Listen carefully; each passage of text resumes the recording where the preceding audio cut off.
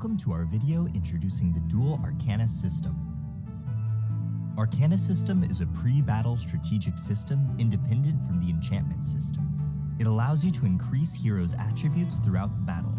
The system will be unlocked after the player reaches level 7, and the slots within the Arcana list will also unlock one by one as the player's level increases. You will need to use Arcana Fragments or Gold for the purchase and upgrade of Arcana. It can also be acquired through other sources, such as completing achievements. Before the start of a game, player will select the Arcana system in the preparation slot to create an Arcana combination best suited for their hero. The appropriate combination of Arcana can give players a clear advantage when the battle is begun. Arcana is split into 3 categories based on its functionality. Red Arcana focuses on increasing the hero's ability to attack. Purple Arcana focuses on increasing the hero's ability to self-recover, and Blue Arcana focuses on increasing the hero's defensive abilities. Arcana of each color is further split into 8 categories based on their bonuses: attack, life, defense, function, lifesteal, attack speed, critical hit, and pierce. Each independent Arcana has 3 levels. The higher the Arcana level, the more bonus it grants the hero. On the Arcana page, players can freely pick as they wish to create a combination from red, purple, and blue Arcana. Players can create their Arcana combination on the Arcana page based on the role of their hero and their own playstyle. After choosing your Arcana, you can click the top right of the Arcana page to rename and save your combination. In addition, the system has recommended combinations based on roles and playstyles for the player to select directly and use. Depending on the different combinations in a match, Arcana will enhance a hero's performance in different ways. Even if the player uses the most advanced Arcana for their combination, the bonus provided for the hero will not greatly affect the balance of the game. Then, how will the Arcana system help players? During the early stages of the match, the basic attributes of heroes are quite low. Even if the Arcana did not offer much bonus, it could bring about a considerable and substantial difference. Such a change will help the player decide their early game strategy and playstyle while adding more variables to the battlefield. Arcana combinations are not absolute. According to one's understanding of the hero and their playstyle, players will all have different combinations. Should you focus on certain enemy heroes or making up for the shortcomings of your allies? Should you take the initiative in teamfights or increase roaming efficiency? It is entirely up to the player. This marks the end of our video introduction to the Arcana system.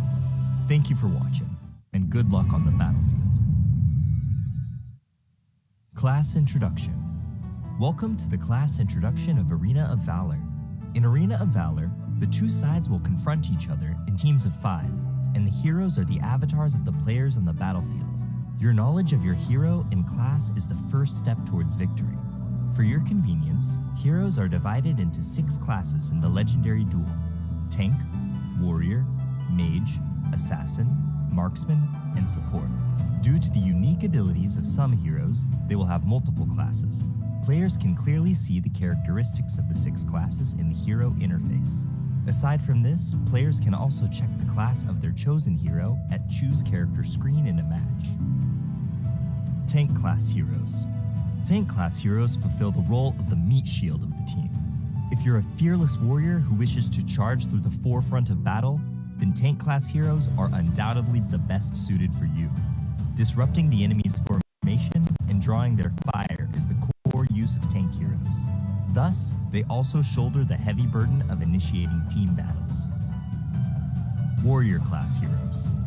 Warrior class heroes excel in close quarter melee combat, combining the ability of dealing damage and tanking. Warrior class heroes are the backbone of the team, and they're suited to fight in any situation. At the same time, they have multiple item sets and playstyles. In a real combat situation, we will prepare item sets based on the team's composition and battle situation to balance the team's overall offensive and defensive capabilities. Mage class heroes. Mage class heroes are the core of the team's offensive capabilities, dishing out large damage via magic. Using their spells and abilities to obliterate everything in their way is what all mages desire. Normally, mage heroes all have powerful magic damage capabilities, and a certain amount of control abilities to ensure that they can quickly defeat enemies with very high armor. but due to their poor survivability, they can be vulnerable targets for the enemy's attack. Assassin-class heroes.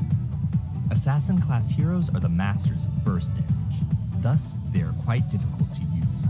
If you're someone who enjoys the thrill of seeing the enemy fall to zero almost instantly, then the Assassin-class heroes are your best choice.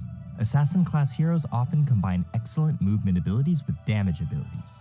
However, due to their lower basic HP than other heroes, Assassin-class heroes rely on other players' ability to assess the situation and timing, as well as their mastery over the hero to maximize their potential. Marksman-class heroes. Through steady and consistent physical damage, Marksman-class heroes are also the core of a team's damage output.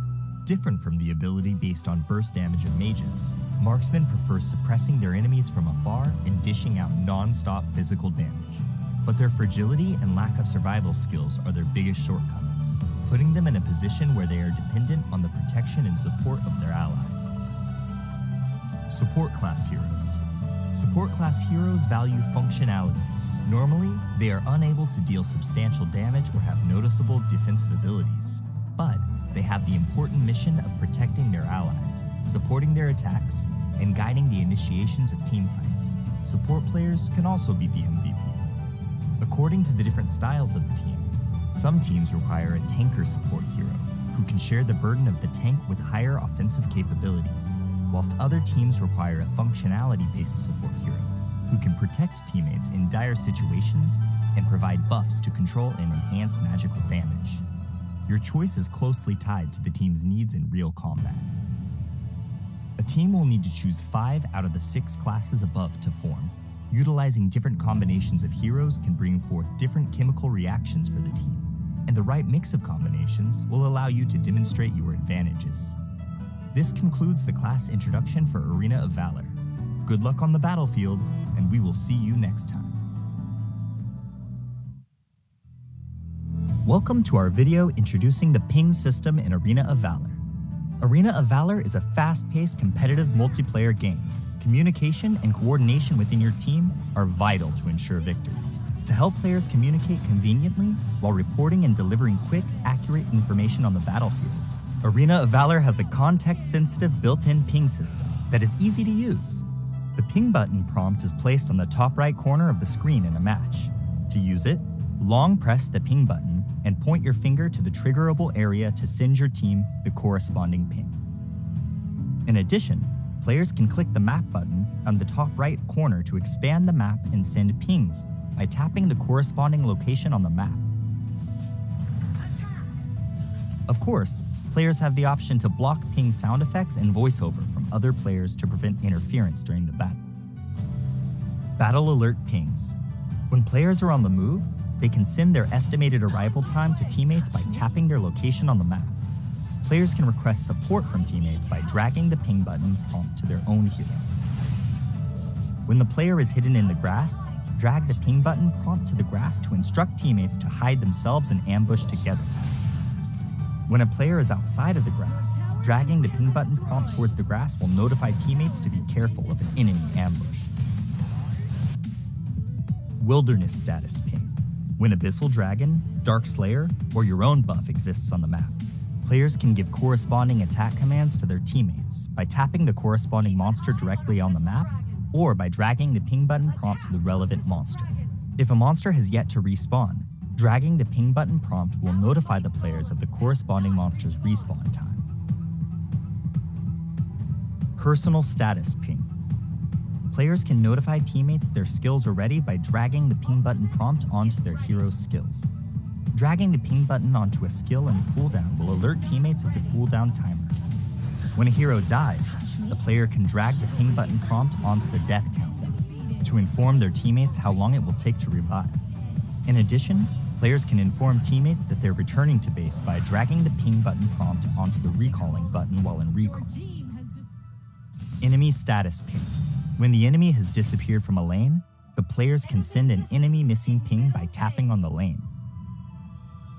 When the enemy reappears, tapping on the lane will signify how many enemies are present. Situation alert ping. Players can prompt teammates to defend structures by tapping their defense tower on the map or by dragging the ping button to the tower. When the player is not in a mid-recall state and drags the ping button prompt to the recall button, it will remind teammates to return to base. Furthermore, players can send scores to teammates by dragging and dropping the ping button prompt onto the scoreboard. There are hundreds of different ping options in Arena of Valor. Players should use them strategically to give themselves and their team a leg up on the competition. Be aware that the ping button is only a notification. The key to victory lies in making the right informed decisions. This marks the end of our video introduction to the ping system in Arena of Valor. Tell us your favorite thing to ping in the comments. Thank you for watching. Good luck on the battlefield.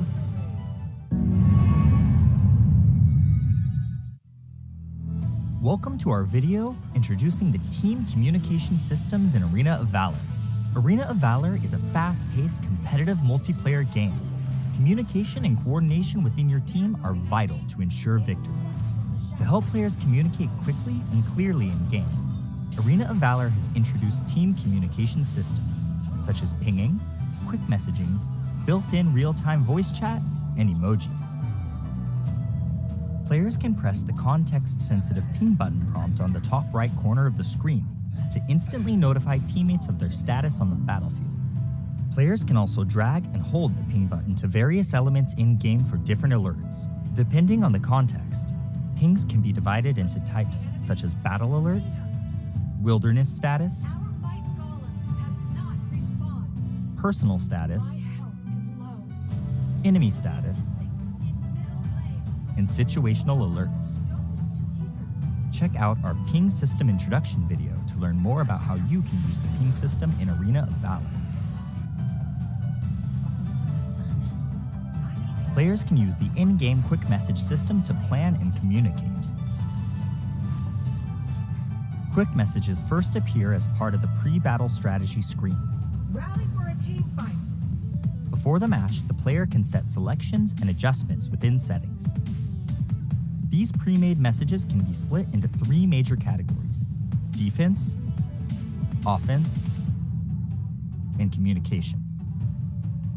Players can select 8 messages from these 3 categories to use as quick messages within Arena of Valor. Some quick messages even have voice lines that play when being used. Let me get the buff. In the event you want to communicate in more details with your teammates, you can also tap the box beneath the quick message window to enter text. Keep it clean. Aside from quick messages, voice chat will always be the most accessible and concise way to communicate on the battlefield. Players can use the game's built-in real-time voice chat system to speak and converse with their teammates directly. To use voice chat, tap the microphone button on the left side of the screen. When the player is queuing with friends in a pre-made party, they can choose the voice chat to be party only. Emojis are a fun and expressive way to communicate within Arena of Valor. Before the start of the match, players can equip emojis with their customization suite. Make an emoji selection while in a match to use the corresponding emojis. When triggering certain scenarios, heroes will automatically release their preset quick emojis. If there are teammates nearby that use an interactive emoji, and the player responds with an interactive emoji of their own, a new effect will be created for both emojis. One last thing to note, emoji displays can be seen by your enemies. Use your smileys wisely.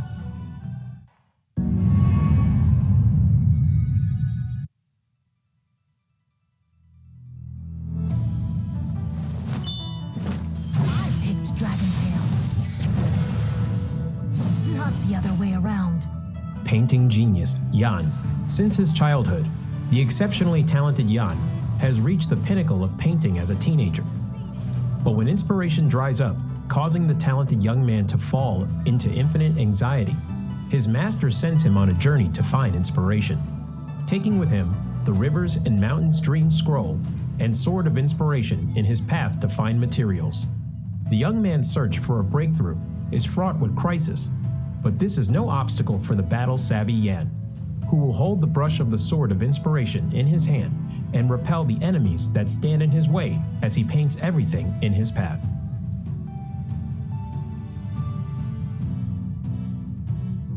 Passive, Spiritual Spark. When Yan uses Skill 1 and Skill 2, he will gain a stack of energy, having 2 stacks of energy, depending on the difference in the previous skill. Will cause the next normal attack to gain additional boost. After using an enhanced normal attack, his attack speed will increase. Yan's skill will mark an enemy when it hits them. Dealing damage to the same target will consume the mark and trigger additional physical damage, restoring Yan's own HP in the process. Skill 1. Black Jade Sprinkle. Yan will deal damage and apply movement speed reduction to enemies in a fan shape in front of him. Passive Enhanced Normal Attack. After a short delay, deals damage to the enemy in front and knocks them away. He can move during the delay and deal additional damage to minions and wild monsters. Skill 2. Draconic Step. Yan moves forward in an arc, dealing damage to enemies along the path. Yan is untargetable while using the skill. Passive Enhanced Normal Attack. Charging towards the target enemy and dealing damage, he can use another part of Skill 2 within a short time frame. Additional Skill 2 cast has a separate cooldown calculation and does not accumulate energy. Skill 3. Hills of Dream. Yan releases his seal, entering enhanced status and dealing damage to surrounding enemies, receiving a massive physical penetration, and can use the second part of the ultimate skill. He gains super armor and reduces damage taken during the cast. Yan will enhance all of his other skills. The second part of Ultimate. Yan charges forward and deals massive damage and knocks away enemies in a massive range forward. Enhanced Skill 1. Deal 2 instances of damage to the enemy. Enhanced Skill 2. Deals even higher damage. Yan's ultimate skill buff will increase with every upgrade. When ultimate is upgraded to level 1, the skill damage of skill 1 and 2 increases by 50%, and the number of times the mark can be triggered also increases. When ultimate is upgraded to level 2, passive enhanced normal attack hitting enemies will extend the enhanced status duration and can be used multiple times when under the buff from the second part of Yan's ultimate. They aren't affected by cooldown reduction. When ultimate is upgraded to level 3, passive enhanced normal attack will return 1 stack of energy.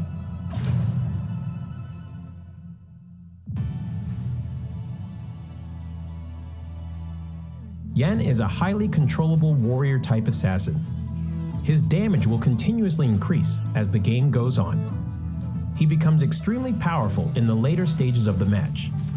Thus, rapid growth and increasing level are important for Yan.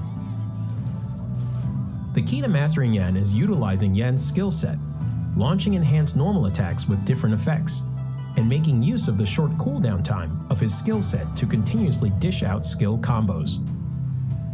At the start of the game, if Yan needs to support and gank enemies, he can save a stack of his passive in the bush. Use Skill 1 to slow down enemies who passes by, and trigger Skill 1's enhanced normal attack to knock away the target, to crowd control them and coordinate with teammates to finish them off. Yan needs to save up 1 stack of his passive while chasing down enemies. He needs to make use of Skill 2 to get close to the enemy first, then uses enhanced normal attack's additional reset of Skill 2 to continue pursuing. Once the gap is closed, use Skill 3, Skill 1, enhanced normal attack, Skill 3's second part to finish up. In team fights later in the match, make use of the buff effect from the ultimate to bring forth a good haul. Yan needs to attack from the flank. Use Skill 2 first to close in on the back row, followed by Skill 3, normal attack, Skill 1, normal attack, the second part of Skill 3, Skill 2, Skill 1 to finish them off. When there are multiple tank-type heroes in the enemy composition, due to Yan's lack of high damage before using his ultimate, he needs to watch his timing when he enters the battle. Make use of the physical penetration from the ultimate, as the bonus can deal quite substantial damage even against tank-type heroes. Due to marks being able to be triggered multiple times, while in enhanced status, coordinating with Skill 2's movement and Skill 1's damage, you can potentially take down tanks. Yan's passive HP Restore allows him to have decent survivability. Watch your timing on using Skill 2's untargetable effect to dodge enemy damage. Yan needs to improvise in battle and requires careful observation of the situation on the battlefield to choose the right skill to cast.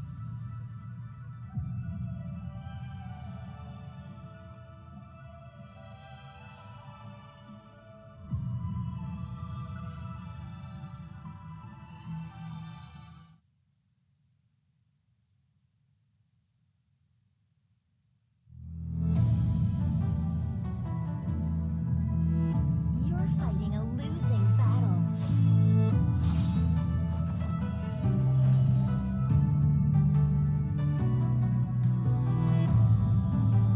Jade Fan Beauty Yue. As the princess of the Dragon Kingdom, Yue brandishes a fan as her weapon, retaining her elegance even in battle.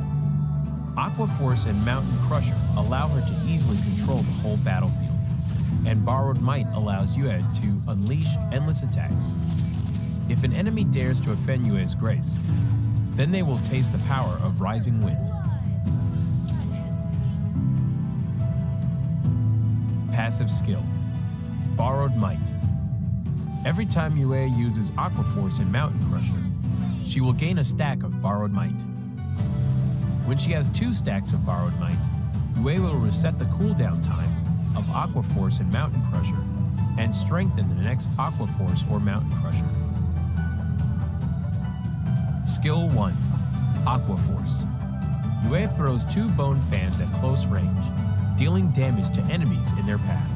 After strengthening, Yue will throw out 4 bone fans when using Aqua Force. Aqua Force will deal several times the damage where the bone fans converge. Skill 2, Mountain Crusher. Yue throws 2 bone fans at far range, dealing damage to enemies in their path. After strengthening, Yue will throw out 4 bone fans when using Mountain Crusher. Mountain Crusher would deal several times the damage where the bone fans converge. Skill 3, Rising Wind. Yue knocks back nearby enemies and deals damage to enemies in its path while pushing them back slightly. Yue will gain additional vision.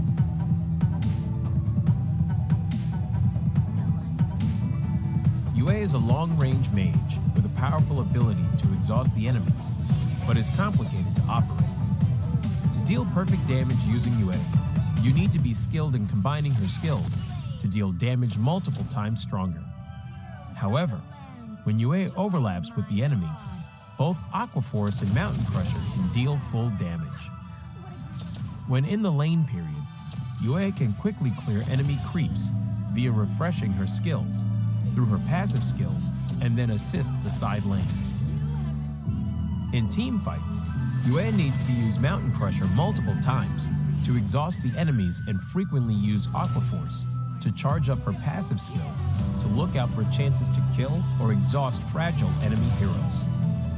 The core combo of Yue is to save up a stack of her passive in advance and instantly use Mountain Crusher twice to deal burst damage. But be cautious. Yu's ultimate is the only life-saving skill, so she needs to save her ultimate to be aware of enemy assassins' heroes in team fights.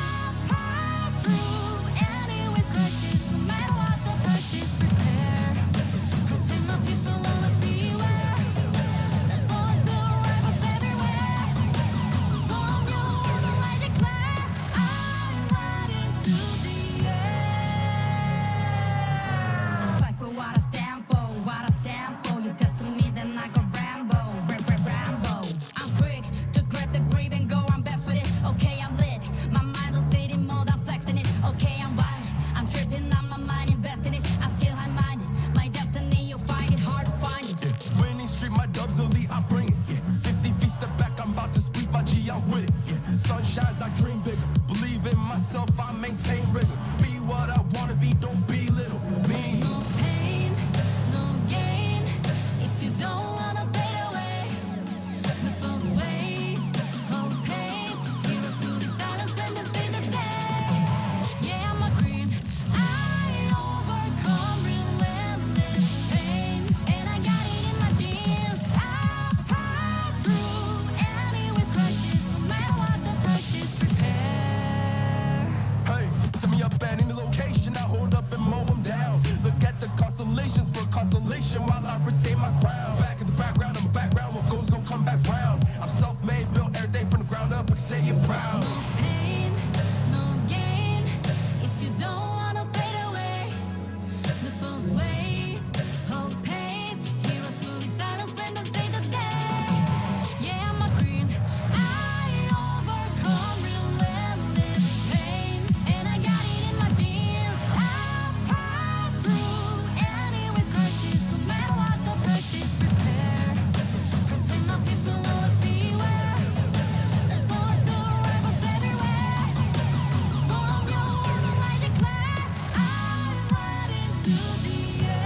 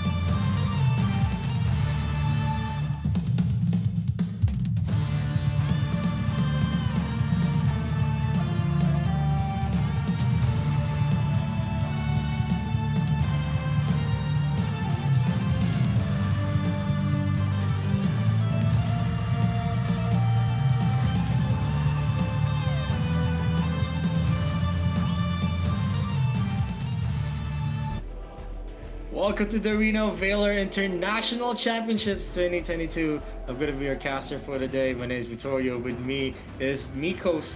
We are at day number 4 of the quarterfinals. We're going to see another 2 teams actually drop out in today's series. And it's going to be Bikertopia against VCF in the first series. On a second series, it's KFC Talent against It's Bacon Time. Yeah, we see this possibility. They already not match each other in terms of group and in terms of the first playoff. But now it's sad to see, like you just said, 2 teams will drop out from AIC, and whoever going to go for the next stage will clash with each other, waiting for the top for the upper bracket, who's going to be facing each other as well. So we have two games with the best of sevens to give to you guys. Who's going to win this matchup? Because Bicotopia versus Valencia, we had a lot more question in terms of Valencia. Could they survive more? Because Bicotopia yesterday had a good run, but for today, it's Valencia. Can they do it? Can they bring the fight to Bicotopia? Because we saw how Bicotopia has more potential and has a couple of great games, but instead of Valencia after they won against ADT is kind of hard to say because they can win much more aggressive matchup, but in terms of Bicotopia is really fearsome in the early phase. Yeah, Bicotopia is one of the teams that actually excel in the early game. They are very, very aggressive whenever they are on the offensive. And it was just unfortunate yesterday that they were faced up with the same kind of playstyle on the Team V Gaming, who had a lot of better choices in terms of the draft, in terms of how they execute their plays. So Bicotopia has a chip on their shoulder.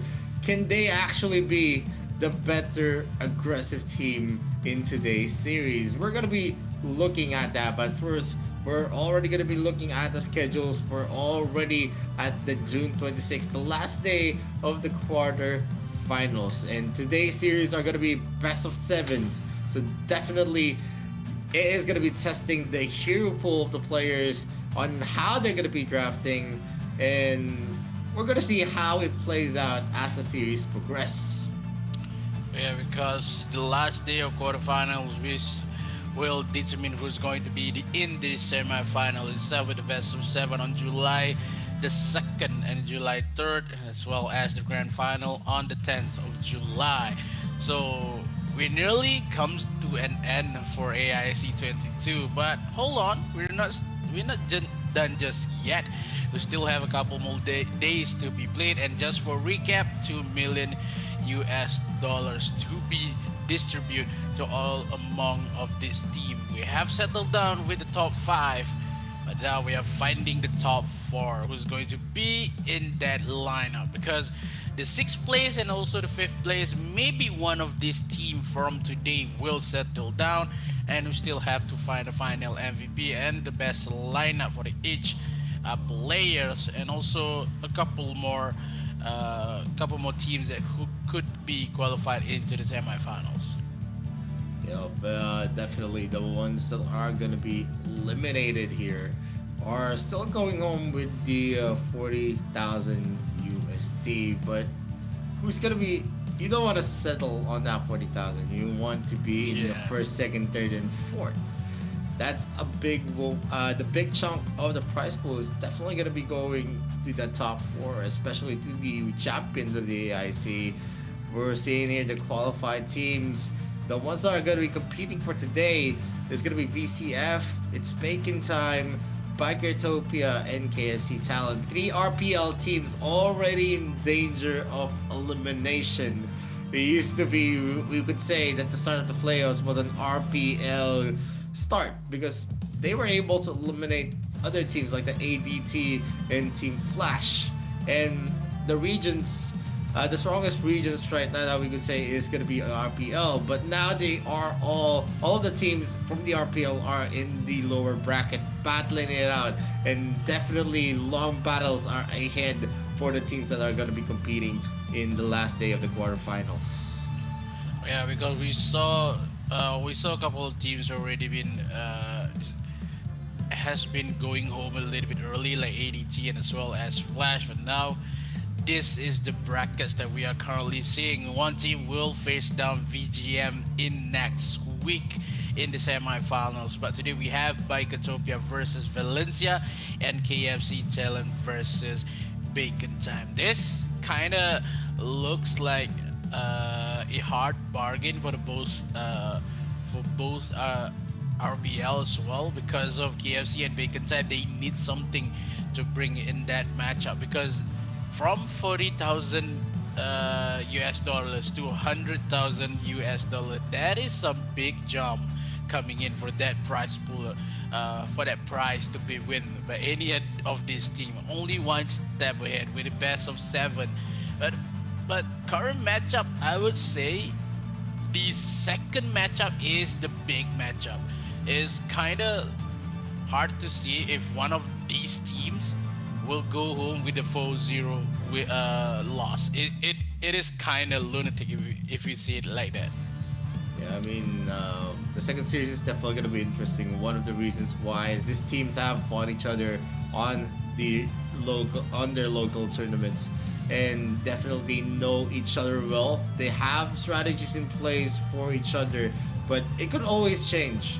The AIC 2022 brings you a lot of experiences, and this could actually change the strategies that these teams are going to be facing with each other. Bikertopia and VCF, not much that they could say that they had a lot of, looks at each other, maybe in a lot of VODs or video reviews on each other, but that's basically it. That's the exciting part, because Bikertopia and Valencia CF Esports, they don't know each other well. So this could also play out in what are the strengths of the regional teams. Is the RPL still going to have a stand over the JCS? We saw that in yesterday's series where KFC Thailand actually failed to close out their very strong start. They had a 2-0 start, and it actually we actually saw one team turn it up with a comeback with 4 consecutive wins, beating out KFC Thailand in game number 6. Could we actually see another kind of dominance in terms of the first part of the series, and then them actually failing in the second part? Yeah, we could see it, because of a lot more complicated to see, because of how the energy that Bikertopia has currently, because they want revenge. They want to go far as they could. But for Valencia CF, after they won before this, it is kind of like we haven't saw a lot more aggressive gameplay coming in for them, because we recently know that when Teos play a little bit of off form, it could punish a lot more for Valencia CF, and it somehow hard. But for Bikertopia itself, as we see the team matchup, the first blood rate for Bikertopia is really high, 73%, and as well as win rate for the first blood is 81. So Bikertopia, when they got the first blood, they will transfer it into the win in that matchup. Sadly for Valencia, they have 30% and also as well as 75%. A lot more a passive gameplay for the side of Valencia, instead of Bikertopia has all aggressive mode in terms of early game, and they always have the maybe a Ryoma, maybe a Nacross gameplay for the side of Bikertopia. So the idea is there that Valencia need to watch out for the early matchup, because Bikertopia is really one of those teams that takes the lead and convert it to the win. If Valencia could hold on in terms of their power spike in mid, it could be something that Valencia could watch for, because Bikertopia is hard to say. That is one of the matchups that Valencia need to face. Yeah, and definitely it shows in the stats on how big the offensive prowess of Bikertopia is. They need to actually play this out.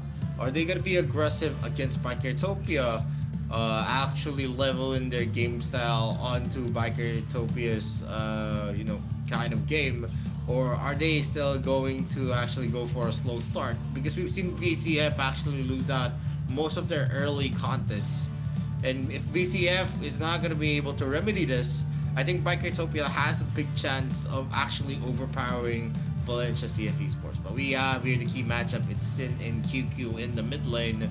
Not that spectacular on both sides. We see a lot of damage coming in from QQ, carrying up his team with a 4.3 KDA in comparison to a 3.1 KDA from Bikertopia's Sin. He's not getting too hot in the mid lane. Maybe I could say that Sin is more of a player that's passive. He depends his Yep. plays on how good the rotation of the jungler and the support is. So that will definitely play into part. Are we gonna see Sin step up to the plate and actually carry Bikertopia in this series, or maybe we're still gonna see a very very passive Sin? While QQ has been dealing a lot of damage, it does not mean that they are very very efficient.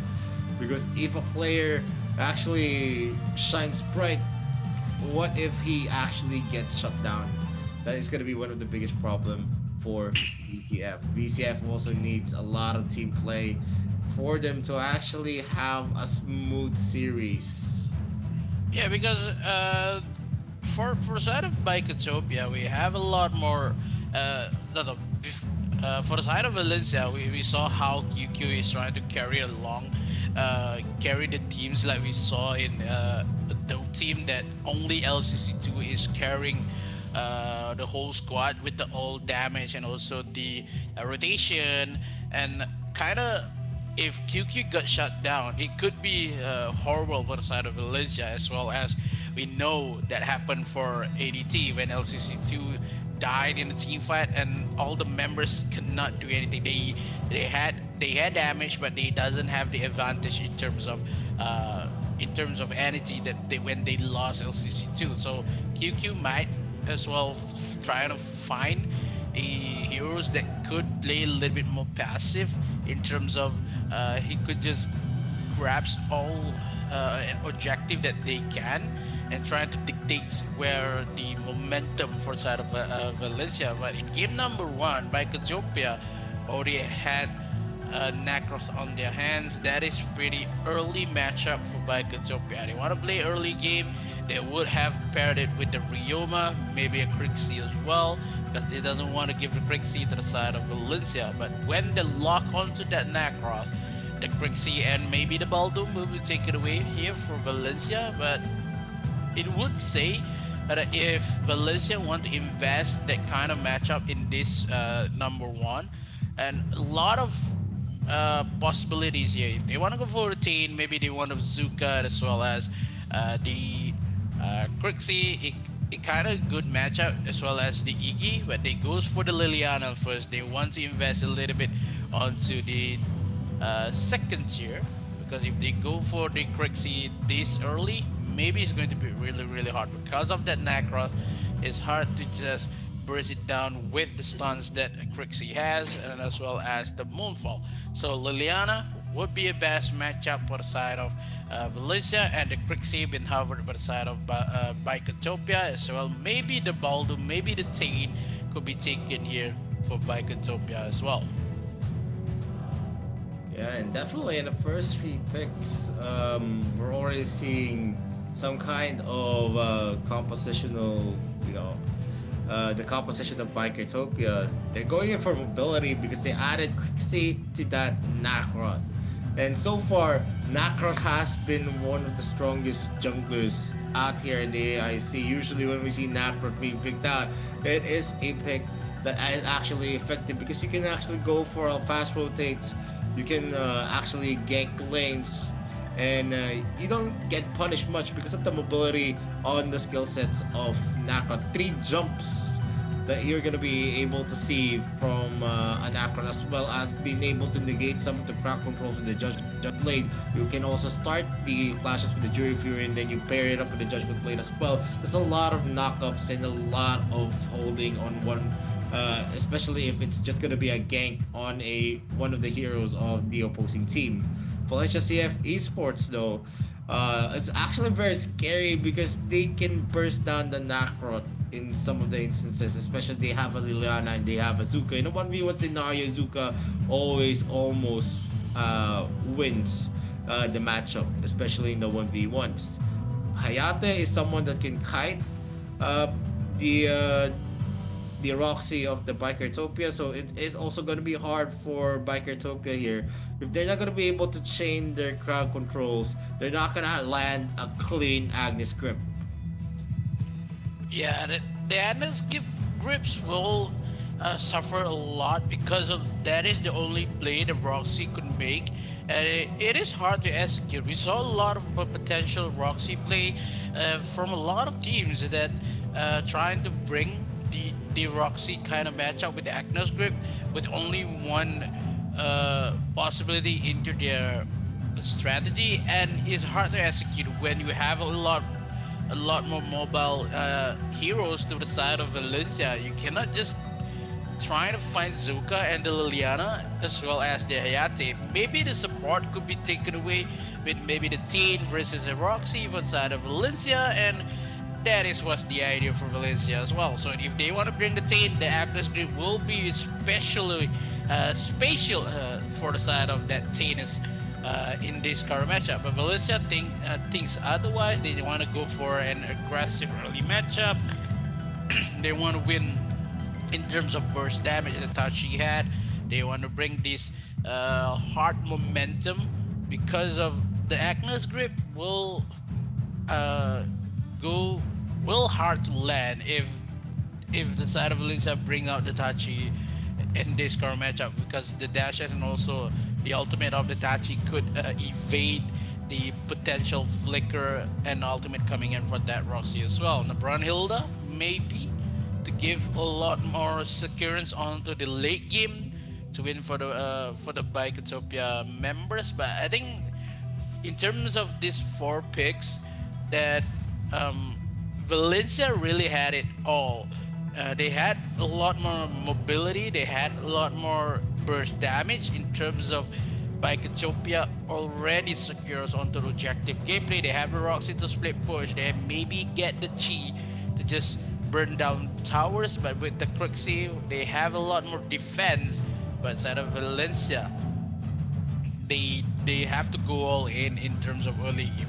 They have to wait a little bit, maybe for the Zuka to be in level 4 before the first objective.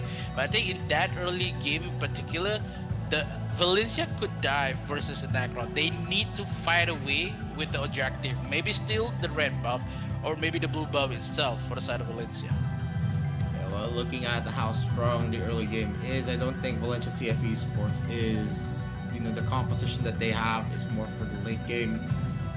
They do have a lot of capabilities here, especially the AOE and being able to assassinate. But the problem here is that the early game definitely is not going to be there for Valencia CFE Sports.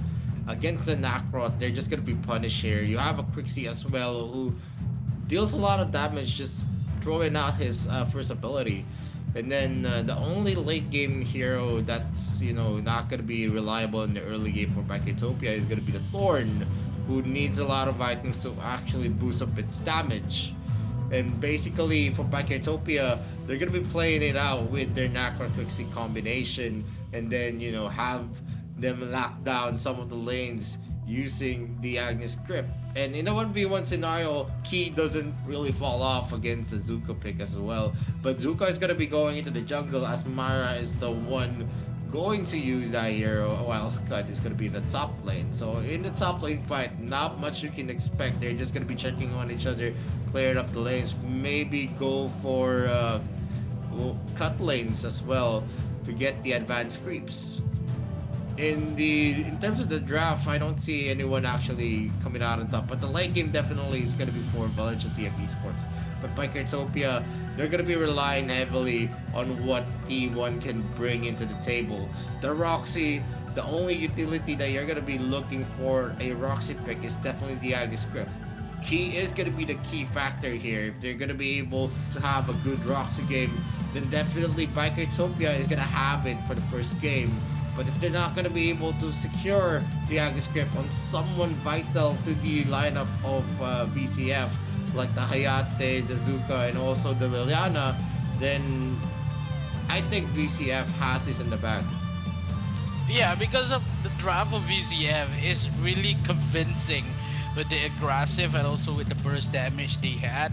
It could make the early game more exciting because of Valencia. If they want to grow aggressive, this is the time. They have to put down the momentum. They need to force out the Nacros, because if they play that out into the mid game, maybe late game potential for the side of Biketopia will be much of an objective game, and as well as the turn with that late game itself. But for setups, maybe Bikotopia will have a hard time with the Agnes Grip, but no, the 3 damage with Torn and as well Hayate. Torn wins it pretty well on bottom side, and none of the members of Alicia, they know the damage of Torn has, and it will be hard for the side of Valencia trying to dive away, because 2 versus 1 on bottom, it would be something that Valencia really need to avoid. But because how many damage did Torn have in that early game? Because that Hayate is not going to be healthy in terms of that burst damage. Yeah, it was a good call here for the trade. He just went in for the 2 stacks onto his first ability, and that made his hits actually hurt with magic damage. And it's gonna be a steal from Taos there. He gets that Seagull for the last hit, while we're seeing a 4-man rotate here to actually expedite the jungling of T-Lin. They get that fast. He's gonna be rotating here onto the mid lane. They actually hit Taos with the first ability, the Crixie. He's gonna be forced out and to recall back and recover from the damage that has been dealt here by Sin. 16 seconds to actually see the first subject of the game, the Abyssal Dragon, and also the Slayer is gonna be out there. The Blinding Light is gonna be used here until Lin, and that definitely puts you can actually gauge the damage that the Liliana could actually bring with just the poking ability. Not we haven't seen the Fox form just yet. We know Sin is we know QQ can actually use this. A lot of the RPL teams love the Liliana pick. Oh yeah, the Liliana pick is the comfort pick there for QQ as well. But in terms of goal in this current matchup is kind of a little bit on the side of Valencia, where Barkatopia is trying really hard to find a gap they want to, but Valencia did not give this away because they had an early composition, they had an early momentum, a little of a momentum, and it is a question for side of Bikotopia. The trade on bottom, if they want to win this, it will be now, but Agnes Grip is not going to connect from T1. The Teos just run casually in terms of Bikotopia, or they played a little bit aggressive, trying to find a suitable amount of damage to be trade off with the Valencia on bottom side. They want to focus in mid after they take one objective on the side of that Abyssal Dragon. We saw a lot more Abyssal Dragon takes rather than the Dark Slayer, but Bikotopia itself, they have to wait. They have to wait for one maybe rank breaker coming in for Pika, and that is the point where Bikotopia could play more aggressive in terms of Valencia in that mid game itself will not be of much of a damage when they can handle itself with that Roxy playing aggressive. Yeah, we see T-Lin here actually fighting out. The breaker's gonna be used by Taos, but that's gonna be a first blood coming in from Zerui, dealing a lot of damage, a lot of free looks for himself as well. He was ignored by Taos and Myra, and that gave him the chance to actually deal a lot of damage. And definitely the crits from Zerui is going to hurt. And at this point, he's almost gonna finish the Claim Sanctity already. Well, we're seeing a Fafnir being made here by the Hayate. In terms of the burst potential, Zerui is gonna have one up over that Hayate because of that fast fast progression on the items. After that Claim Sanctity, it is gonna be difficult for Pichu unless Zerui is gonna be held down. T1 is in the area, Taos as well. Moonfall is gonna be used here by Sin, dealing a lot of damage. Is he gonna be falling off? We're gonna see here the clockwork from Zerui being used up. He's not gonna be able to take up the Taos, but he is gonna be forcing a defense here from QQ to rotate to bot lane. Yeah, that kill when Zero takes the kill on bottom, and that mid lane matchup, it could be Bikotopia's a lot. It could make Bikotopia a lot more space, but now Zuka comes in with the ultimate, but being stuns up from Zin and takes the kill. Zin takes another kill, but the Moonfall will connect a couple more damage, and that orb will save him. And save the time and make it the kill number man. 3 for the side of Bikertopia. That overextend for Valencia nearly convinced me they will take 1 kill, but they lost 2 in that process. Oh, this is bad for Valencia, man. Bikertopia is gunning towards them with their own mistakes. Valencia needs to wake up. Yeah, definitely. That was an overextension for Taos. It was a good vision, vision control for Sin. He knows that Taos doesn't have any visual on him. He used the orb and forced Taos to actually go in, and he got baited there. They got an easy kill because Taos actually thought that if he used his second ability there, he was gonna take the Crixie, but because of the orb, it actually gave them that boost, and the bait was very successful. That's going to be the Dragon's bait. Cliffbreaker is going to be used by Taos as well. Moonfall is not going to be able to burst down Taos because of the explosive shield.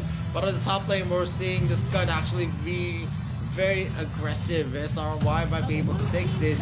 Our Glove is going to be ready for himself. He's going to use the freeze charge to get away. And another objective is actually going to be traded out here as the bot lane turret actually was destroyed while SRY is still on the top lane, thinking maybe for Bikertopia that they are going for a swap here, but T1 might be taking out. The explosive shield is gonna connect. Is he gonna be taken out? Taz goes in with a Cliffbreaker. He finishes that off, but there is the cavalry arriving. That's the Moonfall being used up. Taos is going to be too tanky as he procs that passive. Zurui does not have the damage just yet. He does have a Claim Sanctity. He has a Slick Sting, but he needs more than that. Maybe a Fafnir to maybe burst down that Taos. Yeah, they need that point. They need that damage from that Fafnir. But for the side of Valencia, they really want to try to play an aggressive move, but it's kind of hard when Bikertopia already had in this mid-game matchup. They already had that 3 kill when the mistakes has been made by Valencia. So passive mode is on for them. Then they cannot make a lot more mistakes here because with their composition is all aggressive movement. They need to take a lot more objective, need to find a way how to bring down towers, and it could be really hard because of that Nacros itself being given for Bikertopia. It could defend a lot more lanes and also give a lot more damage, but the clash is going into the Holy Dragon, but 1 member for the side of Valencia will be caught up as RY been taken down with 2 members of Bikertopia. 4 members left. Bikertopia will take this episode Dragon as well as Dark Slayer with the Securance, with Zero as well as the T1 on top side. Being here a strategy where a 2P rotation is actually working for them because of T1. As long as he's gonna be able to connect the Agnes Grip, they're actually able to get the kills. T-Lin is going to be rotating here. They're gonna be stopping themselves from taking that Infinite Slayer. A possible steal could always happen here. Remember, if you get one objective like the Dragon, you're gonna have reduced damage onto the other objectives like the Slayer. And that was also on their thinking that maybe one Cliffbreaker coming in from Taz could actually change the figures here. We have an almost 2.5k lead for Bikertopia, and Myra and QQ is going to be contesting that clear on the mid lane, not letting the members of Bikertopia farm peacefully. They need to clear down the bottom lane, but Pika is just actually positioning himself there to maybe help his allies. They know that they have the mobility to go and clear up the lanes because of the mobility of the Nacra, the mobility of the key. They're gonna be able to rotate fast here. SRY might be taken up again as we see here the Nacra going there, but the Moonfall coming in from Sin there is actually connecting to Taos, and he's gonna be forced to recall to regenerate his health. In the mid lane, we still see Myra and QQ doing their best, but the poking capabilities of the Crixie is actually punishing them in some of the exchanges. It's going to be really hard for now. 5 kill for Bikertopia, only 1 respawn for Valencia. They take the Mr. Dragon home. already 3 with 1 Old Dragon, and as well as the Dark Slayer, 5 members of Bicotopia in mid lane. Trying to find a retribution, goes zimmed a couple more damage, but half health coming in for QQ. Not half, only 10%, and he's gone. QQ been taken out, and as well as the next, maybe Teos is the next to fall, and the kill has been land. Bicotopia is eating Valencia for breakfast right now. One by one is the food so delicious for Bicotopia. Maybe they are smoking with the exhaust they had. They are going to end the game, but the ultimate has been pushed. Coming in, but a couple more damage has been put. Bicotopia a little bit too strong here. None of the members of Valencia could cope with the damage, and none of the Kunai Blitz can connect to the members of Bicotopia. Too strong, too tanky, and as well too good to be true in game number 1. Yeah, look at those chill faces. Not celebrating just yet.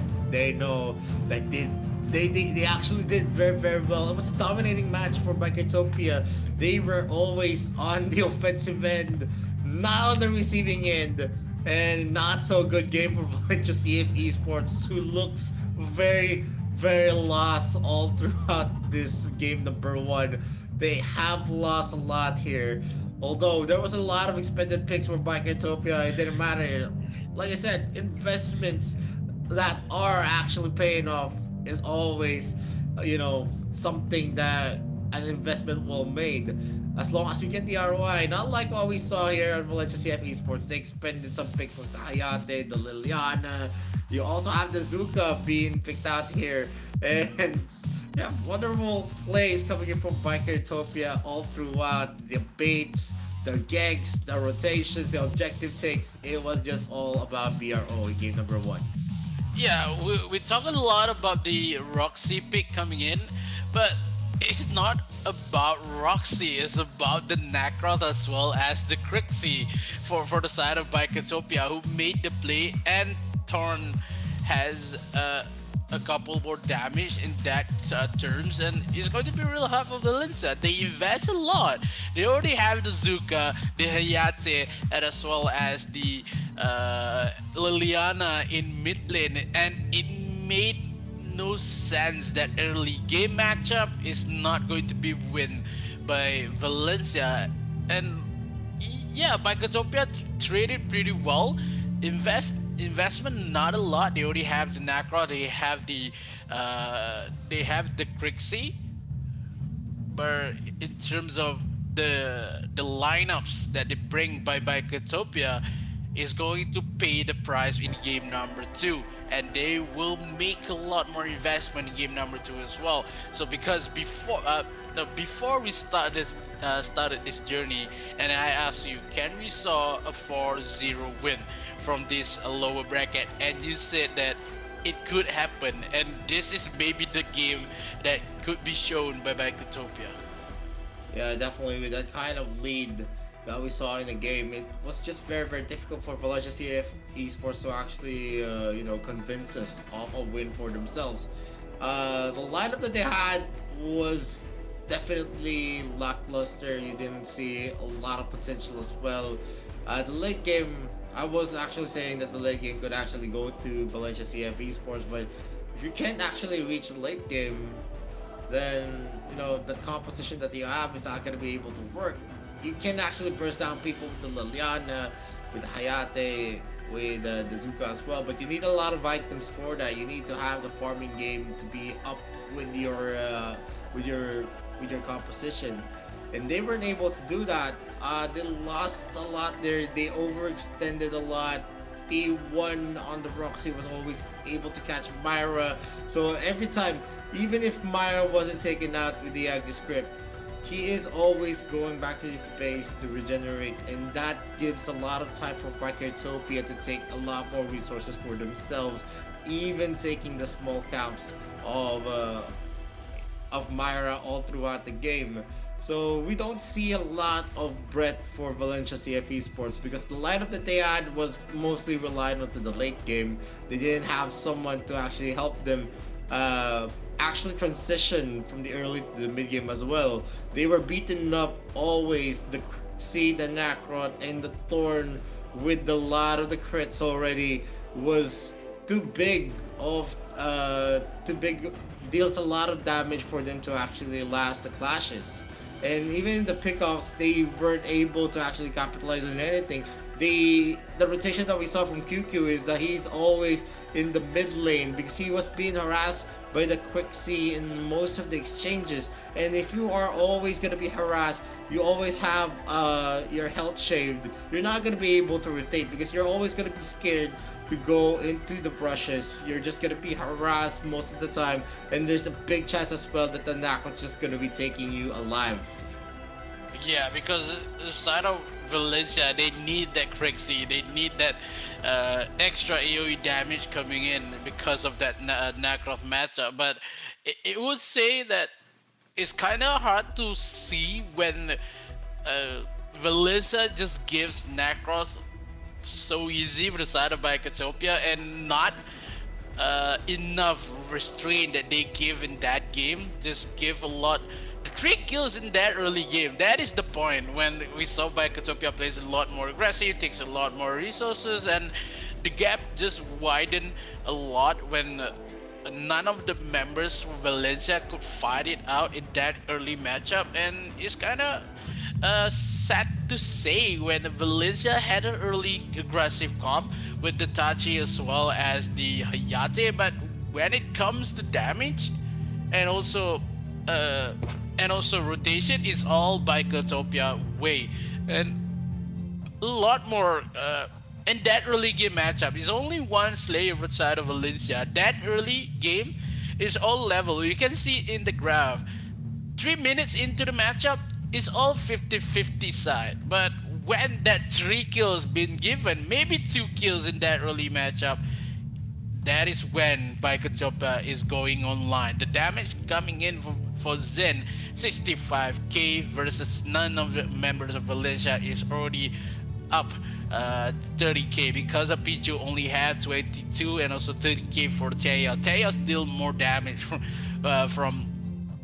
Valencia. That is a support. Support Tachi, yes, a little bit aggressive. When Tachi being aggressive, Pichu and QQ is playing passive, and maybe that's the problem for the side of Valencia. If they want to go aggressive, it's 5-man aggressive all the way. But 11 minutes into the game, only game number 1, I would say Valencia is having a warm-up, but the warm-up will bite.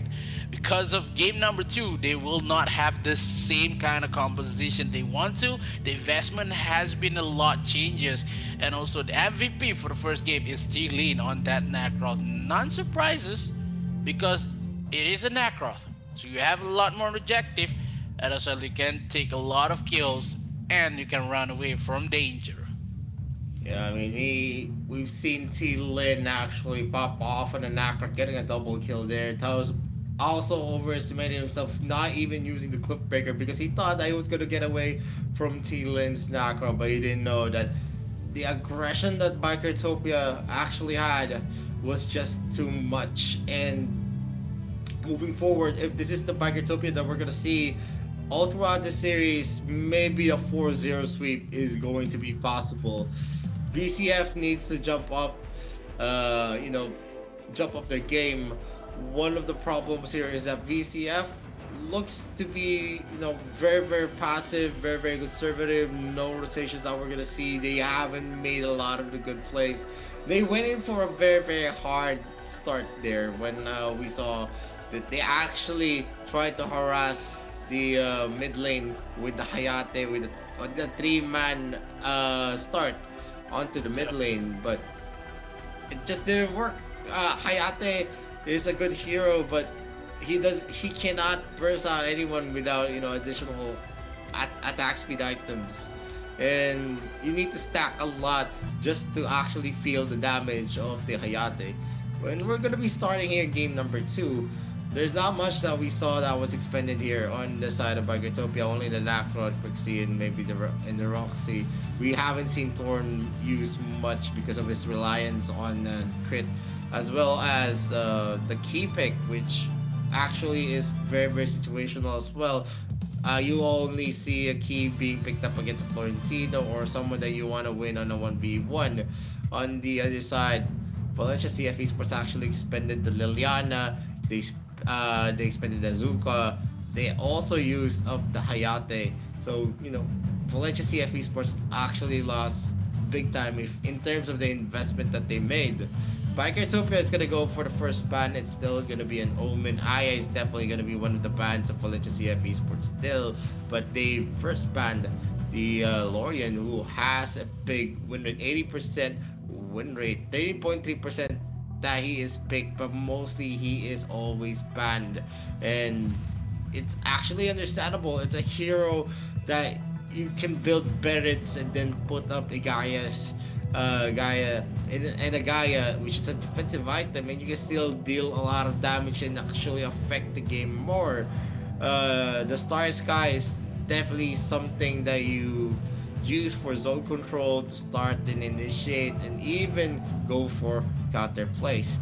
Nakrot has been banned by Barkutopia. They don't want that hero into the hands of Valencia CF, but they first picked the Elsu, and the natural counter pick for this, it's going to be an Iggy pick, and they paired it up with a Roxy. Usually when we see a Roxy, you want to pair up the Roxy with someone that can actually, give you a hold, can give you a crowd control for the Aggie script to hit. I'm pretty curious to see if they're gonna be pairing it up with someone with huge stun that can actually stun out the enemies, maybe like a Laville. I think maybe Laville or Slims could be picked here for the side of Valencia, because we saw a lot of Roxy and Slims combo, but in terms of Iggy and as well as the Elsu pick, yes, it could be okay for the side of Valencia when they want to play a little bit of conservative, but yes, they have to pick the Laville. If they want to bring Slims, maybe not, because they are trailing one game, so they have to take one more investment in this current matchup. They need the double trouble to land, and as well as the Agnes Grip. We saw in game number 1, Bikatopia maybe has failed a little bit with the Roxy pick, but in terms of the energy that they had in game number 1, makes the win for them. But Bikatopia, this time they want to bring something into the mid-game phase. They have the Tin, they have the Talon, they have the Elsu, a lot of poking, and also bruiser kind of part of game that Bikatopia want to bring. So they doesn't want to give the Cricknack for the side of Valencia. They doesn't want to give the Talon to be shut down at that early. Maybe Sinestria will be taken for the side of Valencia if they want to, if they want something that could bring in terms of burst damage. Elandor as well as Florentino be taken away. Still, Bikatopia has Zuka if they want to pick, but because of Valencia doesn't have a Nacroft to just level it up in terms of dashes, Lubu is still there to fight up with the Zuka. And the banning the Florentino, I love the ban on the Florentino. Chi is already been picked by Katopia, so Valencia has the Chi to be play on. They still have the Yena, they still have the maybe the Tara to be picked here, and they already have the Elsu. Pena is the way to go for the side of Valencia.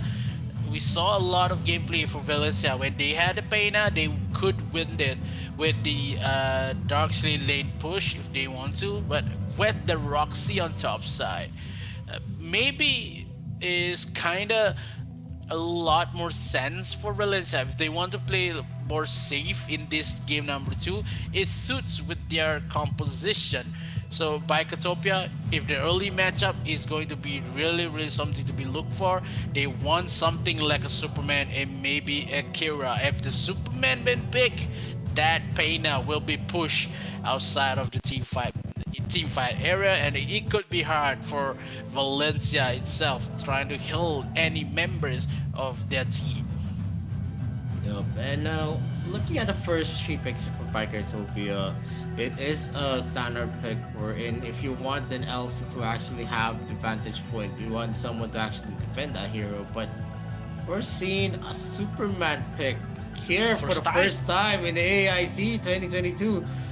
They're going in for a lot of protect and a lot of reinitiations with the Superman.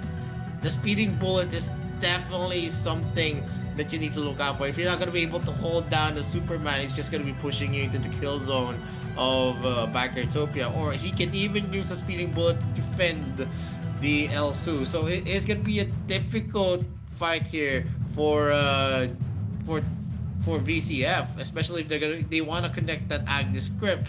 They are always going to be thinking about, are they going to be deterred by the Thane? Are they going to be stopped here by the Superman? But there is a lot of potential here, late game potential for the side of VCF. I'm just pretty curious how they're gonna be playing it up, because it is gonna be difficult for the Pinepick to actually sustain some of the damage that we're seeing here. It's Akira, a Tulin, and also an Elsu. I think the only variable here is that the side of Biketopia lacks a lot of AD damage. This could actually affect Biketopia, but if they're actually going to have a hot start like game number 1, I think Biketopia still has the early game advantage. They also have a lot of late game advantage because of the Kira and the Tulin as well. So on the side of VCF, they need to play this out because they also have a lot of heroes that scale very well. Laville is a very well-known late game monster.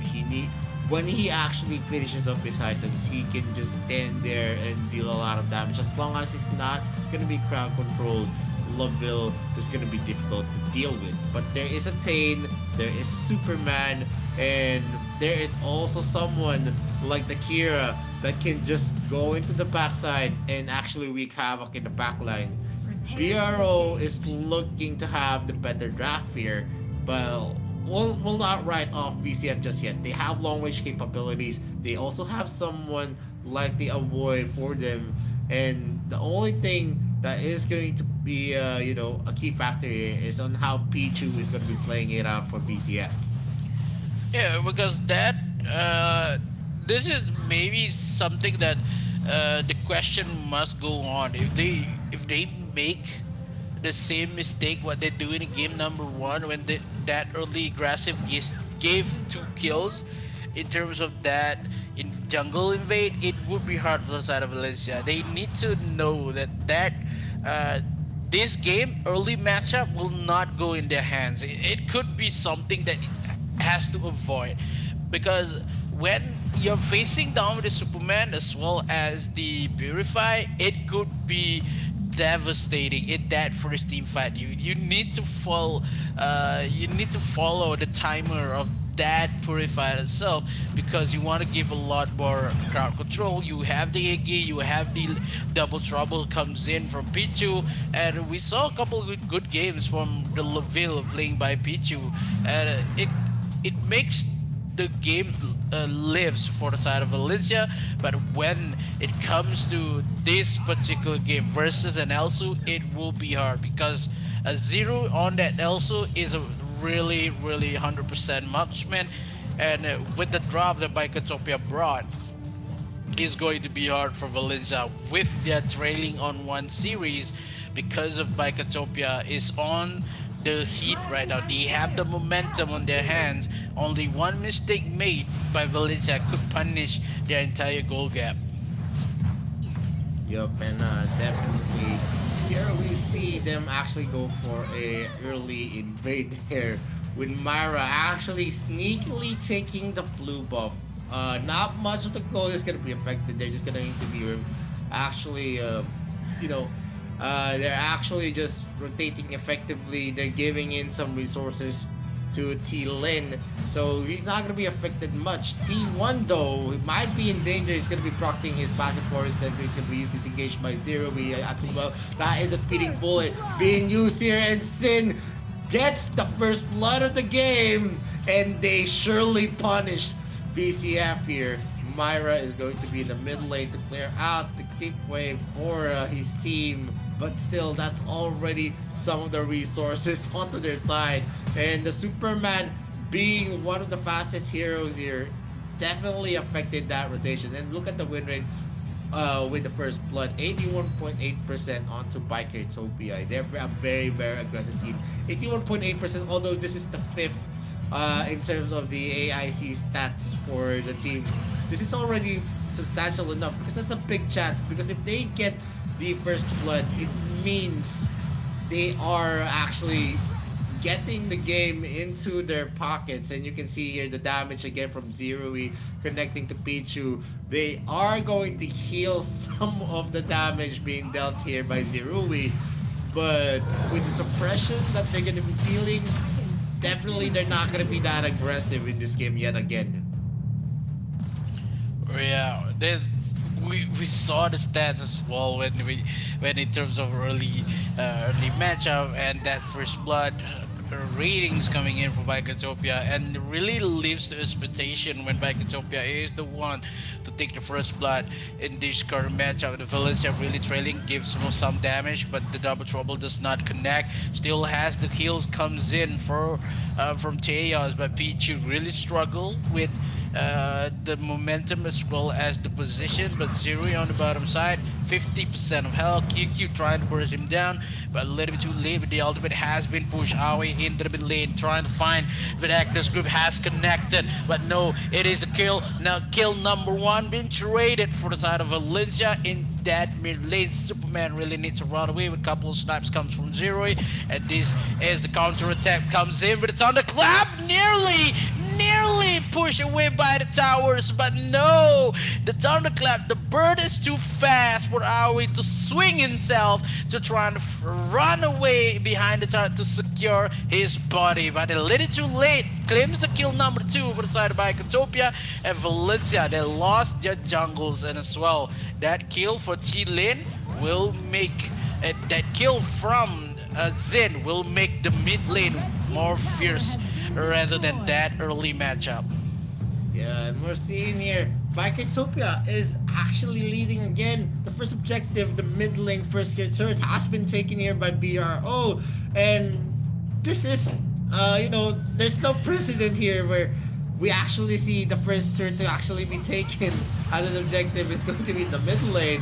Sin is going to be using the Thunderclap yet again. He is just harassing here the members of Valencia CF Esports. He doesn't care if the Thunderclap, the Thunderbird actually gets a kill, as long as he's going to be able to harass the members of VCF. Ember's Gate is going to be used. Zerui is going to be caught out with that, but the damage is not yet felt. We're just on the 6-minute mark. The items are not yet there for QQ, who actually abandoned his mid lane and tried to give it to the jungler of VCF onto Myra, but Myra right now is not going too hot. He's still actually 300 gold in deficit in favor of T-Lin, who actually secures another objective for himself. SRY is there. T-Lin is just going to be clearing up the waves. He is not scared onto that Roxy, because even if the Agnes Grip actually gets a hit, he is not going to be taken down easily without the help of the other members of BCF. Another turret falls down here in the bottom lane.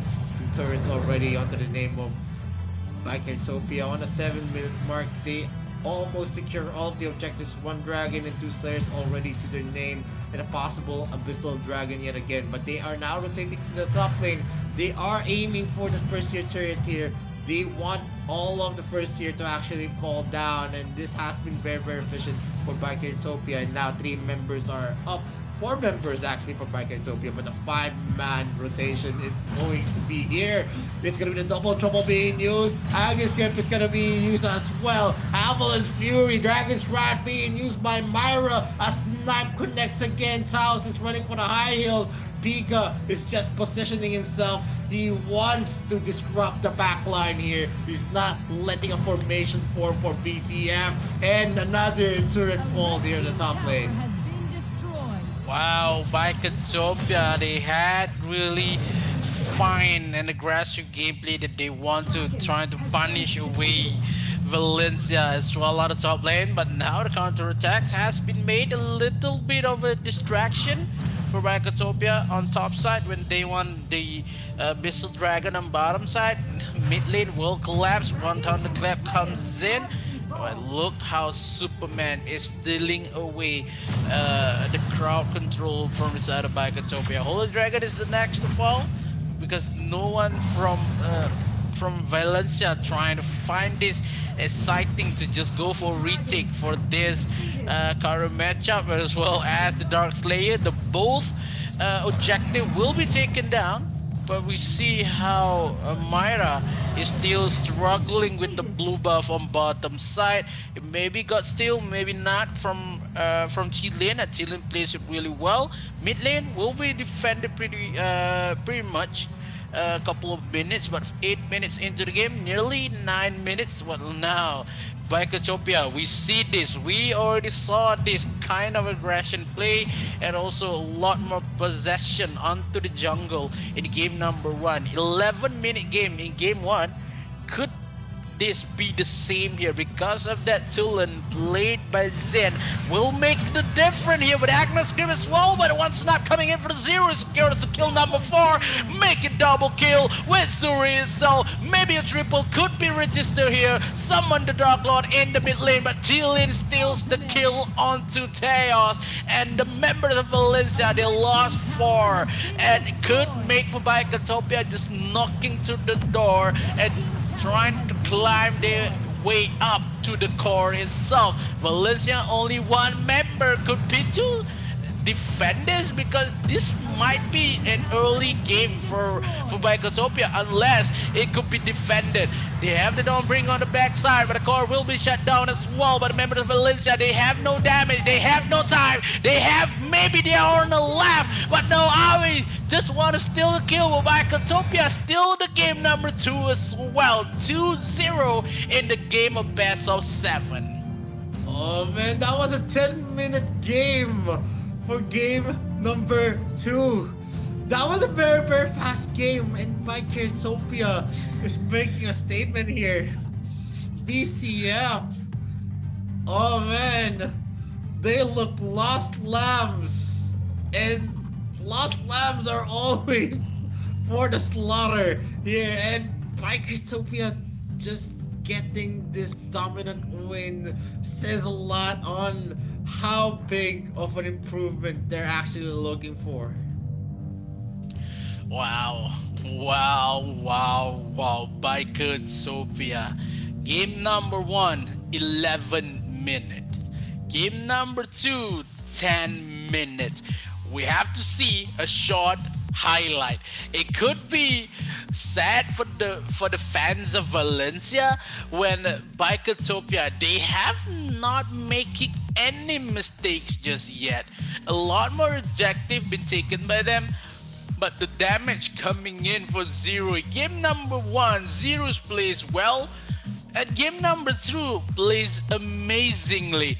With the Agnes grip has for SRY, does not even make the deal for Bikotopia. Whoever you want to pick in game number 3 is still going to be, maybe the momentum will stays with Bikotopia. And the good news is for Valencia, after game number 2, they will have a short break and they will trying to find the mentality they want. They need this 5-minute break. They need, because they have to make a rest, because these 2 games is really fast to cope and all to think about it. Is too damage. This damage has been done truly for Bikotopia, because they are the one who say we don't want to go home just yet. $40K need to pump up to another $100, because it is $100K, man. It is a big step for Valencia if they want to, from 40K. Wow. Bikotopia, they are not kidding when they say maybe lower bracket is our way. We want to stay on lower bracket. Then unfortunately for last night, it's not going for their side, but this time is making a statement. So Valencia, 2 games away before they are totally knocked out from AIC. Yeah, definitely. If Bikotopia is still, going to put on a clinic in terms of the aggression that we saw, where VCF was not able to answer any of the fights here. They were trying to funnel up the gold to Myra. Myra had a sneaky take on the blue buff as well, but it didn't matter because they didn't have really, a rotation that could affect the game.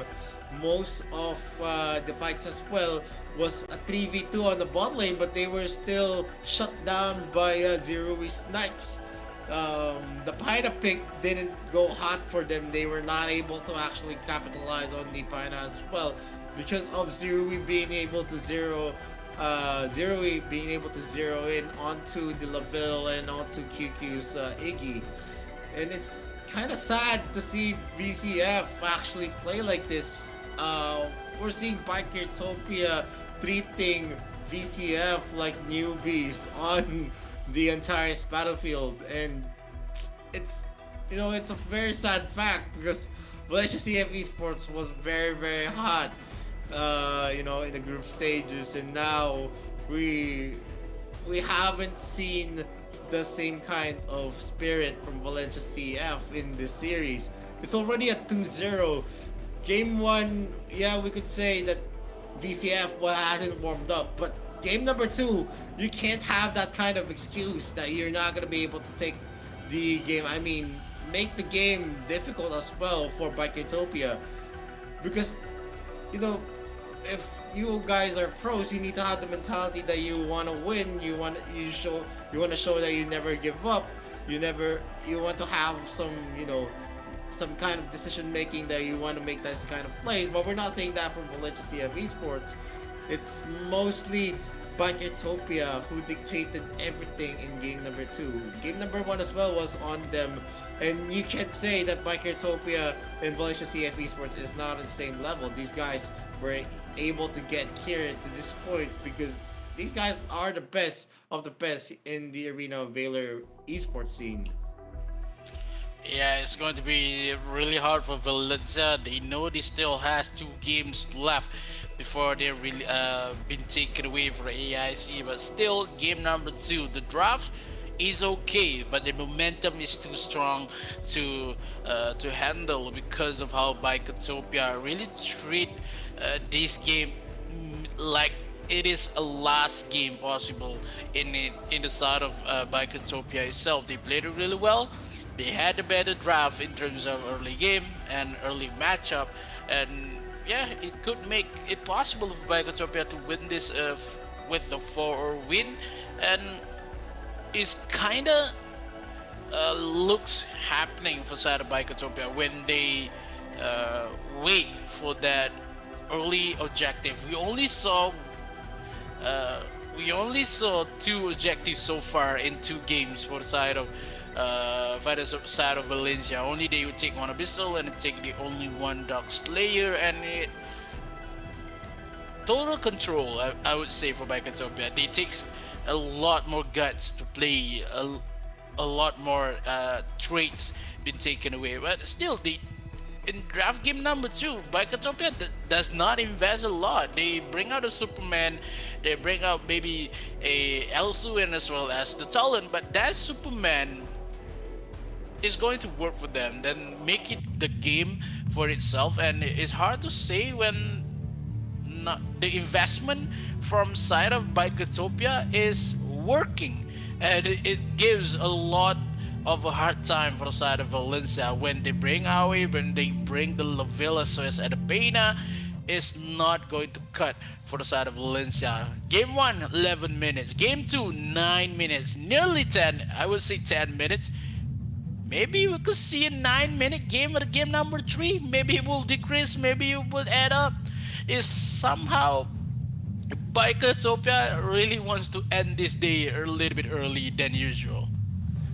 Yeah, I mean the aggression that you can see, they're just very chill whenever they get the win. They know that they did, like I said from game number 1, they did a good job, but they don't let it go into their hands. This is a lower bracket, it's a do or die, and definitely they're showing the games of their lives. They had a lot of the objectives, a perfect objective score for them. They did not give any dragons, they did not give any slayers, and all of the towers that fell down was on the side of Valencia CF Esports. We're gonna see here the MVP Zerui beat with a 315 KDA, an almost perfect KDA. It doesn't matter because he was able to hold down QQ onto the bot lane. And that's a big thing, because if you're gonna be able to hold down the mid laner of your opponent on your lane, it means it opens up the other lanes for rotations, for ganks, and gives a lot of space to your jungler and to the other lanes from the mid lane to the top lane. You don't even see Sin most of the time just staying into the bot lane. He was able to actually help out their jungler, T Lin, and it was a big thing for Bikersopia because if they had that, because if they have a lot of space, they're gonna be able to make a lot of plays as well. And if Bikersopia is gonna be continuing this, we're going to see on the series that a possible 4-0 is going to happen. But before we go into the second part of this best of 7 series, we're going for a very short break. This is the Arena Valor International Championships 2022. My name is Vittorio. This is Mikos. We'll be right back. They think I'm crazy, or am I really brave? I don't let nothing faze me, there's no hold of delay. I still survive, I own the confidence up in my mind. I'm running close the light, it's time to shine and go take flight. No pain, no gain, if you don't wanna fade away. The both ways, hope pays, heroes moving silence when don't say the day. Yeah, I'm a queen, I overcome relentless pain.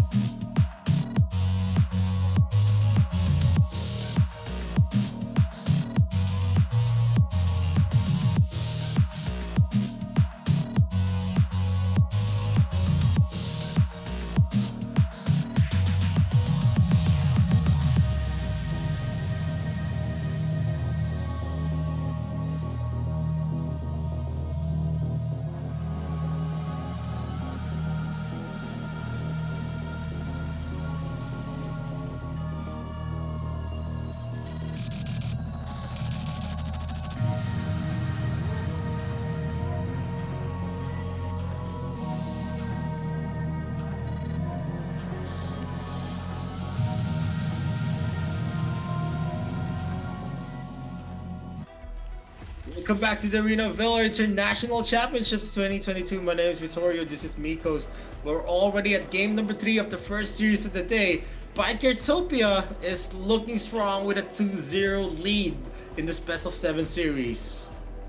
Yep, the lead that they had is special for the side of Bikertopia. It is going to make a nightmare. But now VCF, they look into the 5-minute breaks. They are making some changes.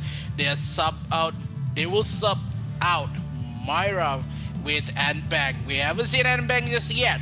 With a couple games versus ADT before this, they make a lot more games and they have to win with Anbang. But Myra, maybe this is the solution for the side of Valencia. They want to bring this game number 3 for themselves.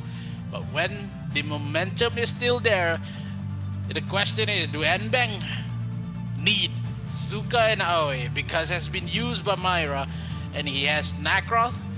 You still have Lubu though. And maybe a couple more, maybe a Kriknak or a Elendor to be taken for the side of Valencia. Early matchup is still the side of aggressiveness is Valencia, but when Bikertopia takes their first kill, that is when we know Bikertopia is going to win this game. So the fans of Bikertopia really hoping for the first blood to be happening in this game matchup number 3. They don't have the Roxy for both sides. They only have the Tachi for the side of Bikertopia. Look at the bans first. Do Bikertopia really needs to ban onto the Nakroth because I don't think they want to give the Nakroth. They still can take the Iggy in this kind of matchup, and Aya will not be taken away. Elendor will be sniped by Valencia. Elsu is still open though for Pichu to be taken. So maybe Elsu and Tane is the answer for the side of Valencia to take this game number 3. Yeah, I mean, it could also be a plan wherein they're just gonna be pushed out yet again. In the Elsu Iggy contention, we've seen a lot of the matches actually falling into the hands of Iggy as well. So it's a 50-50 whenever we see a matchup between an Elsu and an Iggy. So it's just very brilliant here from Bikertopia that they actually went with the Thane against and they paired it up with a Thane to actually ensure the protection, as well as they added the Superman to add another layer of protection. That is 2 bodyguards, man. And the Superman actually contributed well. On the first clash, it was a disaster for Valencia CFE Sports because he was able to rotate fast while the Roxy was just still clearing up his lane. And if you have a 5v4 in the early parts of the game, definitely the one that's going to be losing is the one with the lesser numbers. Yeah, because of it's really hard to play in an outplay when you're using a Roxy because you only have a single target kit. Only the Fire Drill is going to give more damage for the side of Bikertopia, but now in game number 3, both of them doesn't have the Roxy anymore. But still, in these 2 picks coming in for Valencia, they had 2 damage. They have the Railgun, they had the Moonfall comes in for the side of Grexane, as well as the Baldum. So Bikertopia really thinks about this. When they want to pick the Baldum for the side of Valencia, they need some mobility. They find it pretty assuring that they wanted some tactical role coming in for that Violet, as well as the dashes and the Force Form coming in for that Liliana. So the Elendor may be taken away as well for Bikertopia with the double ADC composition. They can, if they want to win the early matchup in terms of 3 minutes into the game with the Abyssal Dragon and also the Dark Slayer, like what they do in game number 1 and game number 2. But if the Elendor been taken away, they still has maybe a quick neck to run with the drone drop, still have the Yan, but they want to ban a Yan. They still have the Aoi to be played in the jungle for the side of Bikertopia. We haven't seen a lot, but still, if they want to go for the Violet jungle, it's possible, but I haven't seen it since season 6, so it's kind of not possible to be taken away for the side of Bicotopia, because it's the only team that could make it, but it is so much so high risk and high reward for the side of Bicotopia. Is going to be something that they need the Superman, maybe a Teen in this game as well, to just protect the Violet. They still have maybe a support, maybe a Tachi, and as well as the Slayer they want to, because we know Richter can go for a support as well. They doesn't have the Roxy just yet.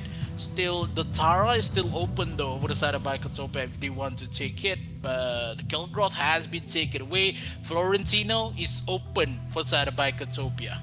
Yeah, I think the Tara pick could actually work out here if they're gonna be able to use the Tara to distract the Kafeni and also the Crixie. We've seen this before from Bicotopia, and they could actually use that. I mean, in one team actually. And they could actually use that kind of strategy against Valencia CF Esports, because we're not going to be expecting the Kafeni and also the Quixie to be able to shred a late game Ta'ara.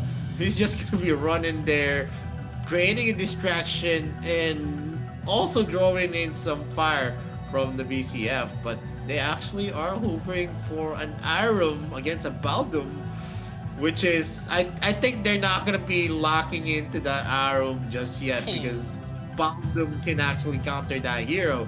Lumber is definitely a hero that you can use to counter up the Baldum spawn charge. You're just gonna be knocking each other up in terms of the skill sets that you have. But Valencia CF Esports looks to have a lot of damage on their side. It's a late game Irie, you have a mid game spike onto that Kafeni, as well on the mid game spike of that Crixie. So the early game for Valencia CF Esports is actually middling there. It is so, but you can expect on the level 4 that the Crixie is already going to be popping off. The problem here is that the Irie is not going to be popping off as early as that. He needs a lot of items, and also he's not going to be able to last long if he's not going to be able to lock in on his skill shots as well. We're seeing already the 4 damage picks of Bicotopia. I guess they're going in hot yet again here in game number 3. It's going to be a Rector, a Violet, a Liliana, and a Cricknock. The Liana has a mid-game spike as well. The combination, as long as you're going to be able to use both of his forms. Violet as well needs just a Clave Sancti to actually have the boost on the range and of course the damage capability. We're seeing a jungle Wonder Woman first here in the AIC. We've seen a support in the mid lane Wonder Woman, but let's see if Valencia CF Esports can actually make this work. They sorely need this win, Mikos. Yeah, not gonna lie, I love Valencia Esport drafts currently. They had a couple more secrets into the sleeves, because we saw Wonder Woman in early game can play aggressive and backed up by the Moonfall as well as the Fuselage. And a couple of objectives could be taken easily for the side of Valencia. I love the draft. I totally love it. But this is game number 3.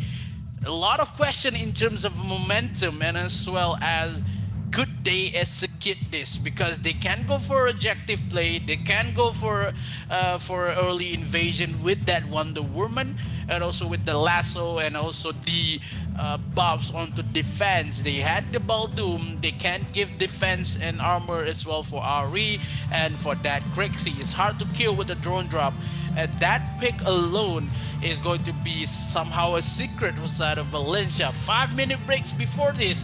Could this be a potential win for Valencia?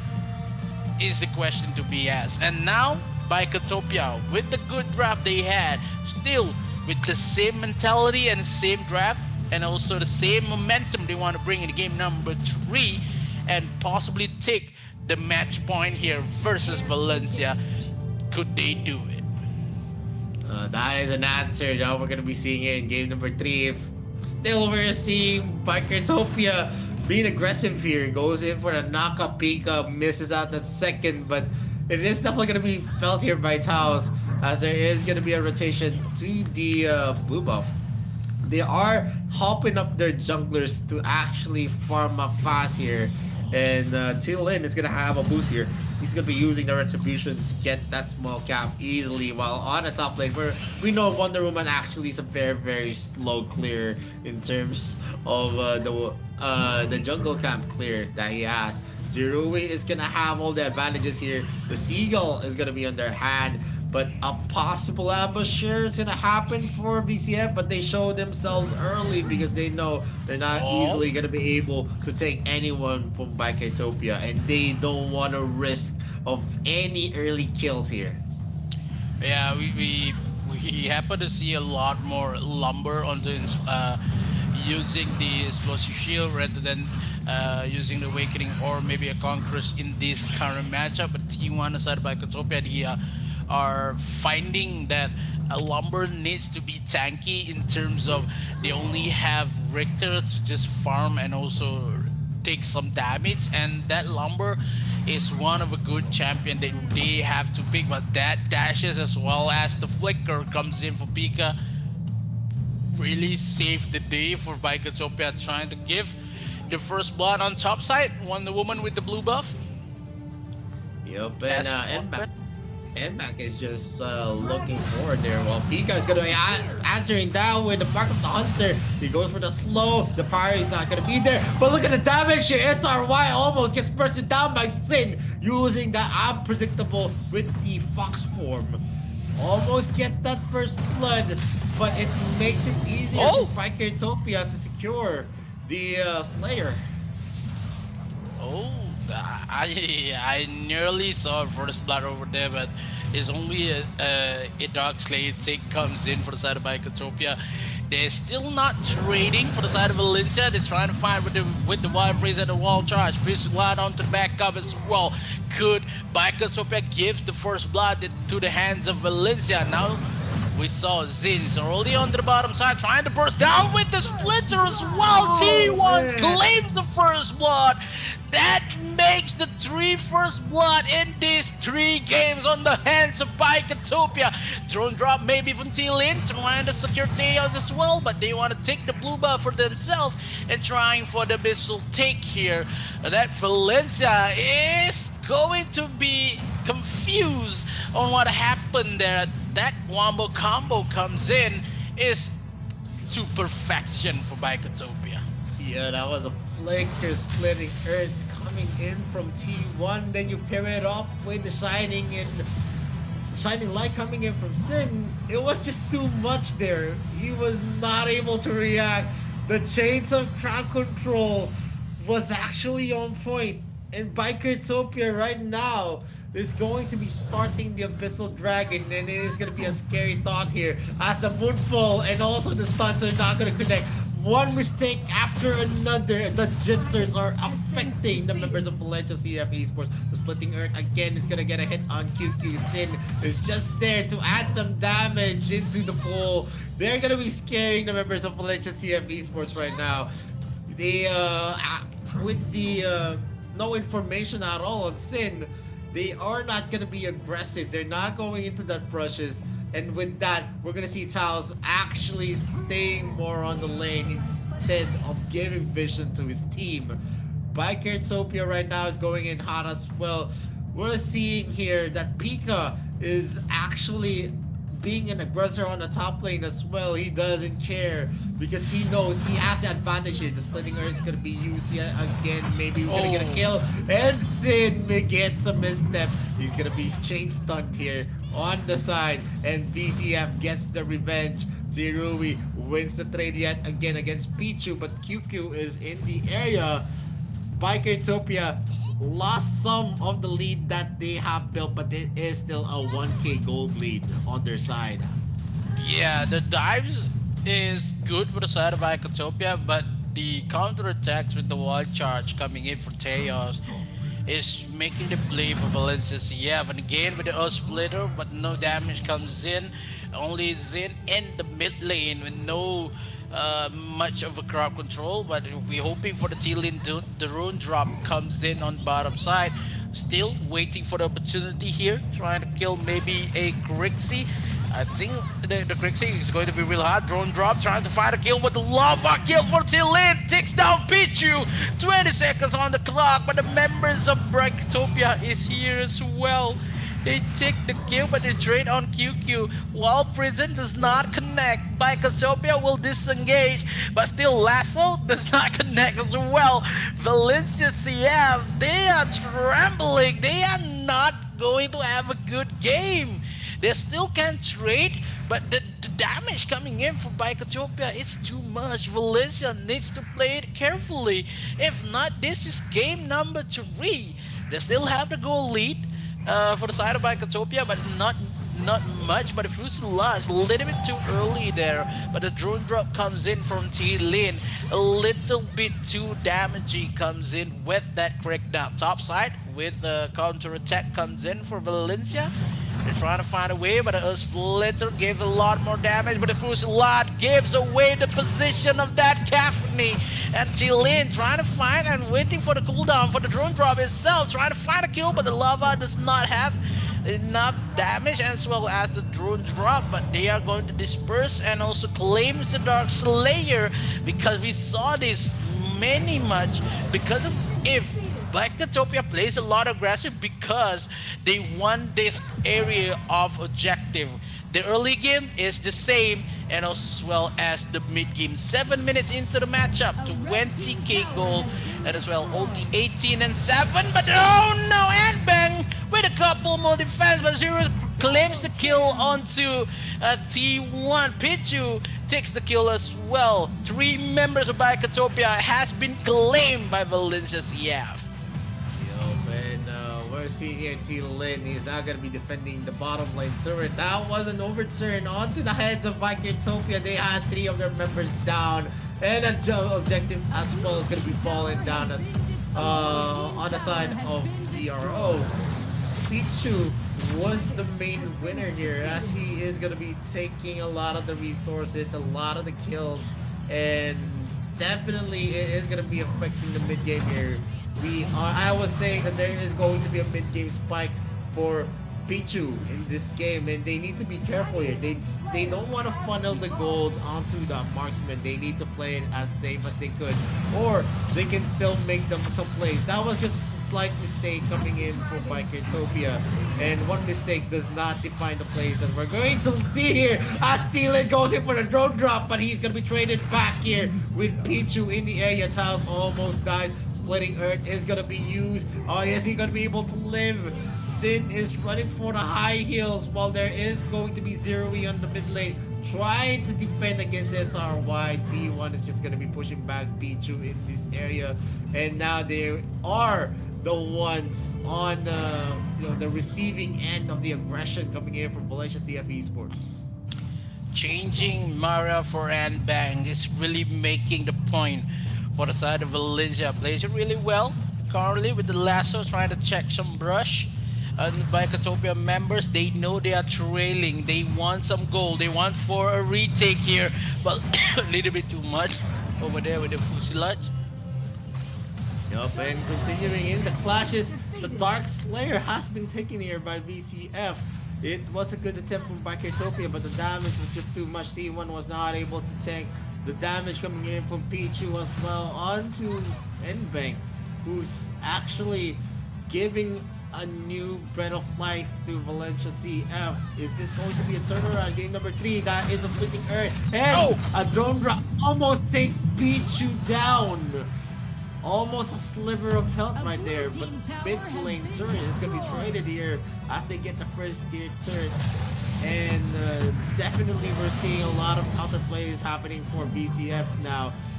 Brightopia looks to find their next kill.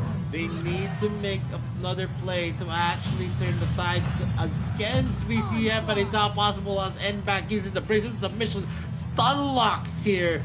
T-Lin. QQ is going to be using the Moonfall. Pika might be in danger. Uses up his kill shots here with the Mark of the Hunter. He is left alone in enemy territory, and that's just going to be an easy kill for Valencia CF. Wow, Valencia CF 10 kills in the bank. with Anbang on the side. They have 4 kills for Anbang. Still, they have the momentum just now by Katopia, really trailing in terms of goal. Not much, but still manageable to find a way. But only one dive. Fusilats again with a splinter, doesn't even connect to any members of Valencia. Trying to find a way, no ultimate just yet. Only done use on the bottom side here for T1. They have to defend the mid turret. The shields comes in for the M-Bang as well, giving a lot more damage, and they want to dive.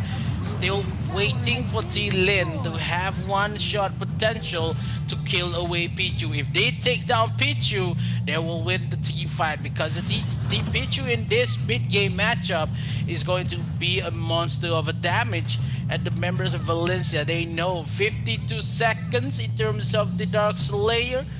This is going to be the longest game, 11 minutes and 23 seconds. The longest game for today, Valencia versus Bikatopia. The Holy Dragon would be taken out by seconds. And side of Bikatopia, they need to hurry up. They need to hurry in terms of goal catch up, and as well as a couple more damage. They need to run away, but that Kreknak is not going to give a lot more damage. They're trying to find with the Wild Prison, where the Wild Child does not connect, as well as Theos. They want to trade down damage, but still, that is a Baldoom. He can just have a lot more, trying to find the goal and trying to find the cracks coming in for Valencia. Where is the ultimate? They want finish by the side of Bikatopia. They want to trade a lot, but still, Valencia is go on big in terms of goal. They have to wait. Bikatopia really excel in terms of how many damage you want to give in for that member. QQ suffer many loss, but nearly still comes in for the members of Valencia. But Bikatopia is releasing some happy motion here, because that Dark Slayer is much needed for them. Yeah, and definitely this is a close game here, as VCF regains everything that they lost. Already at a 5-kill deficit on the scoreboard. They are the ones leading in terms of being able to shut down the members of Bikatopia. A lot of the towers are still alive on the side of VCF. Only one tower was taken. Well, on the side of VCF, they have taken already 4 towers from the side of Bikatopia, and 2 of those turrets are on the mid lane. So definitely a lot of the vision is going to be lost on the side of Bikatopia. They need to play this smart. They need to actually wait for the pop off onto the Violet, as well as, although we're going to expect a lot of damage from T-Lin, it is not going to be enough as long as it's not going to be QQ or Pichu who's going to be the target here. We are going to see SRY actually jumping up from that splitting earth, and a rotation is coming for VCF. There goes the cavalry. SRY goes in, uses the Ryu. Zerui does his best, but the flicker is not going to be on point, as it is still going to be SRY securing his ground control, and back just makes no work here in the bottom lane. They push back the second tier turret yet again. It is opening up the gates. D1 is doing his best. Pika is going to be able to clear that wave. Sin might be in danger. The clench is there, but the crit actually hits hard. T-Lin does his best, uses the drone drop, but he is going to be deterred here, and game number 3 looks to be stronger. The splitting earth is going to be used. Pika does his best, but the crit is just piling up. 600, 700, 500, and if you put that into addition, that's almost 5k.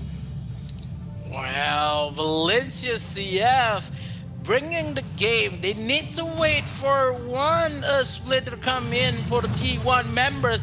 Doesn't even connect, only 2, but it gives more damage. But that Kreknak is going to suffer a lot. Ultimate has been pushed. They force onto the core itself. Couple more damages left, and Valencia claims the game for them. Game number 3, make it a 2-1 point. Still lead by Bikatopia, and Valencia takes the game for themselves. Game number 3. This is the game number 3 curse from the first day of the day number 3 of the quarterfinals. Whoever wins game number 3 usually is able to take the series. Is it going to be the same here on the VCF against Utopia after a strong game one and game two? VCF came stronger here in game number three. Maybe that short break was what they needed to get back onto their feet and probably and back as a breath of fresh air was able to reinvigorate Valencia CF Esports.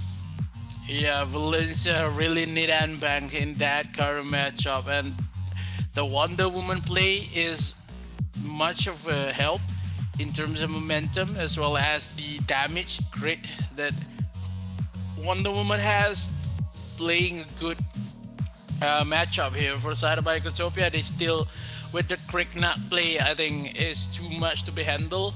At the last pick possible, that Wonder Woman been taken by the side of Valencia, and it's hard to just cope with that with no, not much of a objective been taken away from Brachytopia as well. But when they lose T-Lean on bottom side jungle, when Nbang is alone there trying to find the kill, that Krigna can one-shot Kafni, but when you're facing the Wonder Woman, it's not a good matchup for that Krigna. Yeah, and definitely VCF was very very hot.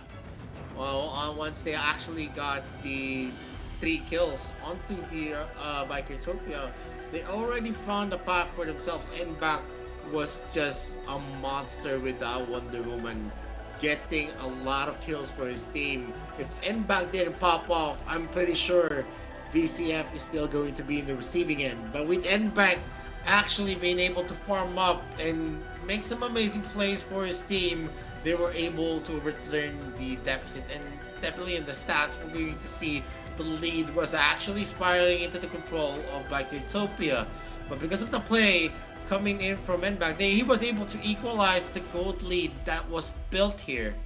And it gave a chance to VCF to get back and for Pichu to actually pop off with the Kafeni. But yeah, because of how we see in that early game, yes, the Cricknut can kill down the Kafni, but when in terms of the many backups that Pichu had with the Baldoom as well as the Wonder Woman, is making the game for that Kafri as well. And the momentum is on the side of Valencia currently, and by Cotopia, maybe a break is needed for them as well. It's going to be something that Nbang is one of the players that we saw making the change for Valencia, and that change alone, only one player changes and is going to make a win here for Valencia.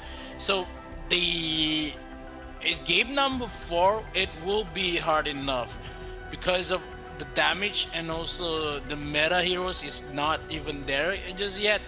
They still doesn't have the Wonder Woman. They don't have. Maybe they have to force out the Necros. Maybe the Elendor for the side of Nbang. We saw how Nbang plays and Elendor really great, but how did they want to let the Elendor slip away from bans, and as well as the picks coming in for the side of Bikotopia? Yeah, I guess the quick pick wasn't that hot. One of the reasons is when you actually use the quick nap after the drone drop, usually you are going to be an open target, and that's a Baldoom, as well as a lot of stuns are going to be waiting for you. They are actually was able to chain crowd control that quick nap once he went in, and I guess the 3 kills that was given to VCF was the turning point here. A mistake that actually costed Bikertopia. They had the advantage, they had the ability to be aggressive, but they were overly aggressive onto the bot lane, and the lines were spread too thin. The help coming in from the other members of Bikertopia from the top lane as well as onto the jungle wasn't there.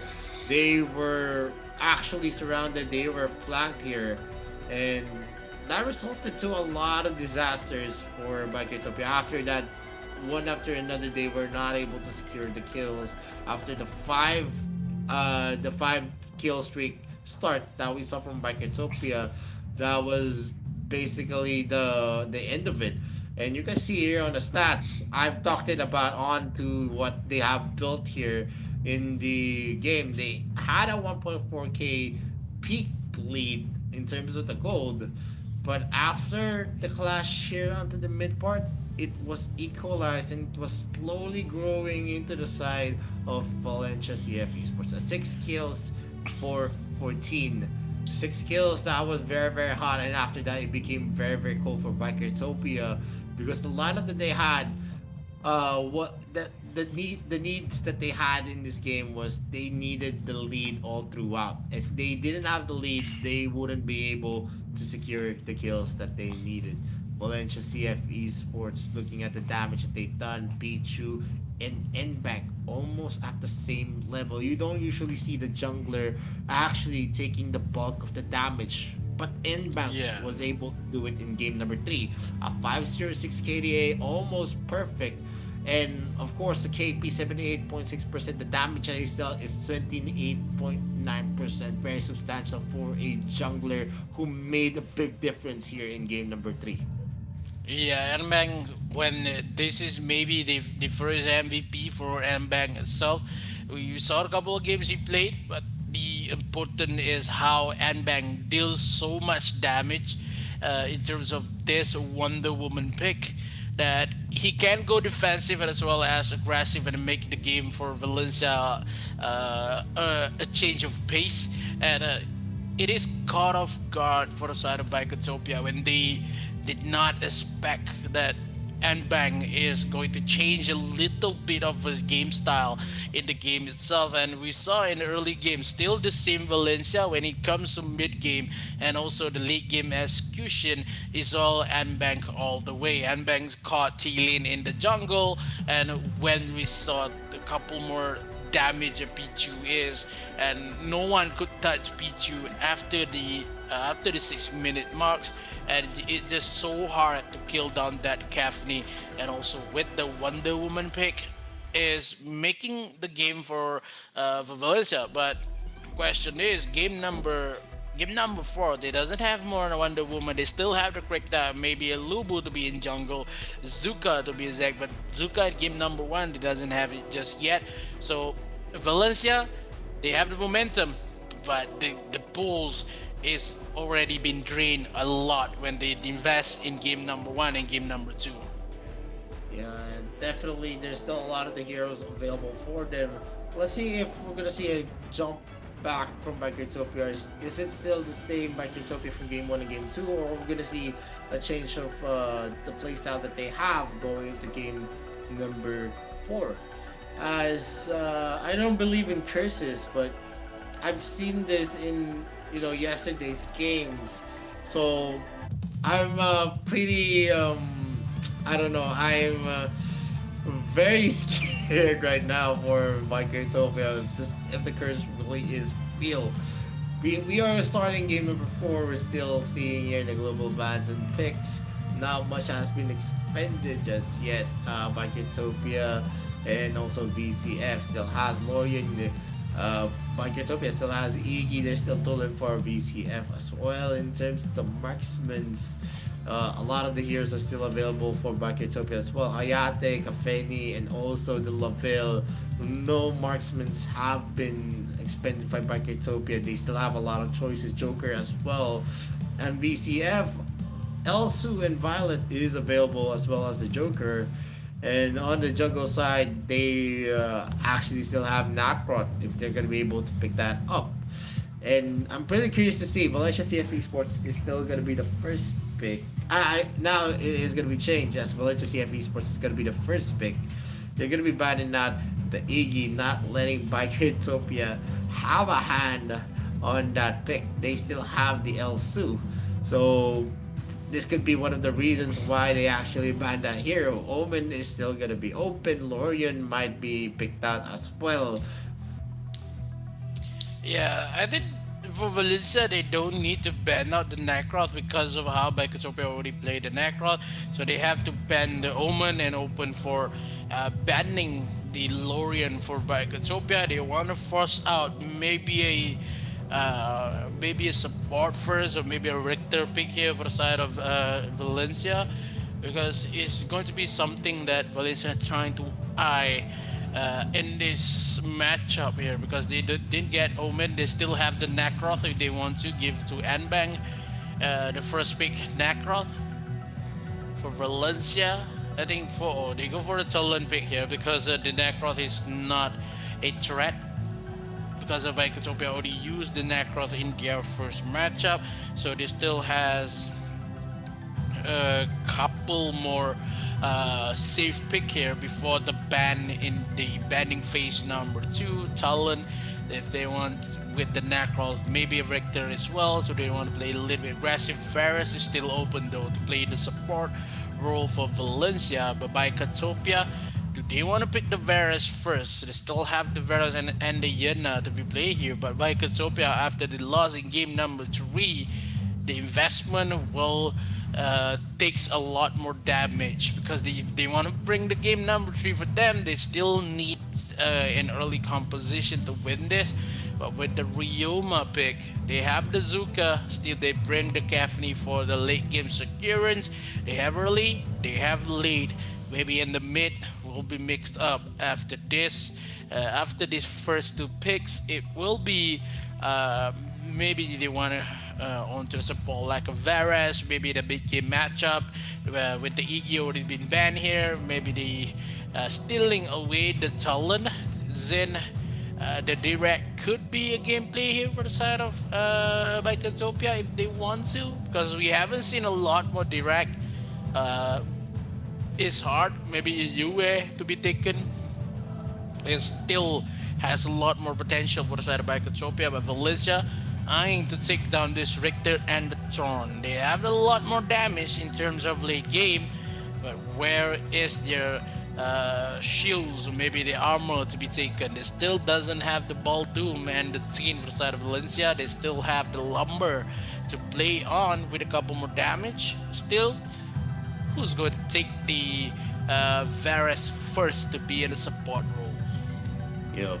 Right now, there's still difference here. If they go for is a very support role, that is a very, very aggressive move.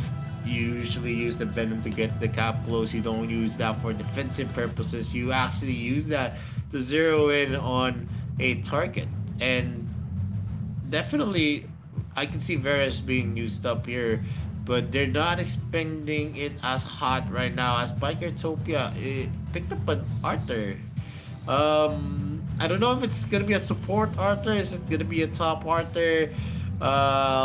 We'll see. I mean, we haven't seen Niena being used up yet. So in terms of the Dark Slayer leaders, there's still a lot.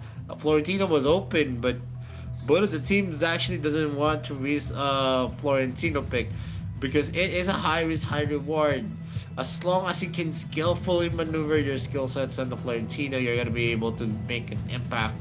But I haven't seen a lot of the players here in AIC use that. One of the only players I've actually witnessed was Lun Lun on that Florentino pick.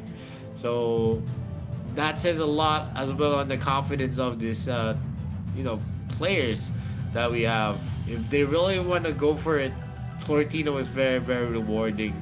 And actually, I feel like the risk is always going to be topped off by a Florentino pick because of how big of a utility he has. He can go for duels, can even win 2v1s and probably a 3v1 if you're very, very good at it. And we've seen the 4 bans here. PCF actually doesn't want a double marksman composition to happen for Biketopia, so they actually banned out the Elder, and they also banned out a UA who has the advantage over the Solin. But there is going to be a Vera over on the Biketopia. But to talk about the bans here by Biketopia, they actually banned out 2 of the most tankiest supports out there. It's a Senial and also the Tane. The Senial gives you a lot of utility, gives you a lot of breathing room in terms of you guys being able to dive, and Richter definitely is going to be favored with the skill sets of the Angelic Splendor. You get additional defense resistances, and then for the Thane, of course, it's a no-brainer. It's a tank that actually can soak a lot of the damage, and you don't need that when there is going to be a Kafeni. But we are seeing a net being used here by Bikertopia.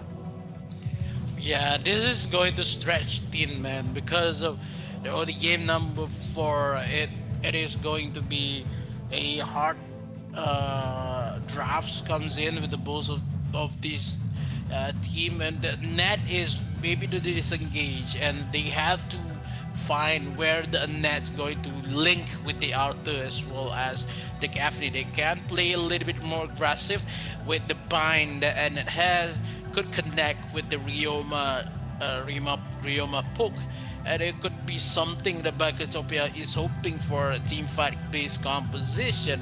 But in terms of the jungle, they had a hard time. Maybe they want to put down Ryoma jungle here. It's kind of weird in terms of how many seasons we haven't seen it just yet. Yes, we saw a couple of glimpses that Ryoma still can go for the jungle, but when it comes to drafts, then also AIC 22 is going to be really hard with the damage that Ryoma has currently. But if we want to bring down the Lubu first for a jungle matchup versus a Yan here, it could be something that is hard to dealt. Still, I would say that the drops comes in for Valencia. It uh, quite more understandable, but for Bikotopia, they are desperate when they go for Nato as well as the net. They need to find a way to bring a couple more damage and damage into investment of Valencia. If they can place this, maybe the game number three for them. But a net mid, a net AP ability power for a net is going to be something that is hard to execute for Zed. So versus QQ with the talent here, I would say drafts wise, Valencia kind of win it. But in terms of craziness, it will be by Katopia bring a net into the mid lane. So question is this game number three for Bikotopia or game number two to make it a draw for the side of Valencia? Something that need to think about. Yeah, definitely. If Valencia CF is going to be able to equalize this on game number four, I could already see that game number six is going to be very, very hard here for Bikotopia, who has been investing a lot here. But right now, they didn't invest hard. But this is a lineup that's going to be new here for VCF. I'm sure that they're going to be surprised on what are these guys thinking with this kind of lineup. Are they going hard for a protection kind of lineup? QQ is going to try to get some damage in. T1 is going to be helping Sin get the early clear wave, and definitely they are starting it again. They are trying to harass and back here. T1 might be in danger, but it is still that Arthur is not going to be able to deal a lot of the crowd control. Only some slows on their side. Although he has a lot of peeling damage, Pichu is going to be able to deal some damage to T1. He's just going to be tanking it hard. They still secure the Seagull on the mid lane. It's a 3-man rotation coming in from Bikotopia. Pichu as well is just going to be clearing up the wave. He is going to be targeting Pichu on that exchange though. Magical bullets are going to be on the magic, but we're still seeing an invade here with T-Lin, T1, and Sin. Are they going to be able to live this out? The blue buff is definitely going to be on their side. Yan is going to disengage. Pika is going in for an advanced clear wave as well. I love the skins comes in for that taunt. Pichu had the critical and the burst. The animation is so satisfying to watch, but when Bikotopia in that invasion on the blue buff is making the way for Bikotopia, because they cannot play late game, they cannot play so late because of how they still have the caffeine though, but look at how the damage is still not going to live. Oh, the heal is there for Pika, still alive with a couple more damages left. One dashes his need, but a Missile Dragon was claimed by the side of Bicotopia, gives the Dark Slayer for Valencia CF. They need to play this early matchup for the side of Bicotopia because they have the head net, but if the net will not bring into the late game, it's going to be really, really hard. Because T-Lane Andre Lubu play, we understand the mid-game power matchup, but Pika with that Ryoma though, it would be maybe a three-man fight onto late game instead of five men that is VCF had with the Talon as well as the Richter. So Bicotopia suffer a lot more investment in this game. Number 4, it's still going for a couple of invades here who will take the blue buff, and as well is on the hands of the elite, the members of VCF. If Yan doesn't have the blue buff, it will be not enough mana to just push away the members of Bicotopia. It's hard to remember that if Bicotopia loses this, it will be a draw for Valencia. Yup, and it is going to be an aggressive play one after another for Bicotopia. 2 consecutive invades. And they're going in hot here. Taos is going to be dismissing Earth, not hitting anyone. T1 is going to be too tanky at this point. Zerui is going to have the better mid game against Pichu, unless Pichu is going to be able to secure early kills for himself. He's far away from making a claim sanctity. Actually has an astral spear, a prerequisite to maybe a Muramasa on his side. On the top lane, it was an advanced clear, so they're gonna be rotating early here with Pika joining the fray. They're gonna try to take the turret here onto the bot lane, and they get that first objective of the game, and that's a very, very strong start for Bicotopia. Now, they are eyeing the red buff, but with the other members here, like QQ and NBank, they're not gonna be risking it just yet. Maybe another invade onto the blue is actually going to happen here for Bicotopia, as we again see an advanced clear wave for Pika. He is gonna be running for the high heels. That's gonna be just putting Earth being used. T-Lin is gonna be using the Conqueror, has the resistance to actually negate the crowd control that was punished onto him, and they are going to be rotating onto the top lane. We're not going to see SRY going in hot, as he saw T-Lin actually walking up with Zerui. They are now onto a rotation onto the top lane. 2 of the heroes of Bicotopia are actually eyeing there. The Mark of the Hunter is going to be used. Zerui is going to be using his best to actually deal a lot of damage there. SRY is still going to be able to live. The damage from Zero is not yet online. T1 though is just using here the impact to just deter the entry of QQ. There's going to be a pinwheel. The Wailing Blade is not going to connect. Uses a Spectral Ire. He is going to be taking the small cap here. The mid lane is still anyone's game. QQ is just doing his best to hold down the fort. NBank as well is just on the bot lane. Zerui and T1 just going in for trades against Pichu and Taos.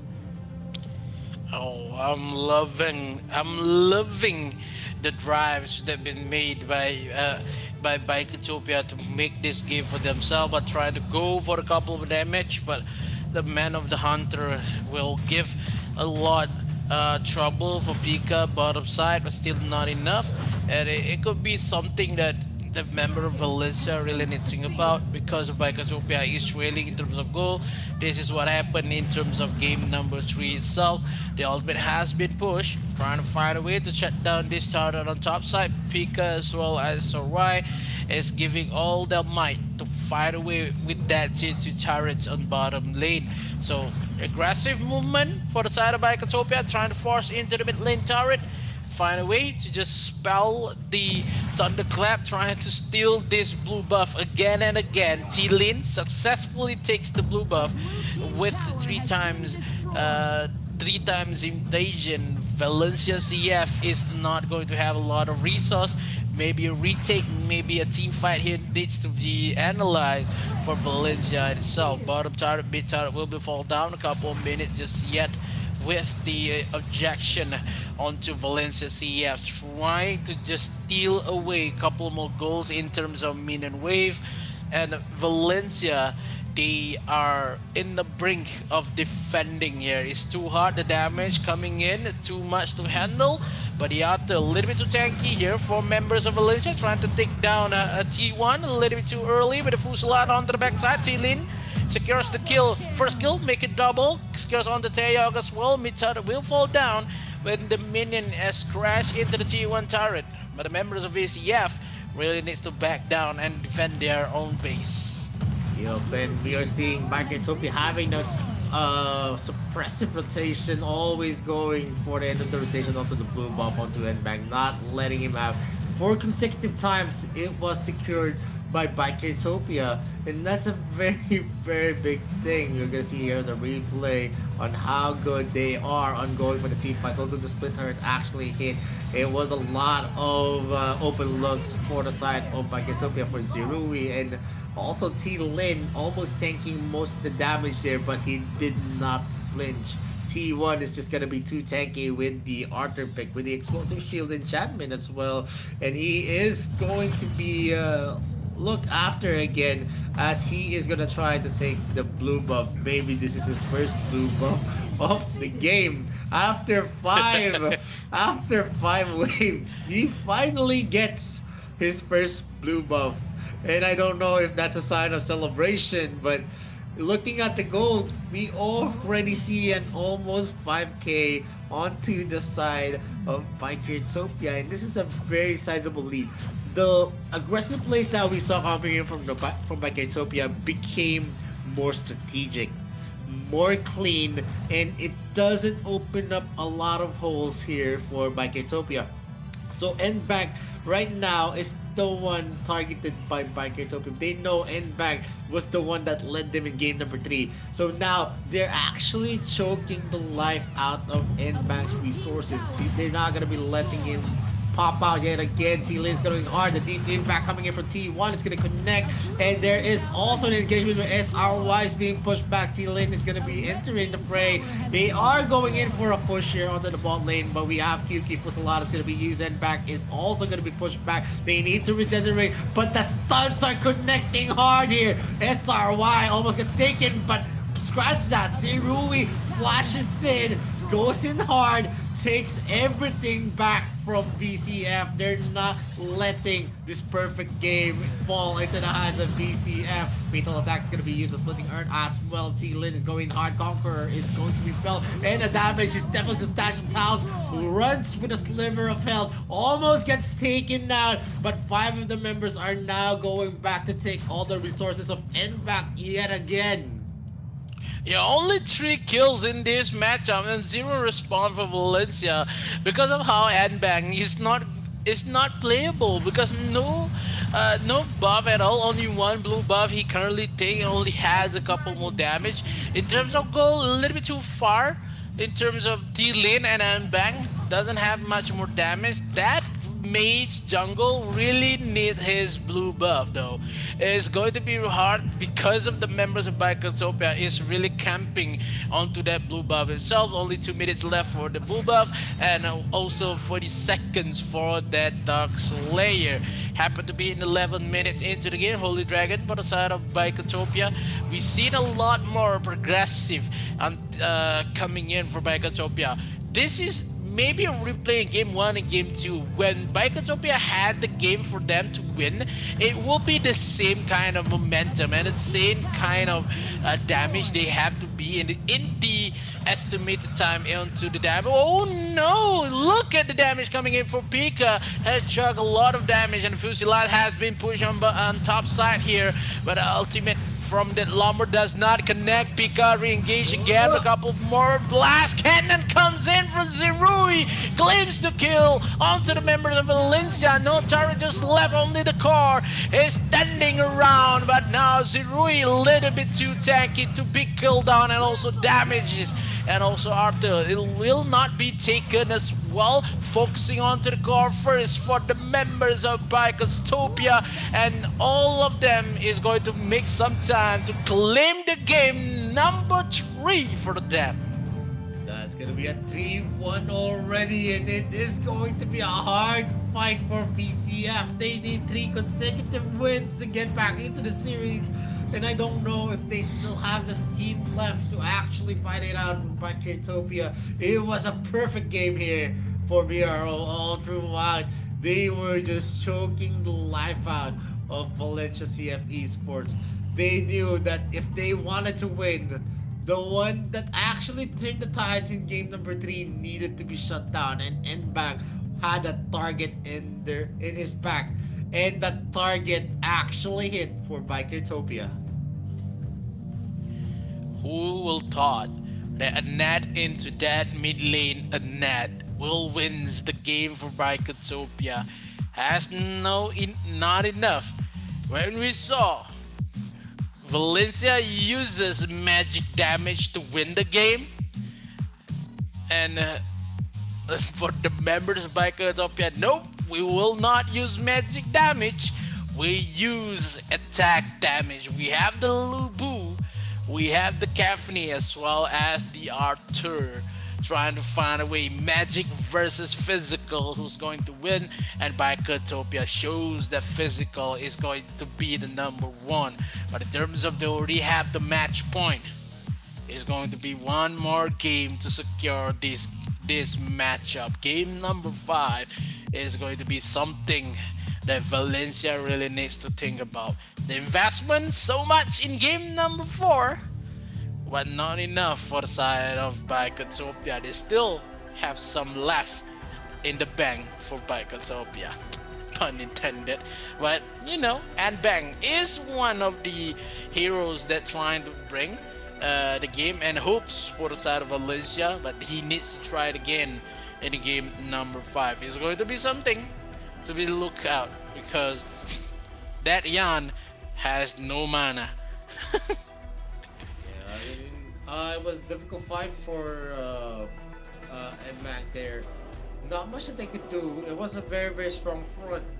If he tried to actually duel out the Lubu, also with the Arthur in tow, they were the ones going to be punished with the peel coming in from the net as well. There was a lot of slows, and in close confined spaces, he is just going to be taken aback with how big of a damage that he's going to be expecting from Bicotopia. That was a Lubu. That was also a Arthur. And then you also have Pika on the hanging out to the back, trying to slice you and give some stuns for his teammates. And if ever they actually try to commit, he could also be stopped once the vacuum coming in from the net is going to be used. So it's just so difficult to enter because he knows he's just gonna be isolated, and the help that he needed, was also difficult to actually ask for, because in a Thorn versus Caffeni duel, Caffeni is definitely gonna win. Is gonna get a win. So the Lombor usually just stays into the reach of this Thorn because he wants to have the ADC actually pop off in the mid game, and that enabled a lot of the invades for Bikertopia, and it was mostly uncontested. They were just hanging back, trying to damage, trying to peel, but because of the tankiness of the Lubu and the Arthur, they were not able to just blindly go in and go for a Hail Mary play, because they know that if ever they did that, that's just going to put the lead onto Bikertopia by their own hands. Yeah, because of how Bicotopia really wants to win this. They only one match away to just rest for the day itself. But now Valencia, they after they had the solution with Anbang sub in, now the solution is not relevant. So what is the next answer for the game to make their survival in this matchup? Because it's going to be something that Bicotopia already invested in game number 4. Game number 5, they had a lot more heroes to be played here, because the Rector, the Talon has been taken away, the Yan as well for the side of Valencia, and it could be really hard in terms of drafts, because when Valencia really dependable on what hero they could play in terms of matchup, and Bicotopia will take advantage of that, and that is the best possible outcome when they bring out the Anat in mid and wins the game, and that is so much a bonus for Biketopia. And who knows what happened in game number two? They still have a couple more heroes like Liliana maybe to be played here. Dirac, as we mentioned, and they want to take the Dirac, but they go for a net instead, and still they manages to win. So maybe Dirac needs to be bad. Maybe they want to bring something like maybe a Vera again, maybe a Flash to be played here in mid. We haven't seen a lot more kind of composition just like that, but still happen to be made by Biketopia, and a lot more heroes that I mentioned is still available for Valencia as well. So it will be a tight game. It will be a hard draft when each other need to steal the heroes comes in trying to make a win for themselves. Yeah, definitely. It's gonna be harder for VCF. They need to rack their brains up. What kind of compositions are they gonna be fielding? Because one mistake in the drafting could already give the game to Bikertopia. They're already at match point, and the pressure is definitely there. Valencia CFE Sports is already in the brink of elimination here in the lower bracket. They need to feel much better here. We're seeing a lot of new compositions here from Biketopia, and that kind of wow factor actually surprised Valencia CFE Sports going into this game, because the lineup that they have isn't conventional. It's not meta picks. You don't see a Net, you don't see Arthur much, and you don't see Lubu as much as well. And it still went to this kind of stat line. There was a one kill, but that was on the last part of the game where it was already a committal play for Bikertopia to finish this game. 1 to 8, 7 kills in advantage of Bikertopia in terms of the gold. We actually see it spiraled into the control with 8.7k in advantage again to BRO. In terms of the objectives, only one Slayer was taken by VCF, and the rest are secured by Bikertopia. The damage dealt here by QQ is substantial, 85k. But we see Zerui as well with a 79k. You see Sin 60k with Pika as well, adding to the total damage dealt here. And all of this was so suppressive because the damage that QQ was actually bringing to the table, what Pichu was bringing to the table as well, was on T Lane and T1, who was just relishing on the damage being dealt here. They were just tanking it, soaking on it, and they were showering on it, and they loved it.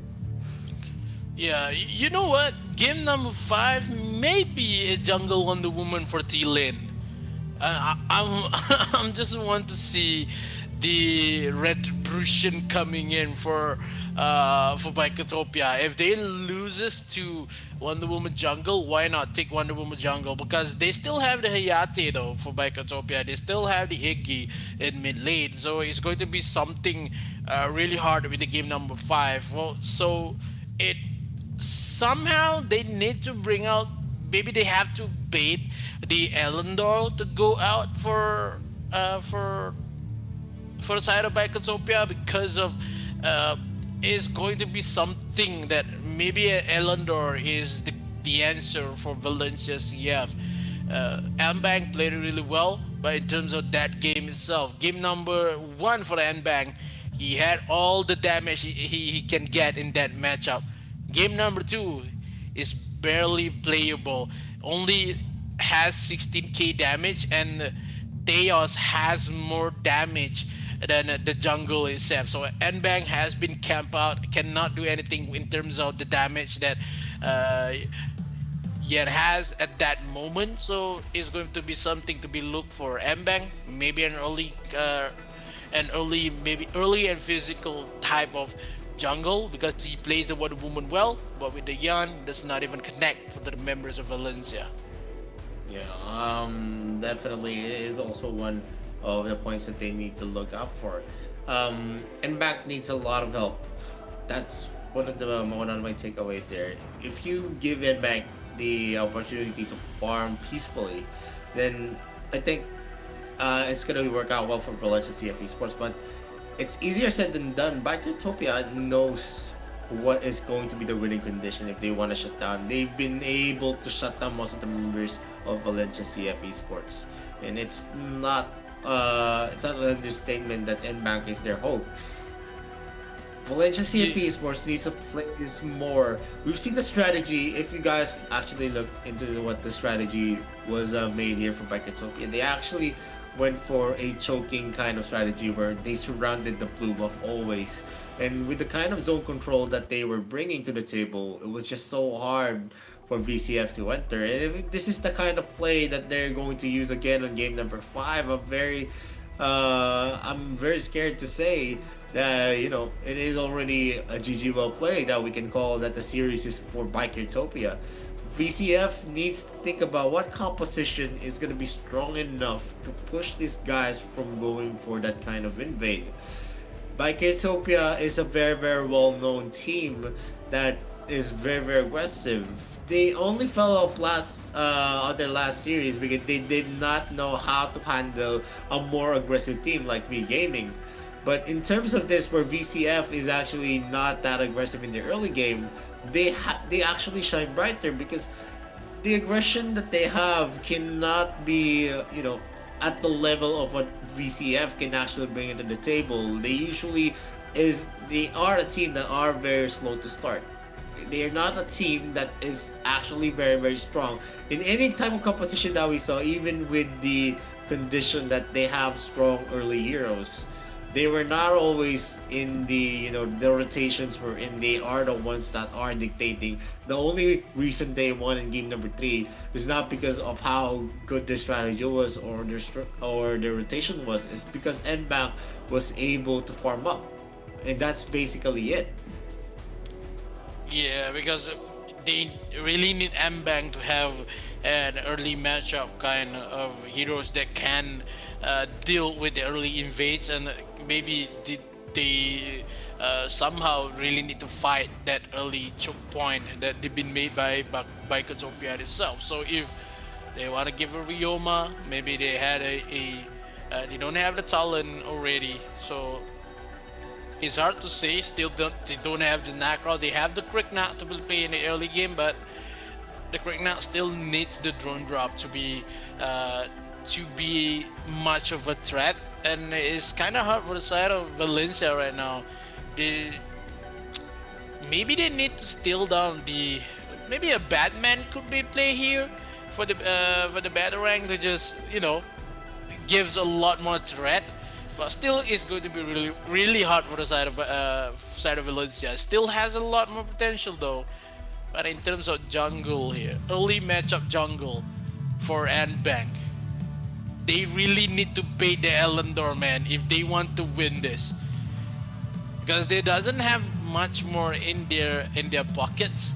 And they already go for Wonder Woman Aoi and a Suzuka. They have the Necroth to be played, but if Utopia doesn't ban the Necroth, they sure can play NBank onto the Necroth. Still, Necroth or a Elendor, but Elendor will be taken to a toll as well for Utopia if they want the Necroth. Kira a little bit too late, maybe a Lubu. How Utopia played before this, they still have the Ryoma. Yenna could be played on the jungle as well. So for Valencia, a lot to think about how they want to manage to do this. Still, maybe a Lindis could be played here, but Lindis a little bit too late game for NBank. For if the invades comes in, it will be an end game for the side of Valencia if NBank suffer a kill or maybe a death in that early matchup. Yeah, definitely. In that kind of matchup, NBank is going to be something that is vital to their position. But if BCF can actually concoct a strategy that could help them, definitely that is also going to be an option. They're still going to be banning up the Iggy pick to actually prevent Utopia from using it. Lorian is definitely going to be the ban here for Utopia. Nakrot is going to be open. Elender is going to be open as well. I'm pretty curious to see what VCF has in store here for us. Nakrot so far has been the strongest jungler that we've seen here in the AIC, the most successful jungler that you can actually use in fights. And VCF can actually opt for this because he is going to be a very, very neutral first pick. Not much of any heroes can actually counter him. And lo and behold, we are going to see an Akrot being overed here by Valencia CF. And I think the answer here from Parketopia is they could actually pair it up with, they can actually fight that out with other heroes that can burst down. And what Parketopia has in store for the first pick is a Zuka. I'm curious to see what is going to be the other first pick though. Are they going to go for an Ellender or are they going to go for a Zuka jungle? There's still a lot that they can flex with the Zuka pick, and that's what makes it exciting. It makes you think what kind of position these heroes are going to take. Heroes that you can flex from the Dark Slayer lane, the jungle. Then you also have the Amelie that you can flex into the support position. You can also flex that onto the jungle and also in the Dark Slayer lane. So this utility heroes is gonna keep Valencia CFE Sports onto their toes. They need to think what is the best kind of composition against this. Amelie is a hero that's gonna be very tanky, especially when she actually has the regeneration on his enrage. And the usual heroes that you want to peel that off are heroes that has, high sustainable damage like the Hayate. And they picked up a Telenas and they paired it up with a Tane. And so far, Telenas has been failing a lot in the series that we've watched from yesterday's matches and the best of sevens. And one of the reasons there is she just falls off because she's easy to catch. And even with the protection, she's always going to be a liability when she doesn't have the flicker. And what Bikertopia is actually offering is a Yorn or a Yue who has more range than that Telenas. I would say it is Yorn. This is a season one matchup for Yorn versus Telenas. We have to settle this argument for a long time, buddy. Yorn or Telenas is the better archer in AIC, maybe in AOV himself. But I'm just loving how Bikotopia really blend this all the way. They just want to give down. In this matchup number 3, along the way, they have a lot more time to take down the Zuka, but they doesn't want to go for Zuka unless Valencia has been picked the Necroth. And now, when the Necroth has been first picked, the Zuka as well as the Amelie, the knockback, the stuns, also will play it really well for the side of Bikotopia, and they have a Yon. We've seen a Yon already in this AIC. Played it pretty well, played it to win. And by Katsopia, they need something and someone to just protect the Yon here. They doesn't have the Superman. They don't have the Baldoom and the Tane. So they doesn't want to give the Kali in mid. Maybe they want to force out the Dirac. But if they have the Dirac, maybe the ultimate coming in for Yon will not be successful enough.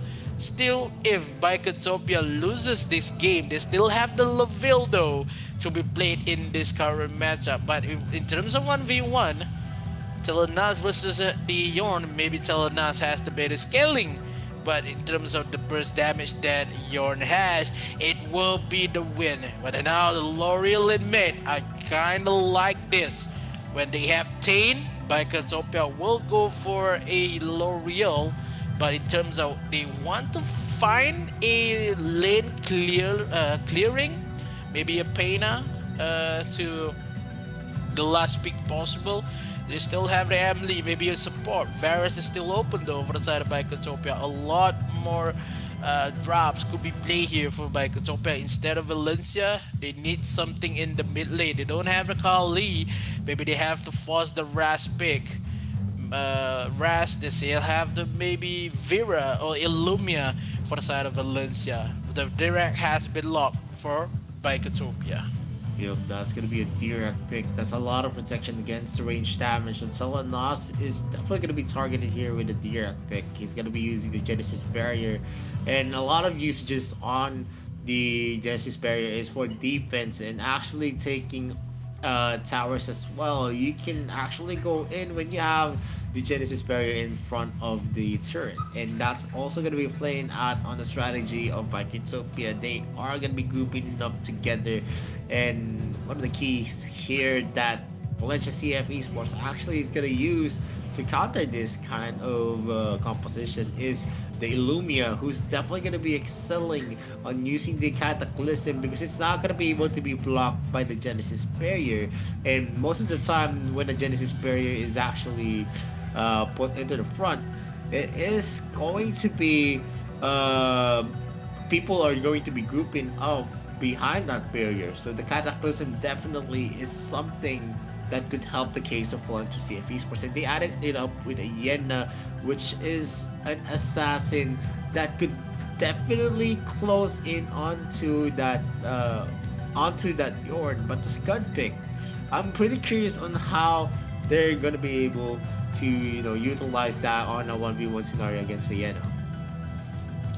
Yeah, I think the Yenna will has a lot more sense for the side of Valencia because they are running out of heroes to be played with, and it is hard to the side of Valencia right now. If they will be go out from AIC. They will go home. Last straw, last try, do or die for Valencia CF. They have the Illumia, maybe Telenas has been swapped a little bit onto Ed Bang here, kinda worrying a little bit for the side of Valencia, but they need something. I love the drafts comes in for Bikotopia with the Amelie support, and they have one more Scud onto the Dark Slayer. But this is Zuka as well as the Yacht is the key player here for side of Bikotopia.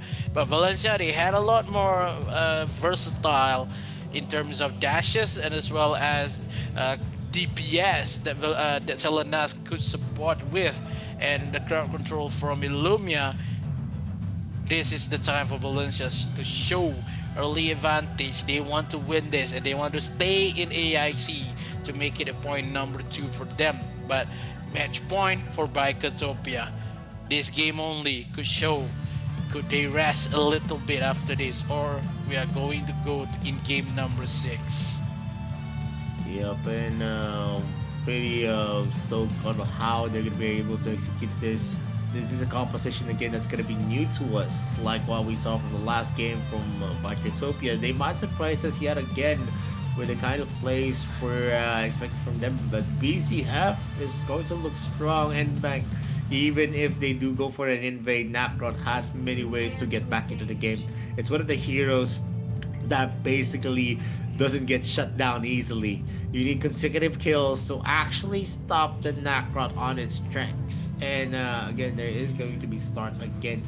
Zerui is going to proc his passive to hit tiles onto that brush. QQ is going to be the first one to clear. This is the first time that Bikotopia is not going to be the first one to get the wave clear in the mid lane. We're not going to expect a lot of the rotations here, as Pichu is going to be outranged by Zerui.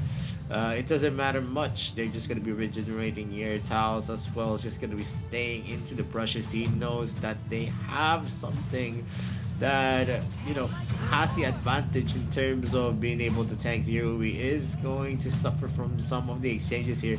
Delonas is definitely going to be easier to use than the Yorn in terms of being able to get his normal attacks up.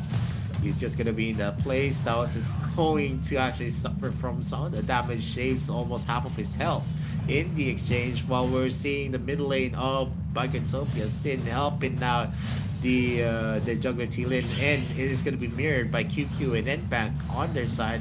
Yet again, Zerui is kind of gonna be having a slow start. Yorn needs a lot of items to deal a lot of damage, and it's a hero that actually punishes you in a linear line. So if ever you're gonna be in the clashes and you give a good look to Zerui, it's gonna be difficult. But T-Lin is gonna be locking onto tiles. They're not gonna be taking it all in. They're just going to be adding some damage to the mix. T1 is going to be targeted with a Jury Fury, and back does not deal a lot of damage as well. Taos is going to be in the brushes. Zerui is going to release his ultimate. That's going to be the Genesis barrier being used up. T-Lin is going to be able to secure that. The Jury Fury with the Judgment Blade is going to be used. There is going to be someone on the back line with the Yen taking in the kill. T-Lin is going to be taking out, and we're going to say goodbye as well to Sin. Bikertopia is the one on the receiving end. They did not secure the first blood. Yeah, they did not secure the first blood, but they secured us onto the Abyssal Dragon. That is something that could be proud of by Bikertopia. When they take that objective and they broke out, yes, we still saw a lot of damage comes in from Illumia when that rotation comes from SRY onto the blue buff the side of Bikertopia. That is some scary rotation comes in. That moment when the barrier is still helping the members of Bikertopia, and they have the upper hand. When that barrier is done collecting damage, Valencia will go on fourth with that rotation for SRY, making the kill to be the exact same as the draw it should be. So Valencia CF still needs something to be played on. The Dark Slayer is not in contestant just yet. They need to level up in terms of goal because of Bikertopia has the lead right now. And Bikertopia itself, look at how many cooldown that the Yorn has currently. Zero is giving a reign of the ultimate one by one to spot where the members of BCF currently in the map. So Bikertopia still have the couple of the leads and a 400 goal up front. Another Valencia trying to force it onto the bottom side. The three members with a couple more damage. Cataclysm hits, and now Telenas trying to force it out with a couple more dashes in terms of Emily support for Team 1. Cannot sustain much more damage, but can bring a lot more sustainability in terms of team fight. So Bikertopia, they have to realize they doesn't have Baldumo Tain. They have to play it really safe here. Still, they are still waiting for Clips Santi for that yawn itself, and now the ultimate coming in for Teos on the bottom side. Still managed to clear the Zuka on the top side, trying to find a couple more gold, trying to level it up with that Nakroth, and is somehow hard because of Nakroth has a couple of movement speed too much in this current matchup. And Bikertopia, they know they had a goal lead here. They have to wait for the next episode dragon to spawn to find a much more suitable kind of engage in terms of team fight. Clay Society already have for Zerui. Maybe this next team fight will be more fierce than the first one. Yeah, but Abyssal Dragon is not going to be contested here, as the other members of VCF are not ready and not in position to take any of the advantages. The vision is there, and Bank is going to be losing that trade. Sin is going to be forced to recall back, and more rotations are going to come for Bikertopia. We're going to see Pika actually peeking into the blue buff camp of BCF. They're not letting any of the pressure actually go to them. They know that they still have the tankiness of their heroes. T1 is going to be pushed back here by QQ. We're going to see Sin entering the fray. That is going to be the arrow of chaos being hit by Pichu onto Zerui. It doesn't matter much. He is going to be forced to actually flicker, but that's going to be the charge here. T1 is going to enrage, gets a lot of regeneration. Explosive shield is going to work for him. He's not going to be easily taken down. Sin is in the area. He's going to be trying to pin down the members here. They are going in for the push. The Cataclysm is there. The Genesis barrier is going to be used as well. Zerui comes in hot, but in terms of the exchanges, we're seeing a lot of the damage here, and T1 is going to be caught out here, getting a kill there, but Pichu is going to be the casualty. Taos does his best. He's going to be pinned down. Power Glove is ready. He has the orb up. He's not going to be taken. Pika as well uses his orb. There is going to be a 1v1 here with T-Lin and SRY. They are going to disengage, but is Nbank going to be on time to actually get a kill there? The answer is no. He's just going to be clearing up the waves. Yeah, this is a moment when Bikotopia tells the world that he had the lead, they had the kills. In terms of the momentum is on in the hands of Bikotopia. That takes the kills onto bottom side, kills onto Teos, and as well as QQ at that moment of time. But onto the bottom side, Abyssal Blade is not strong as the game before, trying to go Zim with a couple more ultimate here, but the Cataclysm hits, trying to stop the momentum of Bikotopia. Still, Teos is in trouble with the dash that Teos has. Really needs to run away. The towers on the bottom side will be claimed onto the hands of Bikotopia. Force on to the next objective in mid. Or maybe after a couple more aggression in mid lane, they will go for the Abyssal Dragon. They have to force it out. They have the Yawn, will melt the towers fast, and it claims with the blast comes in from Zin himself, trying to find a kill, but not as cheeky as before this. But the force has been put. Valencia is on the brink of losing. Holy Abyssal Dragon will be taken away by Bikotopia with no contestant yet so far, but the members of Valencia really trying to find a way. The Cataclysm has spotted the Zuka, maybe T-Lin into the Holy Dragon Pit. Yeah, but it's not gonna be in time as Impact did not spot T-Lin, who was already half of his health. T1 is gonna be rotating onto the top lane while Pika recalls back to go for a rotate here in the bot lane. Maybe that was the only time that they could get a push. But we're seeing Nbank rotating here at the top lane. They don't want to risk it, and at this point, they need some objectives to trade here against Bikotopia, who is now currently leading with 2 kills on the board. They have a 3k gold lead. QQ does catch out Zerui on that. Pichu is just going to be hiding there, but the arrow coming in from Zerui gives them a lot of information that someone is waiting on that brush. T1 and the others are just going to the front, while Taos has been harassed here by Zerui all throughout, and they are going in for a charge here. While these charge used by Pika, that's going to be the Skyfall used by T-Lin. A lot of the damage being tanked here by the Scud. He doesn't care. T1 as well might be in danger if he gets hit by the Avalanche charge yet again, like what happened on the earlier part. But he is going to be a tanky boy, and a lot of the damage is just going to be chunking his health. He's not even feeling it right now. Zerui is just going in for a push as well. Doesn't mind what happens on the top of Genesis Barrier. Is going to be propped out here. Most of the turret damage is not going to be deterred, and the third tier turret already falls down on the 10-minute mark. This is how big of a suppression Bikotopia has with the Genesis Barrier, but this is a start. Cataclysm! Gonna be you. QQ is gonna kill Zerui. Sin and the others are running for the high heels, and VCF is not gonna chase because they know they might get punished. Yeah, because the chase will not be something that is crucial enough for Valencia, because they already killed Zerui. That is a bonus for the side of, for them. Then that is something that Valencia finds it hard to kill down the Yarn itself, because when they kill that Yarn a little bit too early, because of the Dark Slayer will spawn in 30 seconds, that Zerui already spawn back, and that might be a problem for Valencia. They need to push away into the mid lane first before they're trying to go for any objective. The Bikotopia has a lot more space to play. They had a lot more resources here.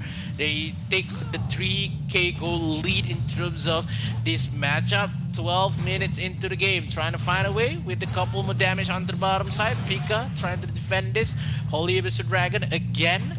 Who's going to take this? Maybe the members of Valencia, because of Bikotopia is focusing onto the Dark Slayer. They want this Doombringer to be assist in that team fight. A little bit late onto that execution, but damage from Pichu has delivered enough for T1. Double objective will be taken away by VCL. With that Yon presence, it's going to be really hard for Valencia to try to defend this. They need to find a way to split push with that Nakaroth ping coming in for Bank. Now, a couple more seconds, 3 minutes into the Dark Lord to spawn. Could Valencia try to steal this out, stall this game? If they want to kill down Scott, it would not be an option. They need to find Zerui. They need to find where is T Lin, who's making the play for Biketopia. They need to kill it out. One wave, 1 minion, one man standing with a couple more damage to be delivered into the bottom side here. A little too fast also with the Doombringer. We got a Cataclysm hits for members, but Valencia CF, they need to find the defensive. Oh, the Genesis Blast as well as the combo comes in from Biketopia. It takes 3 members of Valencia, only SRY, and Teos is the man who's been standing not for long, and Biketopia is surviving in AIC and eliminating Valencia CF out from this tournament. And Valencia, see you next year.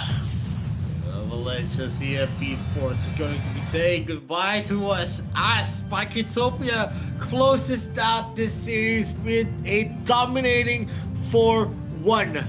Biketopia all throughout this series was all hot, all hands on deck, and they showed us that they have what it takes to actually be aggressive in how they're going to be taking the games moving forward here in the AIC 2022. Biketopia plays it really well with a couple of hiccups in terms of gameplay in match number 3, but still managed to go through the lower brackets, and it makes it really hard to saw how the members of Valencia CF is saying goodbye to AIC. So we already seen one from RPL is already saying goodbye to AIC. Next series will be another 2 RPL members. Teams will spot who will be going versus the GCS team. That is Biketopia onto the lower brackets, because I saw the news they're saying that Chalot Esport versus Bacon Time will be a bloodbath. Yeah, it will definitely be a bloodbath. 2 teams that know each other well. And of course, with PCF being taken out here onto the lower brackets, we're only going to have 1 representative left after the day's end. It's either going to be KFC Talent or it's Bacon Time.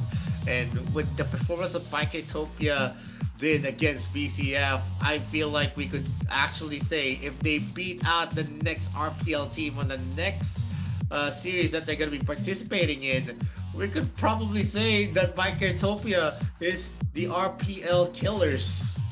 And, you know, that's not an understatement on how big of a place they did all throughout this series. They were the ones dictating, they were the ones leading, and not once that they actually let VCF have a breath of fresh air.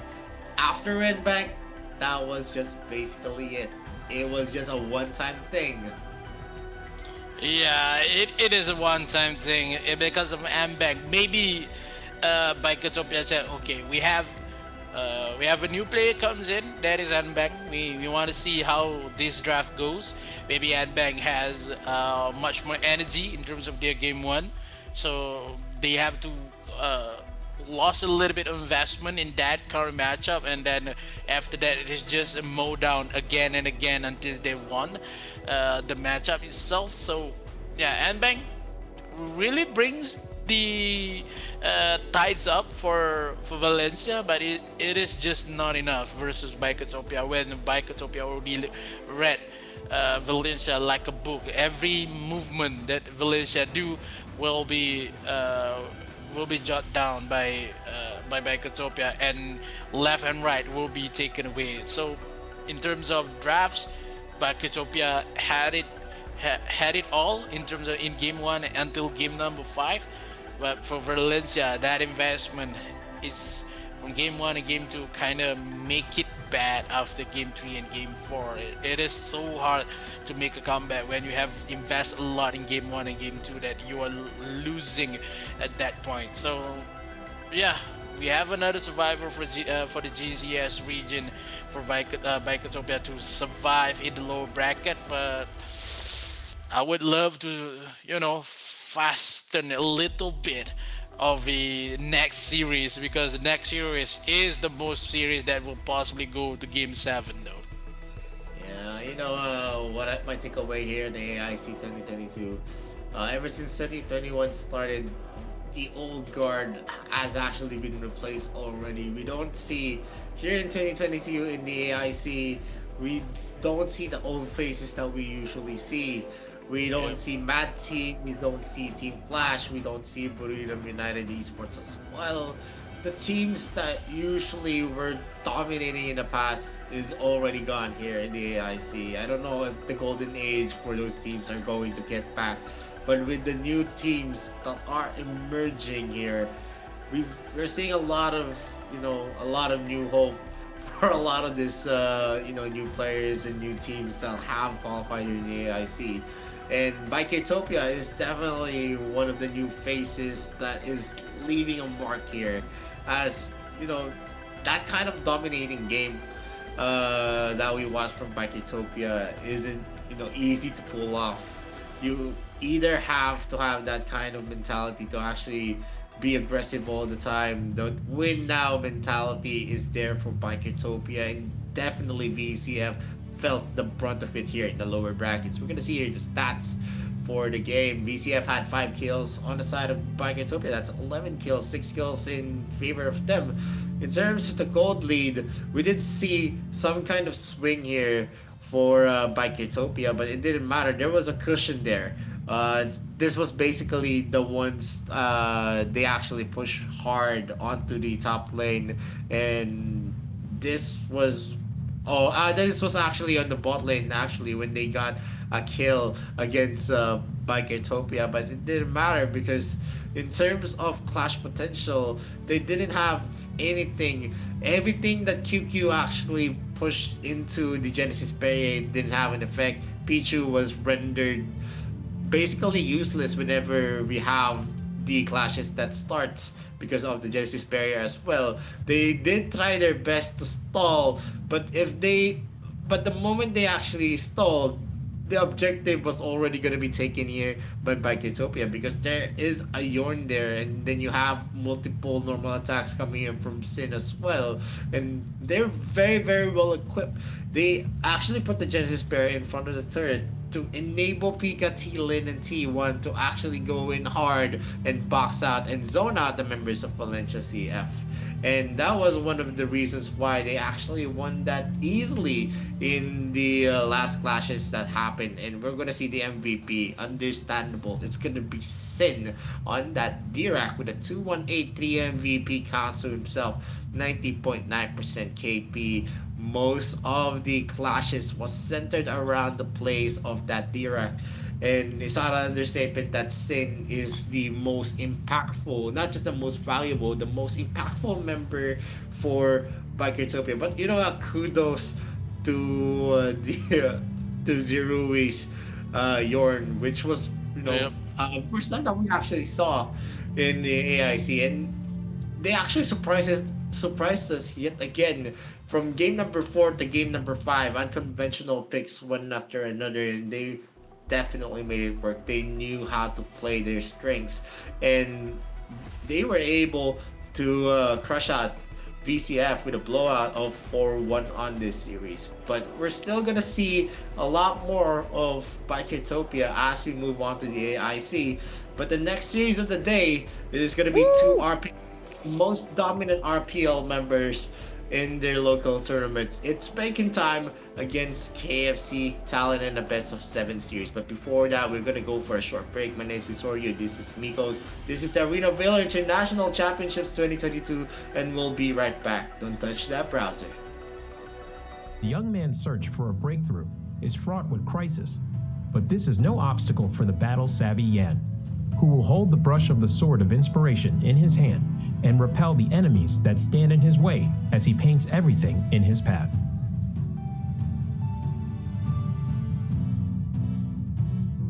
Passive, Spiritual Spark. When Yan uses Skill 1 and Skill 2, he will gain a stack of energy, having 2 stacks of energy, depending on the difference in the previous skill. Will cause the next normal attack to gain additional boost. After using an enhanced normal attack, his attack speed will increase. Yan's skill will mark an enemy when it hits them. Dealing damage to the same target will consume the mark and trigger additional physical damage, restoring Yan's own HP in the process. Skill 1. Black Jade Sprinkle. Yan will deal damage and apply movement speed reduction to enemies in a fan shape in front of him. Passive Enhanced Normal Attack. After a short delay, deals damage to the enemy in front and knocks them away. He can move during the delay and deal additional damage to minions and wild monsters. Skill 2. Draconic Step. Yan moves forward in an arc, dealing damage to enemies along the path. Yan is untargetable while using the skill. Passive Enhanced Normal Attack. Charging towards the target enemy and dealing damage, he can use another part of Skill 2 within a short time frame. Additional Skill 2 cast has a separate cooldown calculation and does not accumulate energy. Skill 3. Hills of Dream. Yan releases his seal, entering enhanced status and dealing damage to surrounding enemies, receiving a massive physical penetration, and can use the second part of the ultimate skill. He gains super armor and reduces damage taken during the cast. Yan will enhance all of his other skills. The second part of Ultimate. Yan charges forward and deals massive damage and knocks away enemies in a massive range forward. Enhanced Skill 1. Deal 2 instances of damage to the enemy. Enhanced Skill 2. Deals even higher damage. Yan's ultimate skill buff will increase with every upgrade. When ultimate is upgraded to level 1, the skill damage of skill 1 and 2 increases by 50%, and the number of times the mark can be triggered also increases. When ultimate is upgraded to level 2, passive enhanced normal attack hitting enemies will extend the enhanced status duration and can be used multiple times when under the buff from the second part of Yan's ultimate. They aren't affected by cooldown reduction. When ultimate is upgraded to level 3, passive enhanced normal attack will return 1 stack of energy.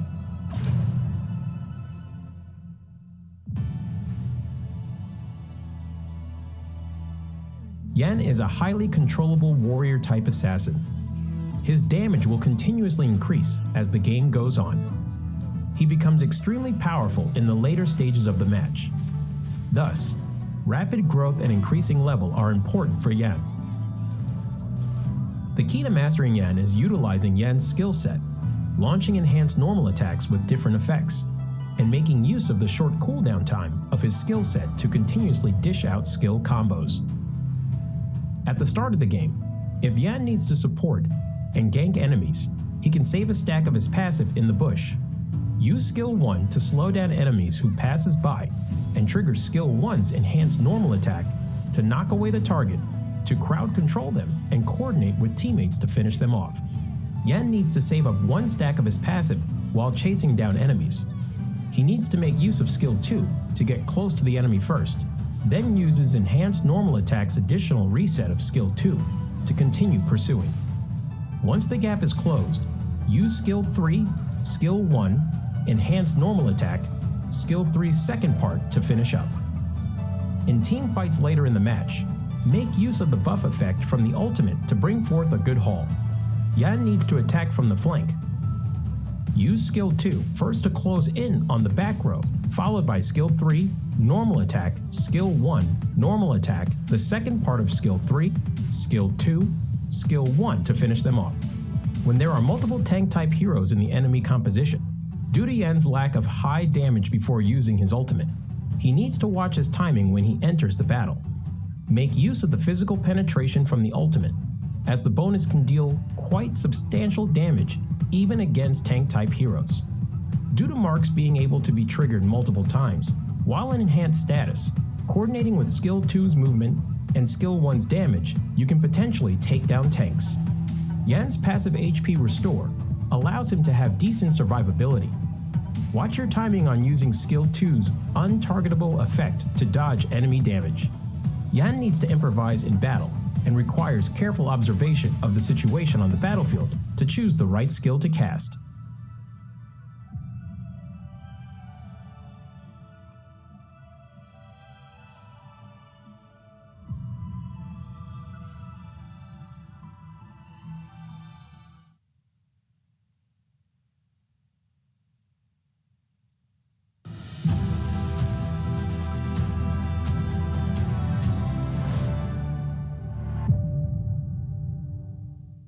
Hi there, rookie. Welcome to Arena of Valor. This is a multiplayer online battle arena mobile game. This may be your first time with a MOBA game, and you're at a loss about fighting with real players. Fear not. You have Arthur, a trustworthy pal to help you around. He will lead you into this legendary battle and show you the exhilaration of this game. See that crystal over there? Smash it with your divine blade and victory is all yours. Pretty simple, eh? But what about before that? Patience, pal. One step at a time. First, you have to destroy every defense tower in this lane. Of course, your enemies will not let you. They will do anything to stop you. So, do not rush to the tower. Wait! Get back! No! God! Please, no! Well, at least it won't get any worse. You have been defeated. Never mind, pal. We cannot run back time, but you will fully respawn as the countdown ends. See? Dying is no big deal in this game. Don't chicken out. Just go for it like a warrior. I see you have realized that you're not even qualified to fight against your opponents. Hurry up! Grab your divine blade. Embark on the journey of getting stronger. There's only one thing you need to keep in mind if you want to become stronger. That is, to get richer. You can buy all these dazzling items with the money you earn to improve your combat capability. Creeps on each lane. Monsters in the fields. Even your enemies are all resources of your economy. The process of killing these targets and improving your abilities is called farming in Arena of Valor. Also, remember that you are not fighting on your own. There are 4 partners standing beside you. You will be a tough tank after you are fully farmed. Charge, hero! Charge! Your teammates will support you without reserve. Let your enemies fight back as all they want, but all in vain. You are no longer the rookie you used to be. Consolidate at every step. Break down every defense tower in sight. The glory of victory will eventually shine upon you. Woohoo! But if you keep dying all the time, your side will progressively lose ground. In the end, your base is destroyed by the enemies. Are you really prepared for the...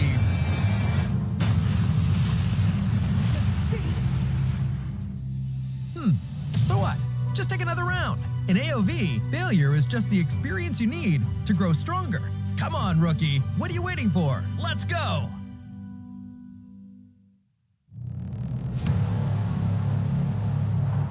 I fight for what I stand for, what I stand for. You testing me, then I go Rambo, Rambo. Hey, I taste the glory, taste the pain. I know what it takes to play. Got the kingdom on my back. I came long ways to engrave my name. Found my pride at the borderline. I will never back down till my dues are fortified. Hit him and get a little cautious. It's part of the process. They think I'm crazy, or am I really brave? I don't let nothing faze me. There's no hold up delay. I still survive. I own the confidence up in my mind. I'm running towards the light. It's time to shine and go take flight. No pain, no gain. If you don't wanna fade away, the both ways, hold pace. Heroes moving silence when don't say the day. Yeah, I'm a queen. Welcome back to the Arena of Valor International Championships 2022. And we're back to the second series of the day. My name is Vittorio, this is Mikos. We're gonna be able to witness KFC Talon against its Bacon Time. Who are you rooting for, Mikos? It's hard to say who's I'm siding because of it's maybe Bacon though, maybe Talon, but I just want to let some information out. That is, we are watching AIC 22, but this is maybe a flashback of RPL Summer 22. On the upper bracket, Bacon Time wins against Talent 4-0. Here it is. Lower bracket, 4-1, Talent versus BRU. Final, they played it along, Bacon Time versus Talent, 7 games, and wins by Bacon Time. So this is going to be a bloodbath, but if you're saying for some way I'm rooting for maybe the side of Bacon because of, because of Muan, I think.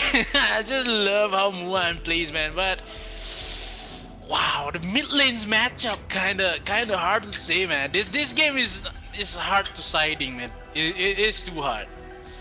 Yeah, for me, I guess one of the things that I don't like about Bacon Time is they don't perform well in the international stage. AWC, AIC, they were not even there, and in the international stage, if you can't perform in your top form when you're actually performing in your local leagues, then maybe there is a curse on Bacon Time.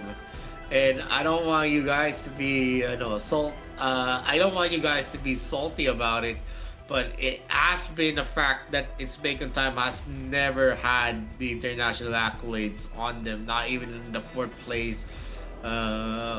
If ever they actually entered 8th place, then they're gonna be eliminated in the lower brackets. And now they are in the lower brackets. Yeah, So, this is the curse has played on. The curse is on. Same as Flash, same as ADT, but ADT just he just cut a little bit of curse, just goes on to playoff, but the curse goes with the rest of the RPL members, and we saw before this Valencia has been taken away as well. Now another RPL teams will be taken from AIC, but I'm agree with you because of Bacon Time has been struggle a lot in terms of international games, but this is when Bacon Time versus KFC Talent, they are versusing their own league members, so maybe it will feel the same as the pressure coming in for AIC. Maybe it could survive, maybe it could not, but Talent Esports, they had a lot more experience though. But in terms of history, Bacon takes the lead. But in the 7 games, no one is convinced either of them has more power than each other, because second game is all about the luck at that point and drafts.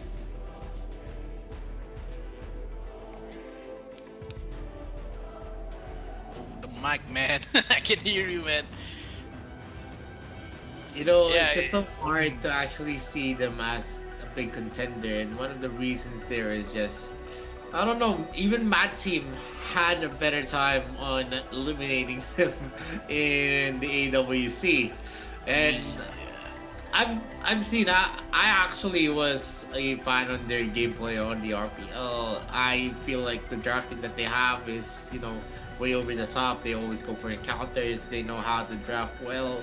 The players are definitely someone that are the people in Bacon Time are definitely exceptional players, but I just don't know. Is it about the international stage that they get cold feet, or are there other underlying reasons? Because they just don't perform well.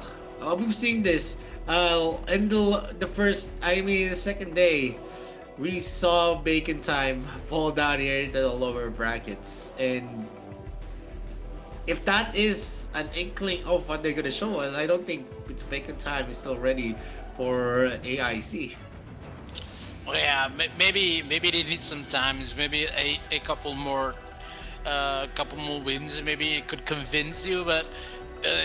It's better how iPod Pro plays in Talent Esports. I would say that iPod Pro is one of the best mid laners that is currently staying in an AIC from AIC 2019, and a couple of gameplays from iPod Pro itself, we saw when DeLorean play with the Crixie and also the Iggy, is so much in contention that it's hard to play against. When you have an Elsu, when you have a Laville, it just sometimes hard to hit the projectile when the iPod Pro plays in mid lane. So yeah, I'm a little bit convinced that Talon Esports could win this matchup because of the international stages. But yeah, Bacon Time really need to show that maybe we are wrong in terms of they are still ready to just pull anybody points in this current matchup, and we have to see it. Game number 1, could Bacon do it, or maybe Bacon will get smoke coming in for KFC Della. Maybe they will get the taste of the 11 herbs in terms of couple of family members comes in with trying to enjoy some bacon. They will get some holiday early. Yeah, definitely. I still have high hopes on It's Bacon Time. They're here for a reason. They are the RPL champions. Well, KFC Talon actually had a rougher time to a qualifier for the AIC. They had to go for the qualifiers where they actually beat out the other, talented teams like the PSG, VRU, and they actually have a longer time to go here. So they had a lot of playing time as well. Although we can say there was a lot of practice times for It's Bacon Time. I mean, the experience that KFC Talent was able to build might be more substantial than It's Bacon Time, who won the RPL, who was already seeded to participate here in the AIC. Yeah, it is the question to be answered for Talon Esports itself, because they are the one who loses from Bacon with a 4-3 win for Bacon Time, and I've seen a lot more drafts that the Talon Esports won with the butterfly gameplay, and it's shown that Talon Esports has a much higher or bigger hero pools that could be played in the best of 7. But in terms of AIC, it's hard to say because both of this team has a potential early matchup with they are too much of a damage, because with the Muan we have the Gaffney, we have the Laville, same as Talon Esports, though they have the same pool. They have a couple more heroes could be played here, and it's kind of hard to say who's going to win this first matchup. Yeah, and definitely it is going to be hard. KFC Talon just lost 4 consecutive games from their previous series against one team. Although they had a good 2-0 start, I don't know, it's just unfortunate for KFC Talon, since they were they actually bear the brunt of that series. But before we start, we're just gonna wait for the players to be ready. We're just gonna go for a very, very short break before we continue the series yet again. And this is the AIC 2022. My name is Vittorio. This is Mikos. We'll be right back after a short break.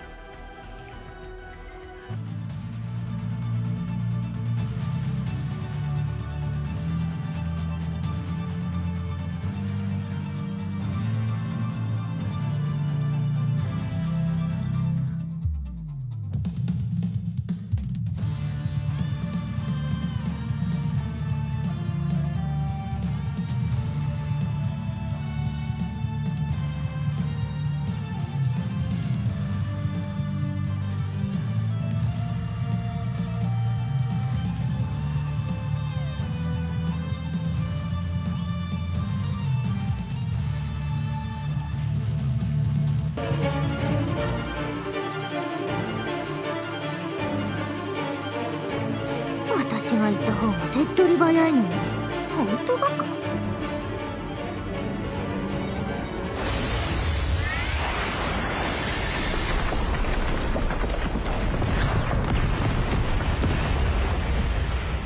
何？私じゃ不満なわけ？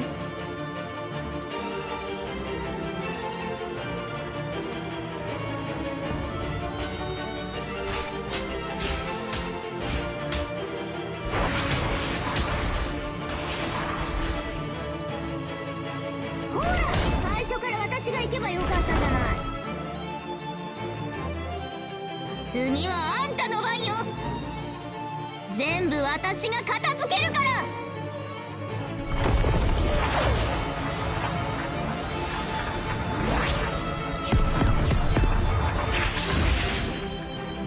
ほら、最初から私がそれで怖わんとか思ってるの。Enemy has been defeated. 最初に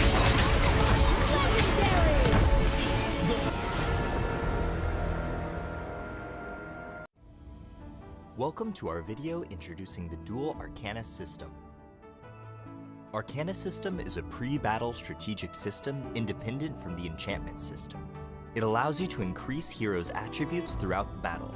The system will be unlocked after the player reaches level 7, and the slots within the Arcana list will also unlock one by one as the player's level increases.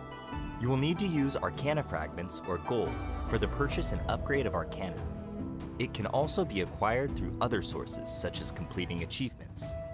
Before the start of a game, player will select the Arcana system in the preparation slot to create an Arcana combination best suited for their hero.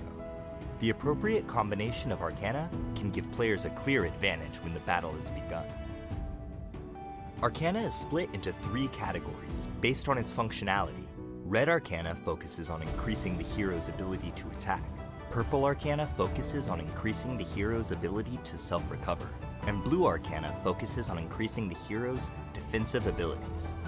Arcana of each color is further split into 8 categories based on their bonuses: attack, life, defense, function, lifesteal, attack speed, critical hit, and pierce. Each independent Arcana has 3 levels. The higher the Arcana level, the more bonus it grants the hero. On the Arcana page, players can freely pick as they wish to create a combination from red, purple, and blue Arcana. Players can create their Arcana combination on the Arcana page based on the role of their hero and their own playstyle.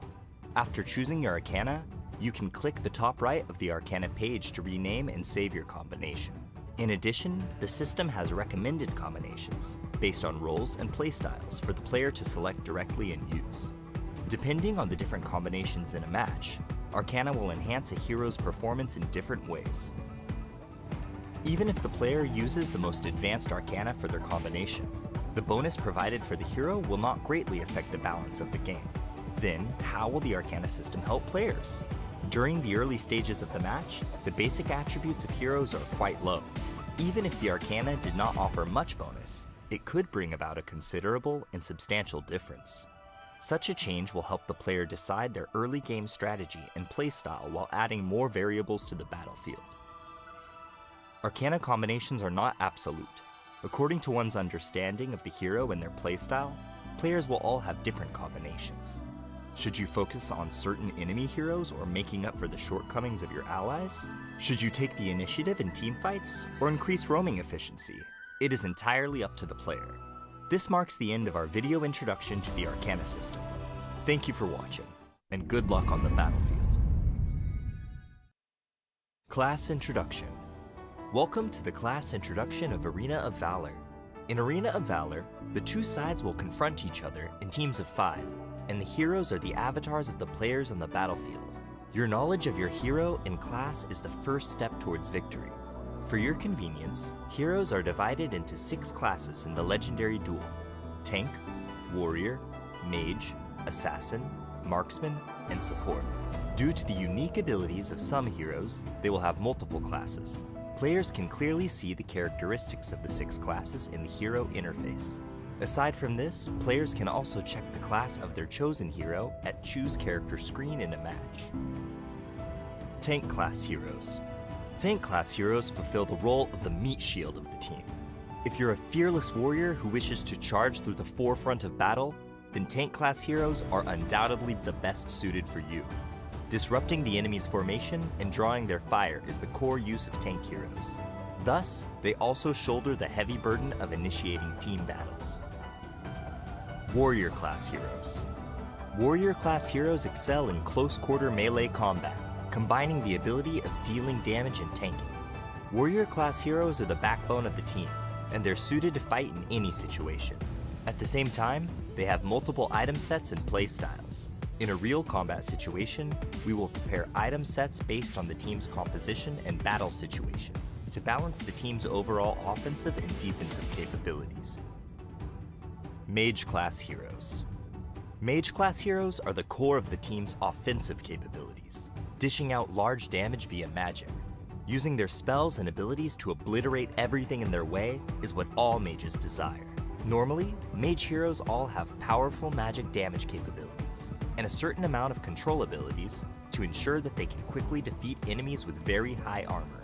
But due to their poor survivability, they can be vulnerable targets for the enemy's attack. Assassin class heroes. Assassin class heroes are the masters of burst damage. Thus, they are quite difficult to use. If you're someone who enjoys the thrill of seeing the enemy fall to zero almost instantly, then the Assassin class heroes are your best choice. Assassin class heroes often combine excellent movement abilities with damage abilities. However, due to their lower basic HP than other heroes, Assassin class heroes rely on other players' ability to assess the situation and timing, as well as their mastery over the hero to maximize their potential. Marksman class heroes.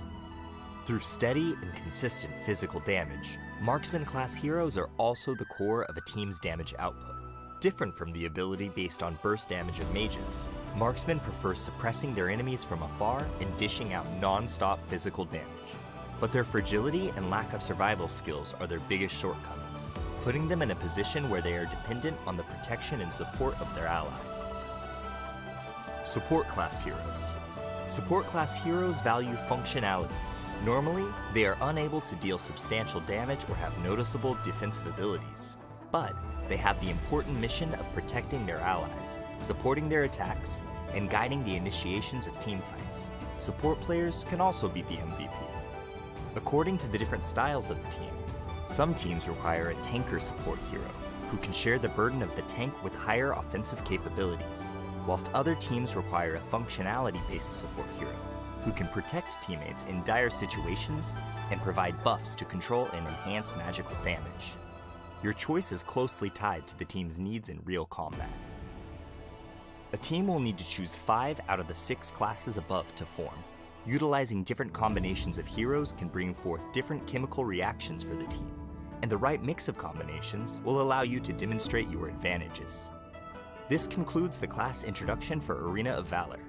Good luck on the battlefield, and we will see you next time. Welcome to our video introducing the ping system in Arena of Valor. Arena of Valor is a fast-paced competitive multiplayer game. Communication and coordination within your team are vital to ensure victory. To help players communicate conveniently while reporting and delivering quick, accurate information on the battlefield, Arena of Valor has a context-sensitive built-in ping system that is easy to use.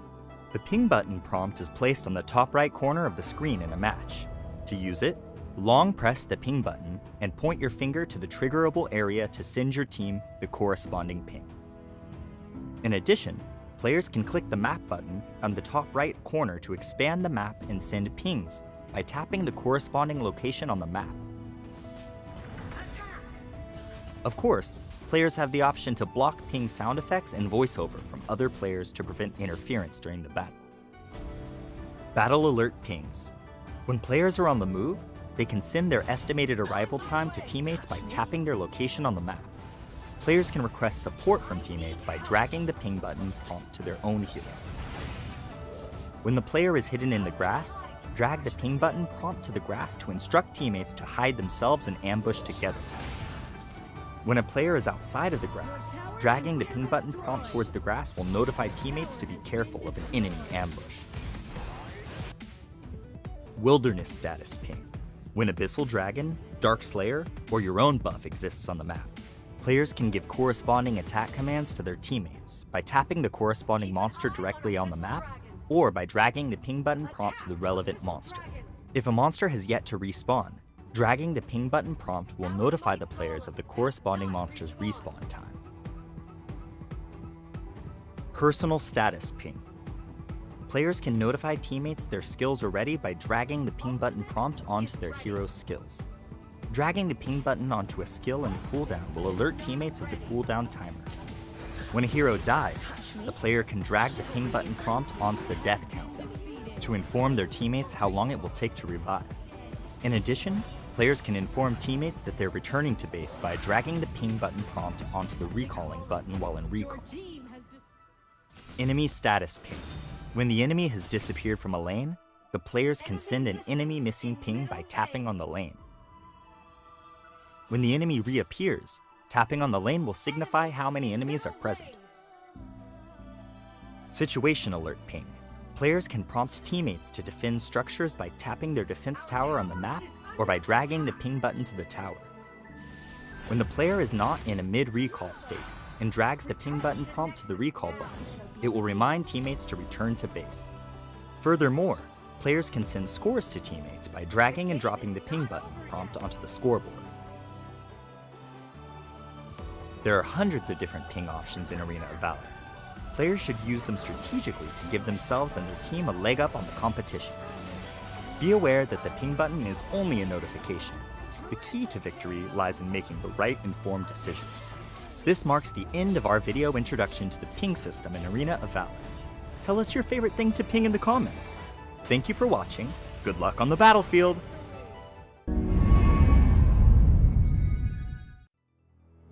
Welcome to our video introducing the team communication systems in Arena of Valor. Arena of Valor is a fast-paced, competitive multiplayer game. Communication and coordination within your team are vital to ensure victory. To help players communicate quickly and clearly in-game, Arena of Valor has introduced team communication systems, such as pinging, quick messaging, built-in real-time voice chat, and emojis. Players can press the context-sensitive ping button prompt on the top right corner of the screen to instantly notify teammates of their status on the battlefield. Players can also drag and hold the ping button to various elements in-game for different alerts. Depending on the context, pings can be divided into types such as battle alerts, wilderness status, personal status, enemy status, and situational alerts. Check out our ping system introduction video to learn more about how you can use the ping system in Arena of Valor. Players can use the in-game quick message system to plan and communicate. Quick messages first appear as part of the pre-battle strategy screen. Rally for a team fight. Before the match, the player can set selections and adjustments within settings. These pre-made messages can be split into 3 major categories: defense, offense, and communication. Players can select 8 messages from these 3 categories to use as quick messages within Arena of Valor. Some quick messages even have voice lines that play when being used. Let me get the buff.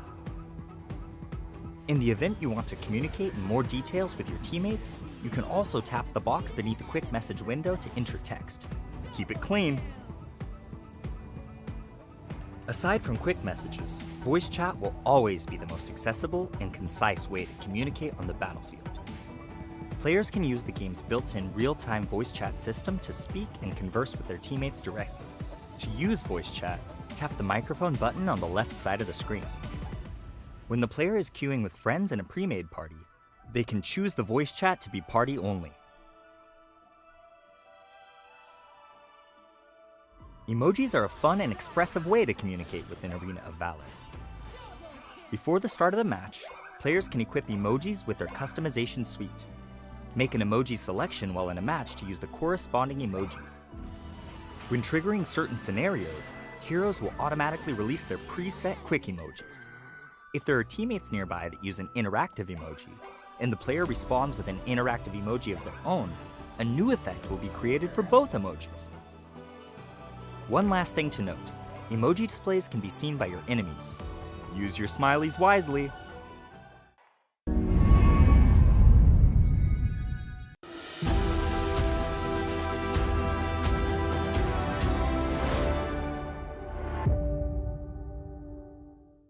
Hi there, rookie. Welcome to Arena of Valor. This is a multiplayer online battle arena mobile game. This may be your first time with a MOBA game, and you're at a loss about fighting with real players. Fear not. You have Arthur, a trustworthy pal to help you around. He will lead you into this legendary battle and show you the exhilaration of this game. See that crystal over there? Smash it with your divine blade and victory is all yours. Pretty simple, eh? But what about before that? Patience, pal. One step at a time. First, you have to destroy every defense tower in this lane. Of course, your enemies will not let you. They will do anything to stop you. So, do not rush to the tower. Wait! Get back! No! God! Please, no! Well, at least it won't get any worse. You have been defeated. Never mind, pal. We cannot run back time, but you will fully respawn as the countdown ends. See? Dying is no big deal in this game. Don't chicken out. Just go for it like a warrior. I see you have realized that you're not even qualified to fight against your opponents. Hurry up! Grab your divine blade. Embark on the journey of getting stronger. There's only one thing you need to keep in mind if you want to become stronger. That is, to get richer. You can buy all these dazzling items with the money you earn to improve your combat capability. Creeps on each lane. Monsters in the fields. Even your enemies are all resources of your economy. The process of killing these targets and improving your abilities is called farming in Arena of Valor. Also, remember that you are not fighting on your own. There are 4 partners standing beside you. You will be a tough tank after you are fully farmed. Charge, hero! Charge! Your teammates will support you without reserve. Let your enemies fight back as all they want, but all in vain. You are no longer the rookie you used to be. Consolidate at every step. Break down every defense tower in sight. The glory of victory will eventually shine upon you. Woohoo! But if you keep dying all the time, your side will progressively lose ground. In the end, your base is destroyed by the enemies. Are you really prepared for the...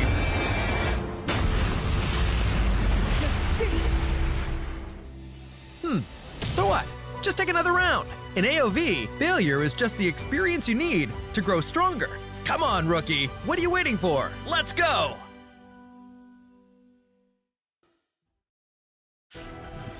Welcome back to the Arena of Valor International Championships 2022. My name is Vittorio. With me is Mikos. We are coming back again to witness the second series of the day. It is KFC Talon against It's Bacon Time. Wow, so much to talk about this team because of this is the maybe the redemption of Talon Esport to wins again Bacon Time, and it's going to be something that Bacon Time needs to find because of how Talon Esport is going to take their revenge, whether Bacon Time need it or not, because one of them will be taken out from the AIC. In terms of the lineups, we can saw how Bacon Times in this international stage, it will be hard for Bacon Time in terms of their matchup before this. Like yesterday, they had a lot more time to play, but it is just not enough versus one team, but Talon Esport as well. After that, it will be hard to say when the Bacon Time is the one first to fall for the low brackets, and Talon Esport plays a really good game in terms of group stage, but when versus onto the upper bracket, they just can't do it in terms of how many games they play, like 6 games. But Talon Esport still has a better route they take before this. But yeah, it's going to be really hard for Bacon Time if Talon really wants to stay in the AIC. Yeah, and definitely they need to get ready, especially in here. KFC Talon did lose out on the last time that they actually faced up, but that doesn't mean a redemption story is not going to run for KFC Talon. It's Bacon Time. Actually lost 3-0 to Bikeitopia, and whoever wins this series is going to be facing off Bikeitopia yet again. So I mean, in terms of the chances that you want to win, I guess KFC Talon hasn't matched up, and in terms of being able to be in a level to actually match up the international teams. I think KFC Talent has that experience, not like what we saw from Bacon Time with the 3-0 from Biker Utopia. So I don't know if that's a logical analogy we're in, since they don't really have that kind of experience. I feel like they haven't adapted well going into the AIC 2022.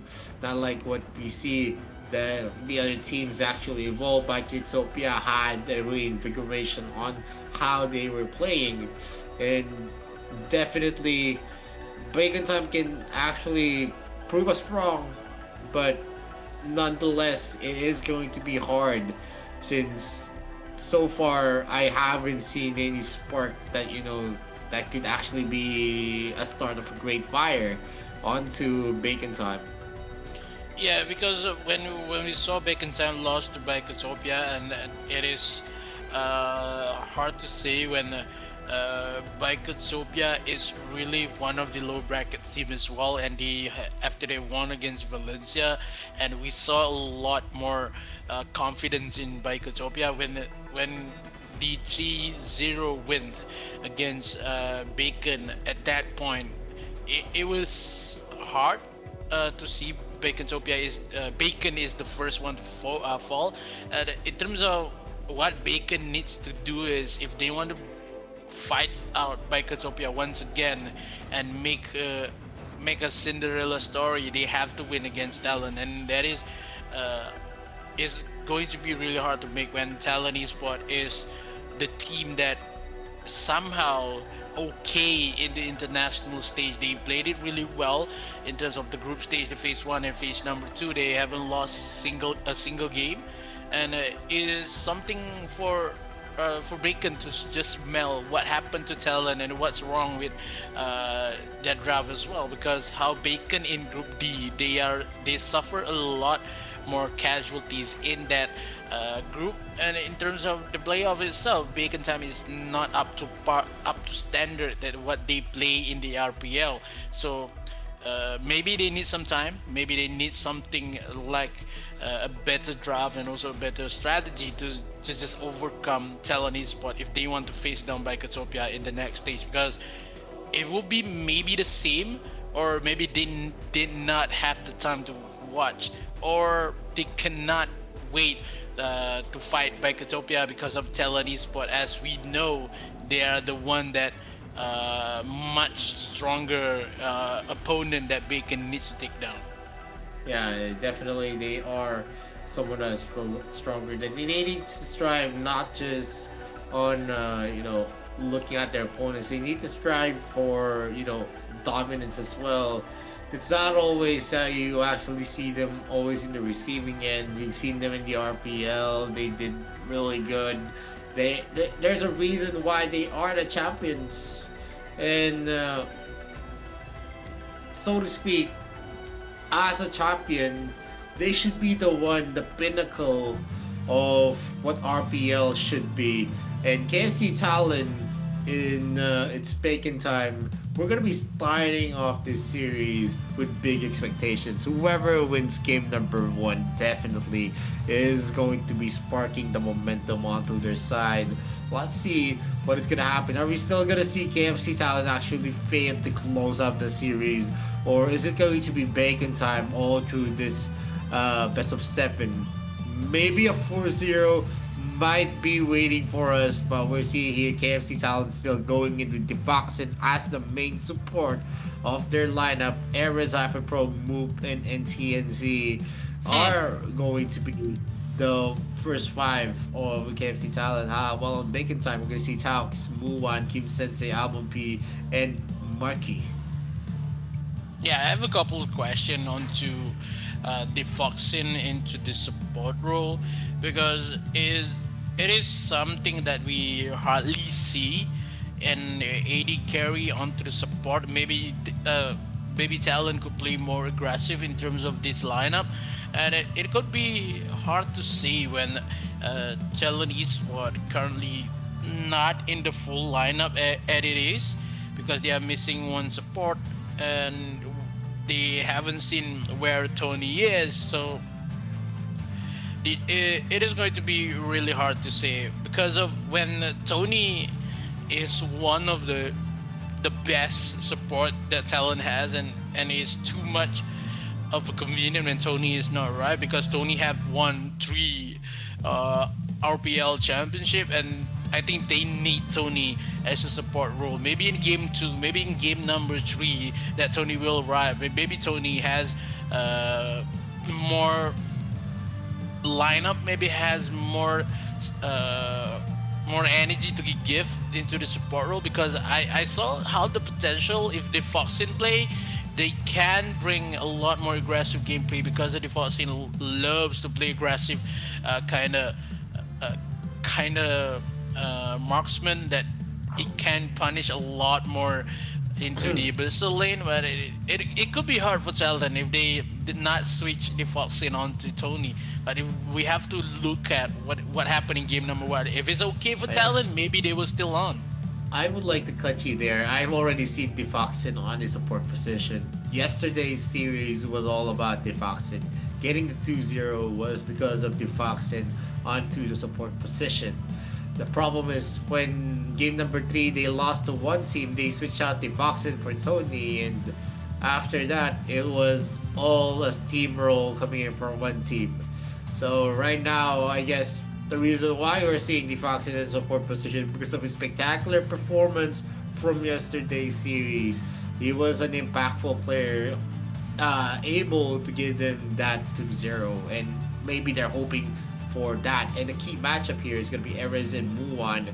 Erez, one of the best ADCs here in the AIC, and of course Muan as well are going to be matching up. We're actually seeing a better KDA coming in from Eris, and I don't know if this is going to be affecting them since this is not a KDA that you got from actually matching up with your local teams. Let's see if it's still going to be Eris actually taking in the advantage going into the series. Yeah, this is going. If the KD is bigger for Erez, and understandable because of how the group is for a talent that they have a steamroll kind of position. But when it comes, I'm not looking at the KD A ratio. I'm looking at the goal difference that Erez could make in that abyssal lane. They have 200 plus rather than Muan itself, because we saw a lot more Laville and Cafney play by Muan in terms of Erez is the same. So if Muan not going to take the high route here, trying to level up with the goal difference, it's going to be really hard to fight down the abyssal lane with, you say, Defoxin plays as a support as aggressive as could be. The Talon Esport is going to line up the 5 best members in this matchup. It's going to be really hard for Bacon time itself. 5 men for Talon, 5 men for Bacon. Maybe we haven't seen a lot of Defoxin support with the maybe a couple more aggressive support for the Talon but I'm just excited to see what is going to be the hero for Defoxin in this game number 1, because the investment will go on, and maybe Lorian will not be go out first, and it's going to be something that Talon Esport trying to bait out. They ban out the Zuka. Maybe they want to ban, maybe they want Bacon to ban the Nakroth instead of the Lorian. So they want to bait the Lorian out for iPod Pro, or maybe they will get the Nakroth for Moop, and it is a 1/2 discounts coming in for Talon Esport. They will get their Lorian, and we saw this happen when Talon Esport got the Lorian. It will be a game for iPod Pro. Banning for Bacon, they ban the Aya, they ban out the Nakroth, and the Lorian is out for iPod Pro. Yup, and it's gonna be interesting to see if they are actually gonna go for the first pick Lorian here.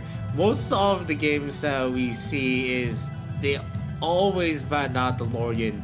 Maybe it's Bacon time wants them to pick the Lorian just to have the capability, waste some of the bans here for KFC Talon. They're gonna be forced out to to ban out the Lorien if ever they're gonna be going for that first game Lorien pick. And lo and behold, we're gonna see the Lorien actually being hovered here as a first pick, and with the second already ticking, we are now going to see it being picked up by KFC Talon. It's bacon time. I'm pretty curious what they're gonna be matching up the Lorien pick with, to get that, to get the match actually on their heels, and it is gonna be an Elsu and also a Roxy pick, and it has been pretty standard. But I think what we saw from earlier would have been more effective. You pair up an Elsu with a Thane, with a Superman, with a lot of protection instead of a Roxy pick. Wow, it is. Yeah, they want to beat out the Lorien for Tara Talon, and they have to force the Roxy as well as the Elsu. And this is the point when Talon Esports, if they want to bring out the Pena, this is the way in this first matchup, because we saw how Talon know how to defend against snipes coming in from Mohan. We have the duo Elsu play here. We have Mohan, we have Ares with a lot of snipes comes in, but they say maybe a Pena is not suitable in this kind of matchup. We have to keep a little bit of a investment in game number 2. We bring up the Lumber first with the Hover, and also the Hayate versus a Elsu. They doesn't want to go for a Joker just yet. Maybe they want a Joker if they want to face down in Nakros. Will be more suitable in this kind of matchup. They still ban out the Zuka, and I like it. Now the last pick for the side of Bacon Time. Who is going to be? They already have the support Roxy. They already have the Elsu, and the Liliana will come through versus Elorion in mid, and a lot more. Maybe a lot more mid lanes that could be picked in game number 2 when they go for Agi and also the Crixie. And Bacon Time, when they have used the Elsu, maybe in game number 2 they have to ban out the Iggy. The Iggy itself doesn't want to give into the mid lane. If Talon Esports has the Iggy and the Elsu, it will be an all poke composition with the Ryoma and also the Zuka. So they have a lot to think, whichever they want to, because they did not invest on the Iggy to take down Liliana first. Still, because they doesn't know who's going to be in the jungle, and they are desperate for a mid laner, and they have a crowd control stage of mid laner, so they are going for a couple of killers onto the jungle. Maybe an Elendor is still open for them. Double ADC will be played by Bacon if Elendor is not been banned by the side of Talon Esports. Yeah, and definitely, Liliana is actually going to be very good matchup against Alorian. I think there are certain heroes that are definitely going to be working, like the Crixie, the Liliana. But in terms of a 1v1 against an Iggy, I think Lorian is definitely going to have, an uptake over an Iggy pick. One of the reasons is because there's a big difference here, as Lorian can have a lot of gap close that can, that is definitely a counter for an Iggy pick who needs a certain range to be very effective. And you have the capability to actually throw out your skills in far away, but that actually sometimes does not, give you a lot of the advantages. Yes, you can push back your opponent, you can push back the Lorian, but he has 2 jumps. So definitely the Liliana pick is going to be a pick that has good, good 1v1 potential against the Lorian, who just needs a Baritagony and a Gaia to actually go in. And most of the builds that we see is, once Lorian has the Barrett, he doesn't need a lot of magic damage to add to his arsenal. The only thing that you need to think of is the crowd control is definitely going to be long as it's going to get a hit. A lot of the capabilities to zip around the field a lot of outplays could actually be done in the skill sets. And Liliana fits the bill as well because she can actually use her fox form to dash away from danger, deal a lot of damage as well, do a lot of outplays, has a lot of pokes as well. So in terms of the first three picks, I think Bacon Time still actually won it with the L Soup since he's gonna have a lot of suppression on his side. Yeah, it is going to be something for the side of Bacon when they trying to invest a lot into mid lane and as well as the abyssal lane, but they bring out the RE first in terms of how it is not one more tier in terms of the game itself. So Celery Spot they brings a lot more the mobile kind of heroes with the Yena as well as the Yate. They still want more. They need one more that could seal the deal to just save down the Lauren in terms of team fights, and it could not be any clearer with the Sinestro pick for a talent. We see how Moop plays really well in terms of Sinestro, but they have to believe in iPod Pro for not going overextend. It has to just save itself rather than only a lumber could just sustain a lot more damage. The Yena version and Irie are liking the Yena pick here, but if Bacon wins the game number one with the Irie pick, it will be substantially for the game number two that Talon lost the Yena in the process, and the investment is really high for Talon when they swap down the Sinestra with, I think they want to go for a maybe a Yena jungle before this, but they swap with the Sinestra. It will be okay, but now Kira will be the late game jungle for the side of Bacon, and kind of like the composition coming in for Bacon though, but it too dependable for the Agnes grip, and also this movement speed coming in from Irie, and it could be something that is hard to land when they are waiting for the blinding light as well as the Agnes grip. So Talari Sport, they had a better draft currently with the burst damage and also the early composition that they had, Yena as well as the Hayate. And it's hard to say. When I saw this couple of drafts, I would see Talari Sport had better draft in this game number one. Yeah, I mean, in general, if you're gonna look for the late game, all of the heroes here on in both compositions are definitely gonna be effective from early to late. They have Elsu for the early. You also have Kira, that's gonna be a late game menace. You also have the mid game spikes for the Liliana, and then of course the late game Irie is still gonna be scary. In terms of the early to mid, you're gonna be definitely looking at the Diana with the silences, the Sinistrea as well, who's gonna be hurting a lot. You also have Viper Pro zoning capabilities. From early to late game, Lorian is not gonna be falling off as well. Onto the Hayate, who's just definitely gonna have some difficulties as long as he's not gonna be able to finish up his attack speed items. And then the Lumber for protection. Taux is definitely gonna be pressured here. He needs to land that Agnes grip.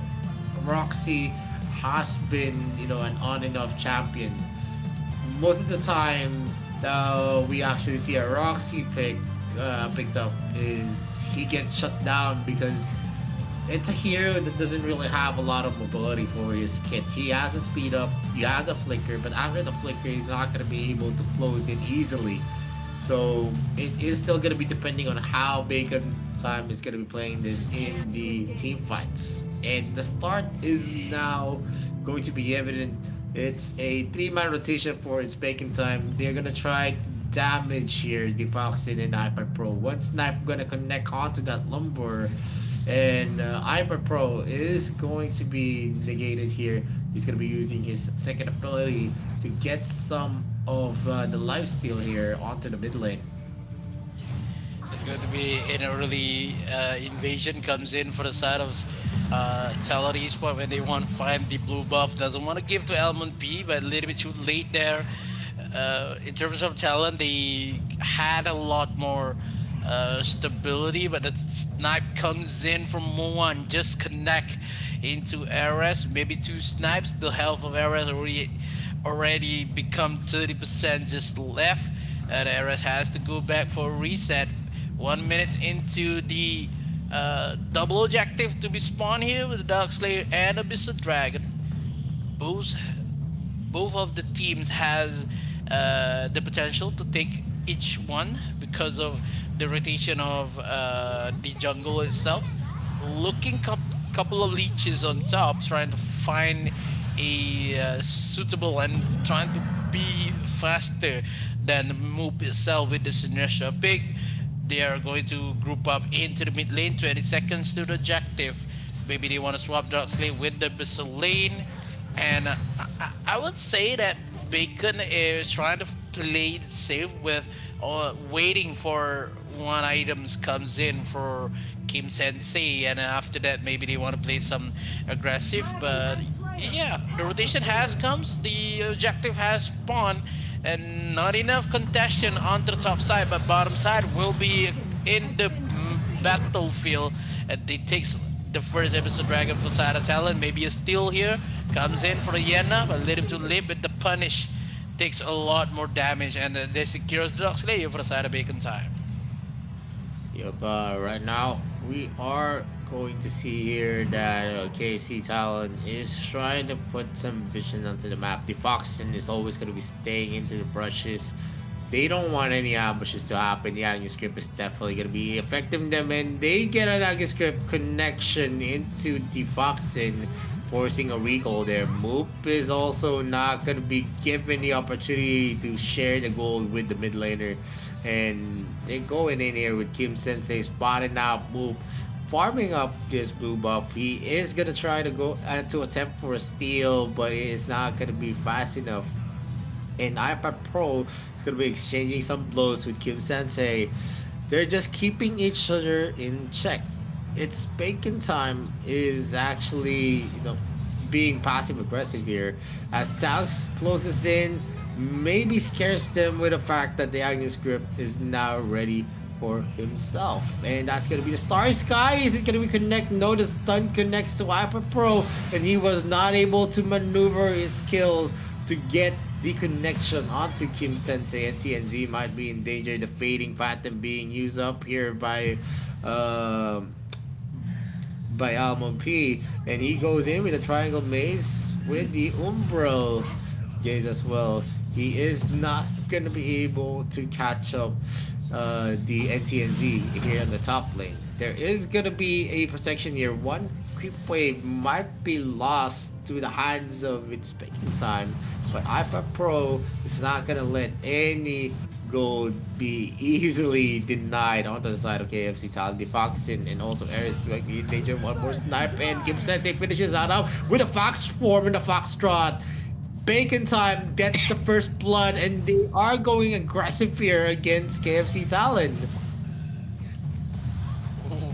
This is the first blood takes away, but that aggressive movement is not going to be good for the side of Talon. But they want to trade onto the mid side here with a couple more damage, and they lost Ares in the process, and it's going to be hard for the side of Talon in this early matchup if they lose that Hayate in this current form. And Bacon Time will punish it a lot into the mid lane. They have a couple more damage to be put with.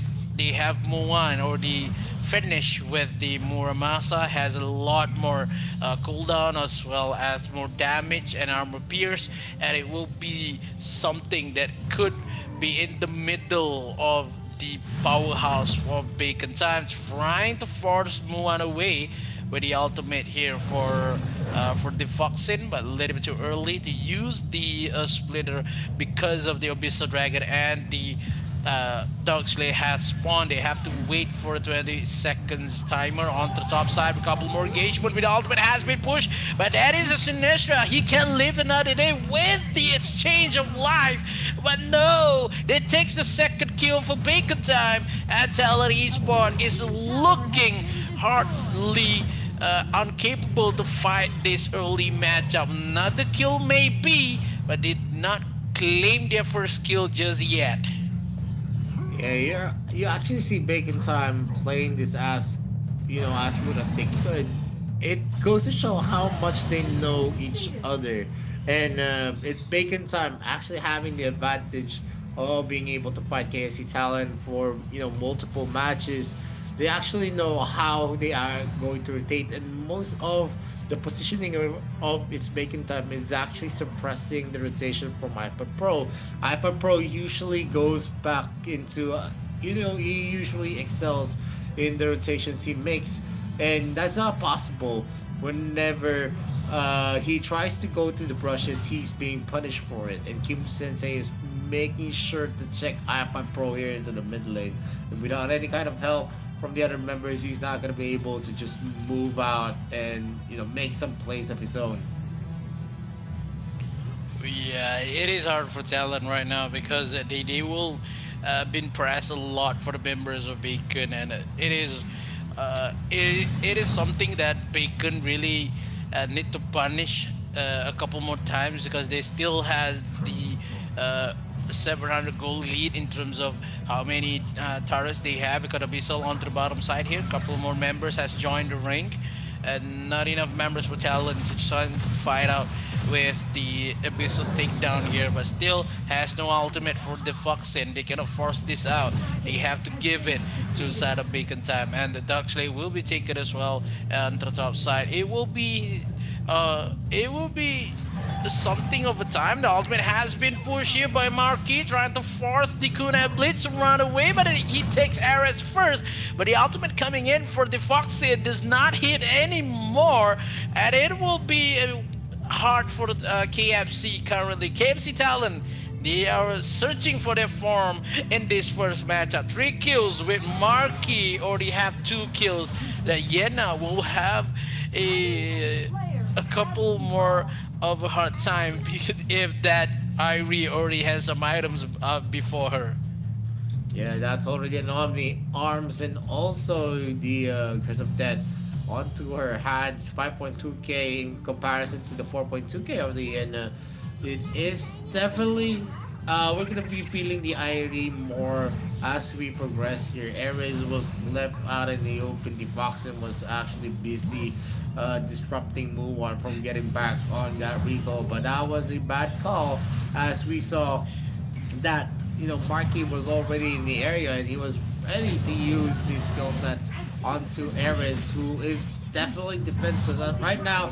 As long as he's not gonna be able to build defensive items for himself, Ares is not gonna have the time of his life. NTNZ is gonna be kept with the Umbral's gaze, and of course the empowered attacks on the triangle base as well. Bacon Time is now dictating here. They're damaging the members of KFC Talon, and they're not letting them breathe, not letting them have time to actually think about the next strategy that they're going to be implementing. They're going in for the pushes. It is an early clear wave yet again here on the top lane. They can rotate into the mid lane and try to go for an aggressive push. As long as dogs connect the active script, they could possibly kill someone here on the mid lane, but it is going to be cleared fast by KFC Talent. They're not going to let an opportunity just open up onto the side of its Bacon Time. The split, or the Earth Splitter from the Foxen is not going to get a hit. It is going to deter some of the members here, but without the ultimate, there is going to be a lot of information from its Bacon Time that it is not going to be able to do a linear AoE crowd control. They are now going to defend against this Doombringer in the mid lane, and Kim Sensei just keeps on racking up the damage. The snipe almost connects to move, and it is a disengage yet again. Almond P is going to be using that orb. The Star Sky is not going to connect. iPod Pro does his best for the protection of Ares, but it's a matter of time. As more of the utilities are being moved there, he's gonna using that disengage to get away from the vantage points of KFC Talent. The Foxin is just racking up from the damages being done here by the members of its Bacon Time. They are now knocking into the second tier turret here in the top lane. They're doing their best to go for the clear, and KFC Talent is just still hanging up to dear life. We have the live or not. Oh no, Marky is too strong right now, but the clash in the mid lane will conjure but a couple more damage just left to take down LMP. This is the time for KFC Talent to take a lot more momentum, but no, the displacement of the orb from iPod Pro does not even give much more damage to Muan. And Marquee on bottom side, a little bit more tanky, a little bit more damagey, but the ultimate coming in for the Foxy gives some slows, but it's been back with the backup damage coming from Ares. But now KFC Talent focusing onto the tower just yet, but Marcus still have the movement speed from the ultimate, but Dash just left, but Ares might be falling to the ground. One snipe just left for Muan, has forced it down, and the Foxy been taken away as well. And TNZ going in, Towers is still alive, couple more damage. That is a mistake coming in for NTNZ, giving the life of Moop onto the backup role, but still Moop has to find a little bit more goal here to take a lot more possession. But still, in terms of 6 kill that Bacon had, 5 to find for KFC Talent, but the goal is not so wide, and KFC Talent still had the momentum for themselves. They could not do any mistakes just left, and they have to wait for the mistakes comes in for Bacon Time, like what they do in mid lane. Yeah, well, definitely I'm liking what we're seeing from Bacon Time. They're going in hot. There is going to be an objective take here for Move. Goes in for the Urbal's Gaze with the Triangle Maze as well. He's going to be resetting himself. Fading Phantom already not available, but one more hit onto the top lane and they're going to be able to take that objective, and TNT misses out that dash. Not going to be able to reset it. Eris is going in. I can skip this guy. Actually going to connect. They go in for the Purify. That is going to be Earth Splitter as well. A combination of crack controls, and they overturn that play coming in from Tops. And a snipe again is going to connect onto iPod Pro. This is what KFC Talent is actually looking for. Move is just going in for the farming game. Kim Sensei does his best, blindly throws that blinding light to get a stun and maybe some information as well. Move is just in the area, but the Foxin is going to be able to back him up. Third player is going to connect, and a possible hit by the Star Sky, but Almon P gets a fast retreat there. Marky is doing his best. Ares as well enters a fray, deals some damage onto that exchange. Muon is not connecting his shots right now. It is going to be it is hard for the side of Bacon when they lose a lot more objective, but now Marky plays it really aggressive, trying to find Ares a little bit of a damage he had, because the 10k goal versus a Yena and the NZ is 7k, a 3k deficit coming in for NTNZ. A little bit more of a control kind of Yena yet than the soul damage that Yena could give. They have to wait for the late game, because still Moop has a lot more potential. Moop has the upper hand in terms of the jungle matchup, and it is a late game matchup for the side of Talent. They need to wait. Only the Foxin will set this up, but none of the members of KFC Talent, only 3 in the jungle. They have to wait. They have to find where is Muan. They need to evade the damage from the snipe itself that Muan could give. It is possible to make a comeback here, but one single mistake will take down a lot more objective. But Kira on top side, Elmon trying to find a suitable kind of possession, and as well as push the top lane before they're going for the dark lane. Muan has forced the ultimate, still with a lower cooldown, and it will be hard to see. Then KFC Talent trying to find an aggro gameplay here, trying to force Marky away from bottom side. We have a lot of health for the Foxin, but the members, the old Dark Lord Slay has spawned in 15 minutes into the game. Kim Sensei and the members of Beacon Time trying for the blinding light as well as the Agnes grip to be hit here, and waiting and hoping that snipes from Muwan will hit a lot more. But Mook a little bit too far, maybe trying to find a way. This is the sneaky catch if they want to, but the Agnes grip here still not connect just yet, coming for Teos, but no! Marky with a couple more damage has been with the Starry Knight, but the Kunal Blitz is not going to connect. Marky is still alive, but lots of ultimate has been used. Hyper Pro has no ultimate areas, and Defoxin as well. Only move is the one has the ultimate just yet, so it's going to be something really hard for KFC Talon because a lot more resources has been used by Talon to just disperse that team fight. Want to save down Defoxin, trying to force this out. Could Bacon stay in their lane with a couple more respects? Side lanes, we have Marky. They goes in, trying to find a way to blind the light still. Waiting for the Agnes grip coming in for Teos, but the force comes in. Still have the orb. Marky is still alive, but Marky will be taken out. And Talon, they have the high ground. They had the power. They had the source. Will go for the Infinite Slayer because only one member, Marky, is not alive. No crowd control just left. Only Kin Sensei and Teox is on the ring. Yeah, Ben Moop is going to be starting this up. Erez is going to be doing his best to shred this as fast as they could. Almond P is not going to be able to help them at this phase. They have decided to just go for a split push, show the lanes, and maybe deter the push that's going to come with the Dark Slayer. And the bottom lane wave is kind of big. They need to actually clear that out before they're going to be able to actually put a dent into the base of its Bacon Time. We're seeing Hyper Pro is going to accompany them, and TNZ spots out Talx and Muwan as well. The snipe is going to connect. That's going to be the splitting earth again being used by Defox, and he always uses this once the cooldown is down. And Kim Sensei is just going to be using the unpredictable.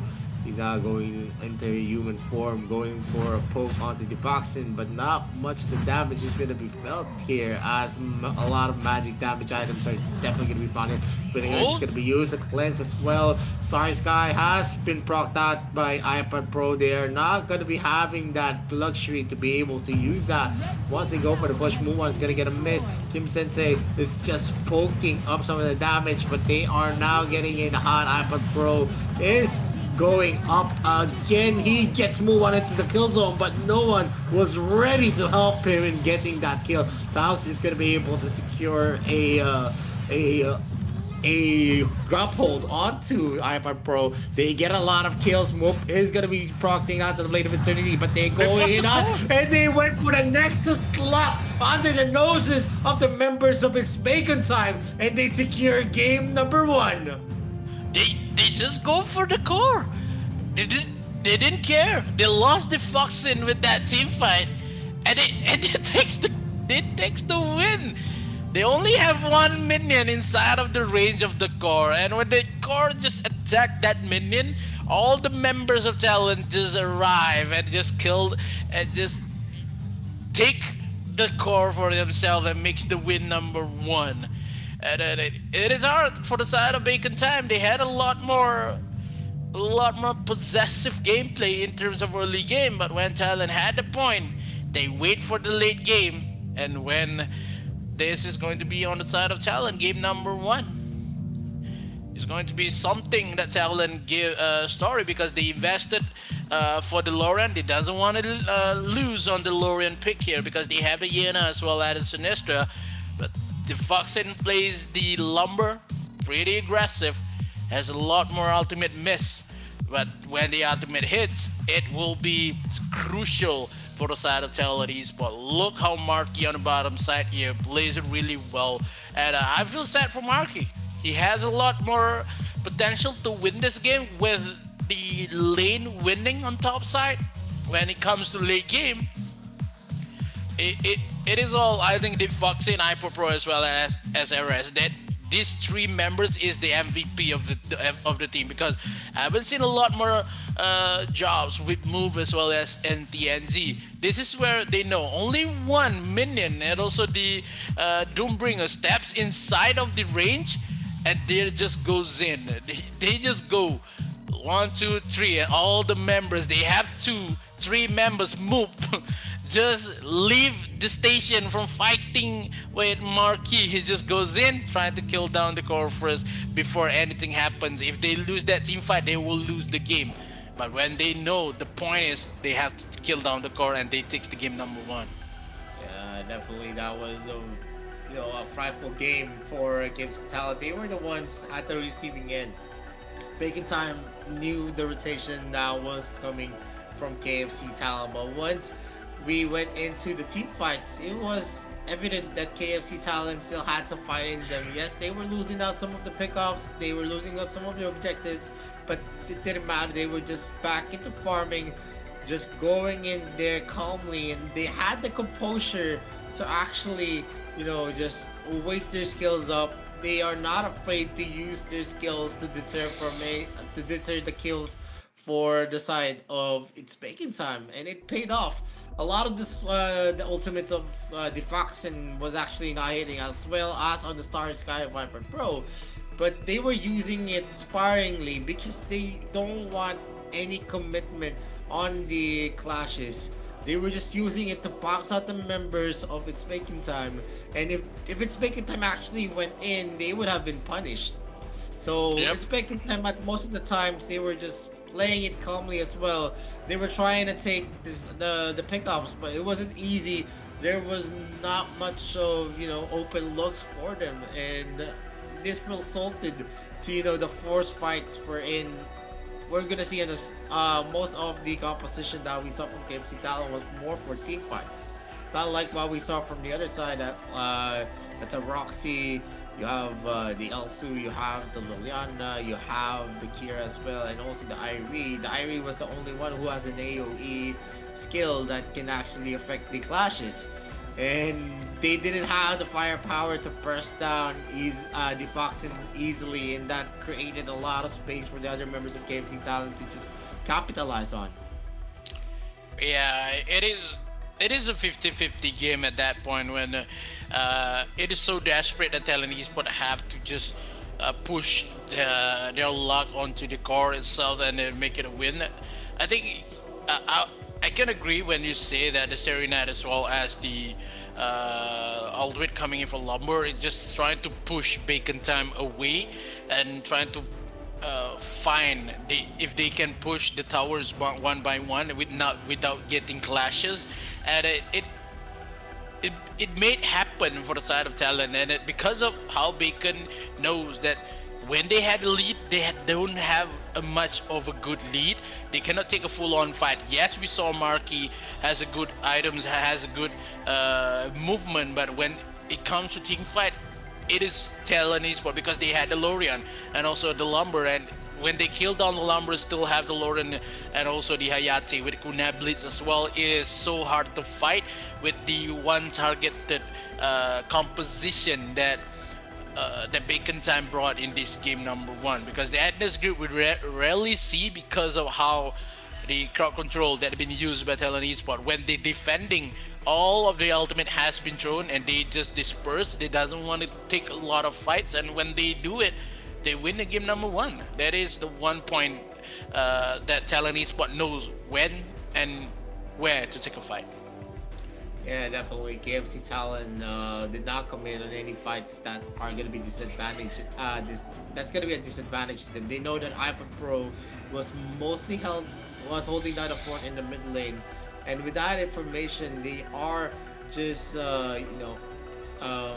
making some plays, trying to go just farm up. They're not contesting much of the objectives, and that's okay, because that's also a strategy. They have the power spikes on the mid game, and if they force an early game against those single pick off heroes like the Liliana, they're just gonna be punished for it. The Foxen was always facing the brunt of the attacks. The snipes, you also have the stuns, and of course the pokes coming from the Liliana, and then sometimes you're also gonna see Almond P as well adding some pressure with his Kira pick. Yeah, the Kira pick will working well in terms of late game, but you might want to see the damage, but Elmon P, it is with a couple more split push, but when it comes to Moop, using the Sinistra, yes, you can split push, but you don't know where is Moop. If Moop is hiding, invisible, or Moop is rotating on the bottom, rotating on the top, so it's going to be something that is hard to just think for Elmon P. But side of damage is much to be given for Kim Sensei as well as Ares, and I'm liking kind of they are trading damage, but only a couple of kills. Bacon has 8 kills and Talon has 3. If I was just saying this part, maybe a lot doesn't want to believe that KFC Talon win this game because of only they trade a lot of damage. They take a lot more possession in terms of one team fight only that they make the win for them. I don't know how they take a lot more. They are hoping for Moon to farm and they give a lot more gold to move and as well as Ares try to farm away the Foxit, NTNZ and Apple Pro. They just go for a mid lane trying to find whether they can chuck more damage and making the game for the KFC Talon. 4 minutes into the game, Bacon already had the couple of goal lead. They have 2.7 goal lead in terms of 15 minutes into the hold up when KFC Talon eventually caught up with the goal and they can make a lot more movement in terms of how many damage the Hyper Pro as well as Ares could trade. Yeah, I mean, this is a testament to how patient KFC Talon was. They did not retaliate much. They did not want to give a lot of kills onto its bacon time. It was mostly the 1v1s, those pickoffs as well coming in from Malmo P, Kim Sensei. They had the suppression, so what KFC Talon needed to do was wait for the moment, wait for the time where clashes are going to start. And usually clashes starts at the 10-minute mark, wherein we have empowered the objectives where the Slayer has a boost, the Dragon has a boost as well. It's gonna be evolving to a Holy Dragon, and KFC Talon just knew that the win condition was not in the early. They had no way to actually get the early game away from its baking time, and because of that, we saw them just actually going in for a clearing strategy. They use the range of the Lorian, they use Ares' Shuriken Throw, and they use also the chakrams of NTNZ. Moop as well was aiding onto the pushing waves. And Inspaken Time knew that if they couldn't actually take one of the members of KFC Talon, they have no way of getting a push. And that affected the strategies greatly here.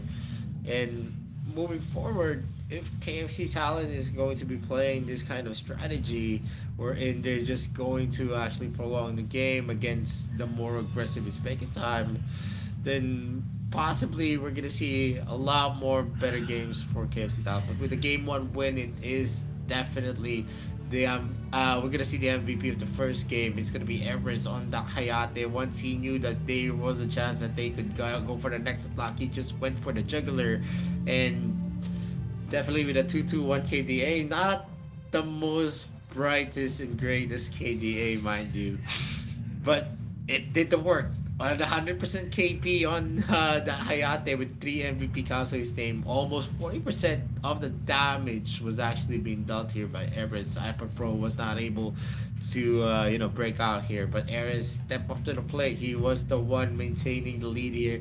He was harassing Tax all throughout the game. And moving forward to game number 2 with the momentum shifting into the hands of KFC Talon, let's see if it's Baking Time has something to show us that could make up for the game 1 loss. Yeah, because of when we saw the MVP is for Ares, when we in that early game itself, Ares died 2 times in the hands of Bacon, and it is the signal that Ares is playing aggressive. Ares is giving a lot more damage. It is giving a hard time for Bacon. Then that they had to deal with it. They have to kill him because of the timer is only when Bacon Time having a smooth game without any interruption coming in for the kunai shuriken toss and everything, and it is what it is when the MVP comes in. But game number 2 is going to be really hard for it's not so much hard, but they still have the Iggy, they still have Nakroth. For Bacon Time, the support is much more broader, but in terms of L2 investment, and it is kind of hard for Bacon if they want to go for the Laville. If Talon would not ban onto the Laville, because Bacon, they lose this matchup in game number 1, but they had not enough investment they put in game number 1. They only have the Roxy and the Elsu, and also the Liliana, the Kira, and the Irie is not the main investment in that matchup. So game number 2 will be much of a spending time for Bacon. They want to draw this trying to draw this intention into game number 2. So who's going to be banned? Maybe they want to bring up the Laville and the Lumber, maybe Laville and the Baldoom in this current matchup in game number 2. Yup, and right now we're seeing the start of game number 2, and I'm still looking at the bans. Maybe Omen is still gonna be banned. Nakrat as well is going to be a possibility. Lorian is definitely not going to be banned here by its Bacon Time, but KFC Talon actually went in for the first ban Lorian. They're not going to let the capabilities of the Lorian to be in the hands of its Bacon Time. Aya is definitely going to be a ban as well here for Bacon. It is always going to be banned. We're not going to see an Aya being picked up in the AIC 2022. And Nakrot is also going to be a possible ban. Omen is going to be available. KFC Talent can actually take that if they really want to actually land the Omen pick onto their hands as well. So not much of the picks have been expended for both sides. This is just game number 2. We've just seen a handful of picks for both sides. KFC Talent did expend the Hayate, the Lorian.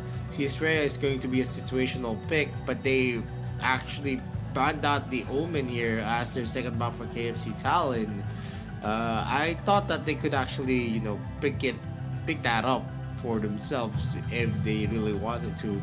Nakrot is still going to be up for contention. Roxy is going to be hovered here as their ban with 10 seconds left in the timer. I think this is already a ban locked in for the side of Bacon Time.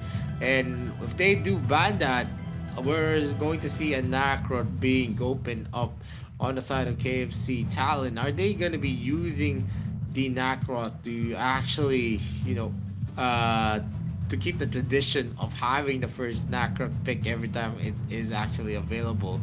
It has been, recurring in a lot of series. I would always say that Nakrot is one of the strongest jungler, not because of the kit that he can provide, but because he is a hero that's not easy to shut down. He has insane mobility. He has the ability to actually affect the lanes as much as he could. He has a fast clear as well. But KFC Talon is actually going for the first pick right there. You can flex out on the DS lane or even in the support lane. While on Bacon Time, they're hovering onto a Kafeni pick.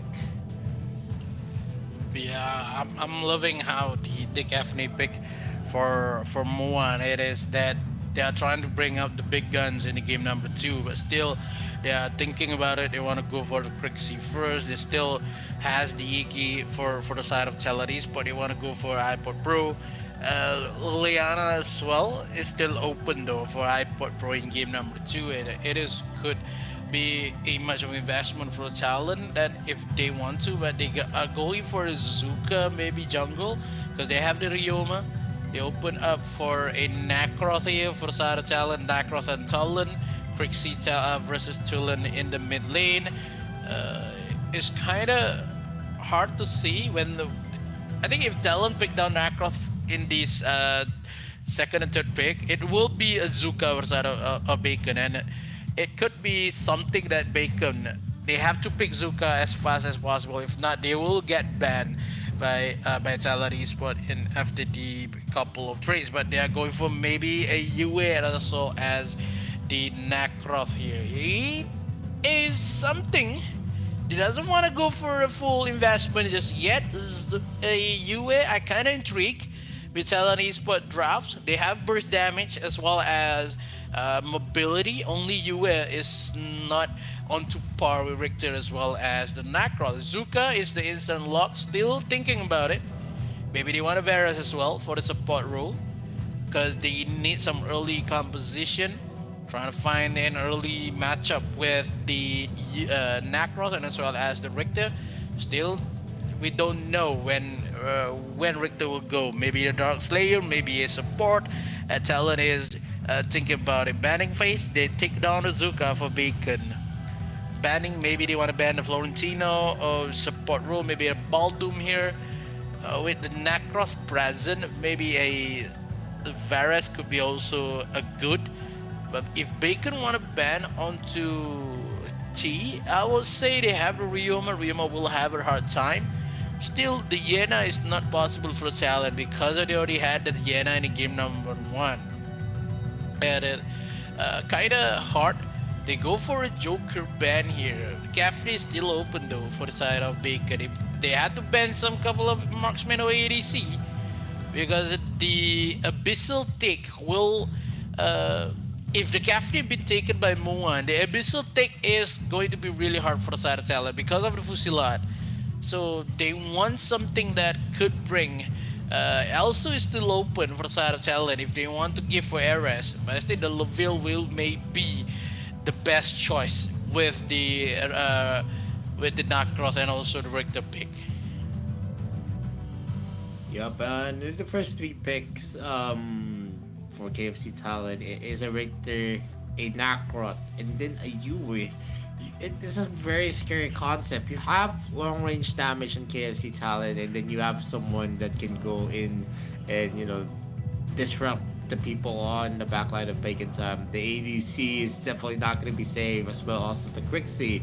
Bacon Time answered that with sustainability on themselves, a lot of damage on their side. You have the Quixie who can deal major damage even if you don't actually have and land your skill shots, as long as the Moonfall is going to be procced. And then you also have the mobility of the Zuka and the mobility of the Ryoma as well. They have Ryoma is an assassin that excels in catching that prey, and he deals a lot of damage as well in terms of the range that he does. As long as he's gonna be in the certain amount of range where all of his damage can be maximized, he can actually burst down any of the squishy heroes on KFC Talent. And one of the targets that's going to be on his sides is definitely that Yue. And you add the Zuka to the mix, the stuns that he can bring, the knockups as well. It is going to be dangerous for the backline of KFC Talent. Yeah, the dangerous threat coming in for the backline. It was something that Talent really needs to think about, because everybody from Talent itself will go for frontline matchup, and they need to think about who's going to be saving backside. Maybe they want Itachi with the Slims as well. Slims has the spring, he can run away with the ultimate, give him some movement speed and burst damage, so maybe they can go a little bit of a aggro for Talent Esport. Liking it, a couple more draft from Talent, but still we have a lot more stable and impressive coming in for Bacon. They still draft like they used to. Like Bacon has the normal kind of draft, but aside of Talent, they need something to brought in game number 3, because of Bacon needs to invest with their strat in this current matchup. If they want to bring into a draw, or somehow if Talent win this matchup in game number 2, it will be even harder for Bacon in this game number 3. It's going to be something that Bacon had to win in this matchup. If not, will snowball and just happen to be a terrain that just move into the game number 4 with the with the match point comes in. Yep, and definitely, if I'm going to actually pick up on what composition I like what Bacon Time has. They have sustainable damage in themselves, and that's going to be consistent damage that you're going to look out for. That's a Caffeine and a Crixie. Like mid game, that's definitely a combo that you don't want to be under fire.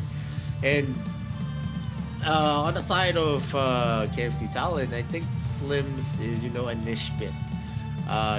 You only have so much that you can bring to the table, but the utility that the Slims has is if the Flying Spear actually gets a hit onto some of the members of its Bacon Time, but with the mobility that you're gonna expect, the speed ups, you need to really have the predictions of a god to always hit that Flying Spear. And if Eris can actually execute this, then definitely they have a good initiate in most of the clashes. Yeah, the first Flying Spear is gonna get a miss, and the Foxen is just holding down a fort. Try and put some of the vision onto their red side camp. It is gonna be started by Kim Sensei though. They're gonna try to go for a steal on the small cap of Moop. Well, Amon P is just safely taking all of the resources that he could. Kim Sensei, Tugs, and Muwan are now going to be rotating here as Ipa Pro is just going to use that empowered fast strike, and Kifoxin is going to be zeroing in. Muwan goes in for that duel but loses out onto Ares because of those lucky crits. Yeah, the crits from early game, man. That is too much to be handled with. It is going to be hard for the side of Muwan. On the top side, gentleman's duel, a mano a mano in terms of Marky as well as NTNZ. Game number 1, Marky had a good game at NTNZ, just riding the momentum that Moop has set up.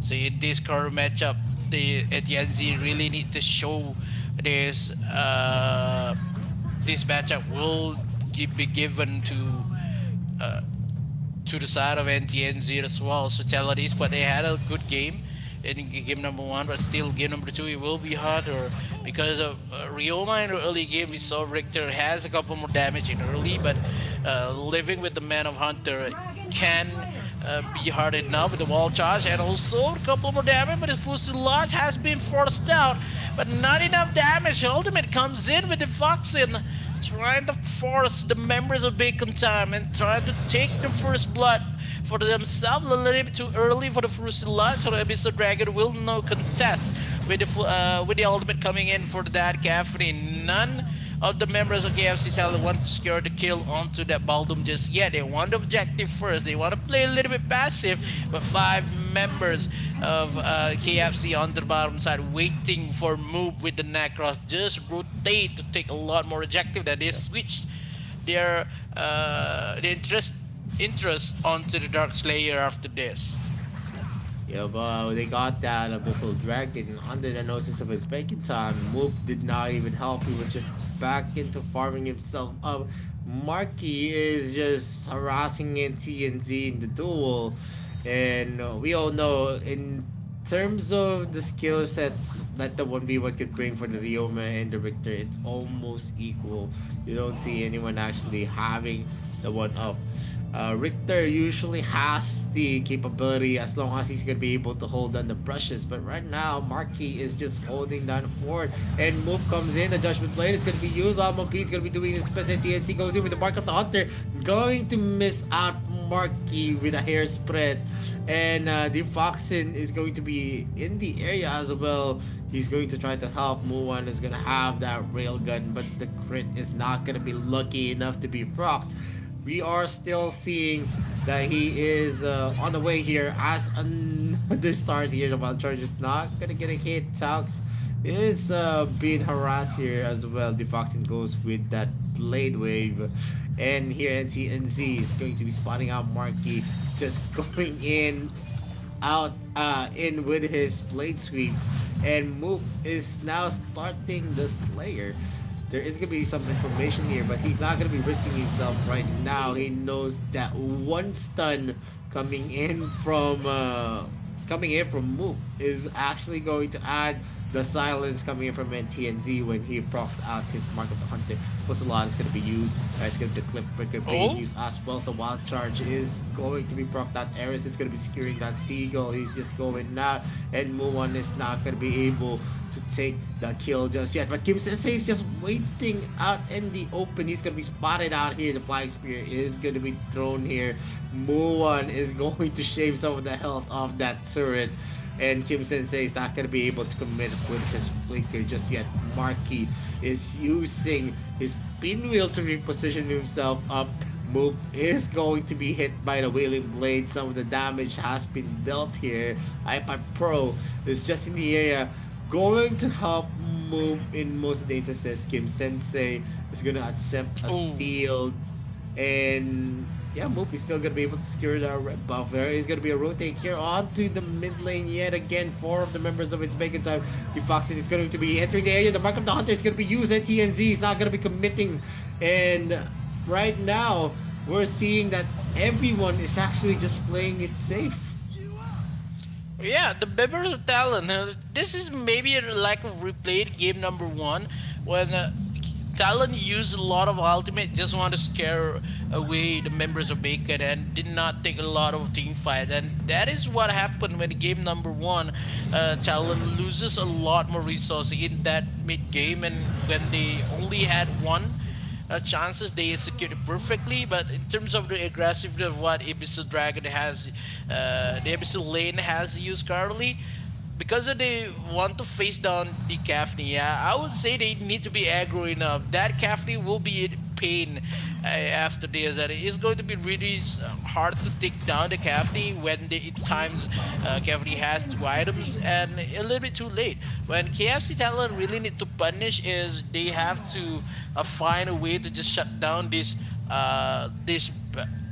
Lei lane a little bit early with the Nacross rotation. If they shut down Ryoma lane in this early matchup, it will be a good game for the side of Talon. They have to find a lot of gold. They have to find how to shut down maybe this, the Judgment and the Jury Fury. And Moop takes the first blood onto Kim Sensei, and we haven't seen a lot. Kim Sensei is the one who carried the members of Bacon Time, still with the Man of Hunter into the mid lane, trying to disperse the situation, opening for the first turret in this matchup, and claims by Eris on the bottom side, and they are going to rotate onto the jungle, trying to find the blue buff and trying to steal this blue buff, trying to take a lot more advantages in terms of objectives. Yeah, and this is going to be a good start for KFC Talon. They take the first objective of the game, and we're seeing a lot of the rotations here. An almost death here for Tux. Luckily escapes with his life. They are now going in hard. They're going in for a rotate here to the top lane. There is going to be the Slayer. Marky is going to use the pinwheel. The Mark of the Hunter is going to connect and move. Tries to catch him with the Jury Fury. And the Flying Spear is not going to get a hit onto Marky. They're going to be rotating again onto the bot lane.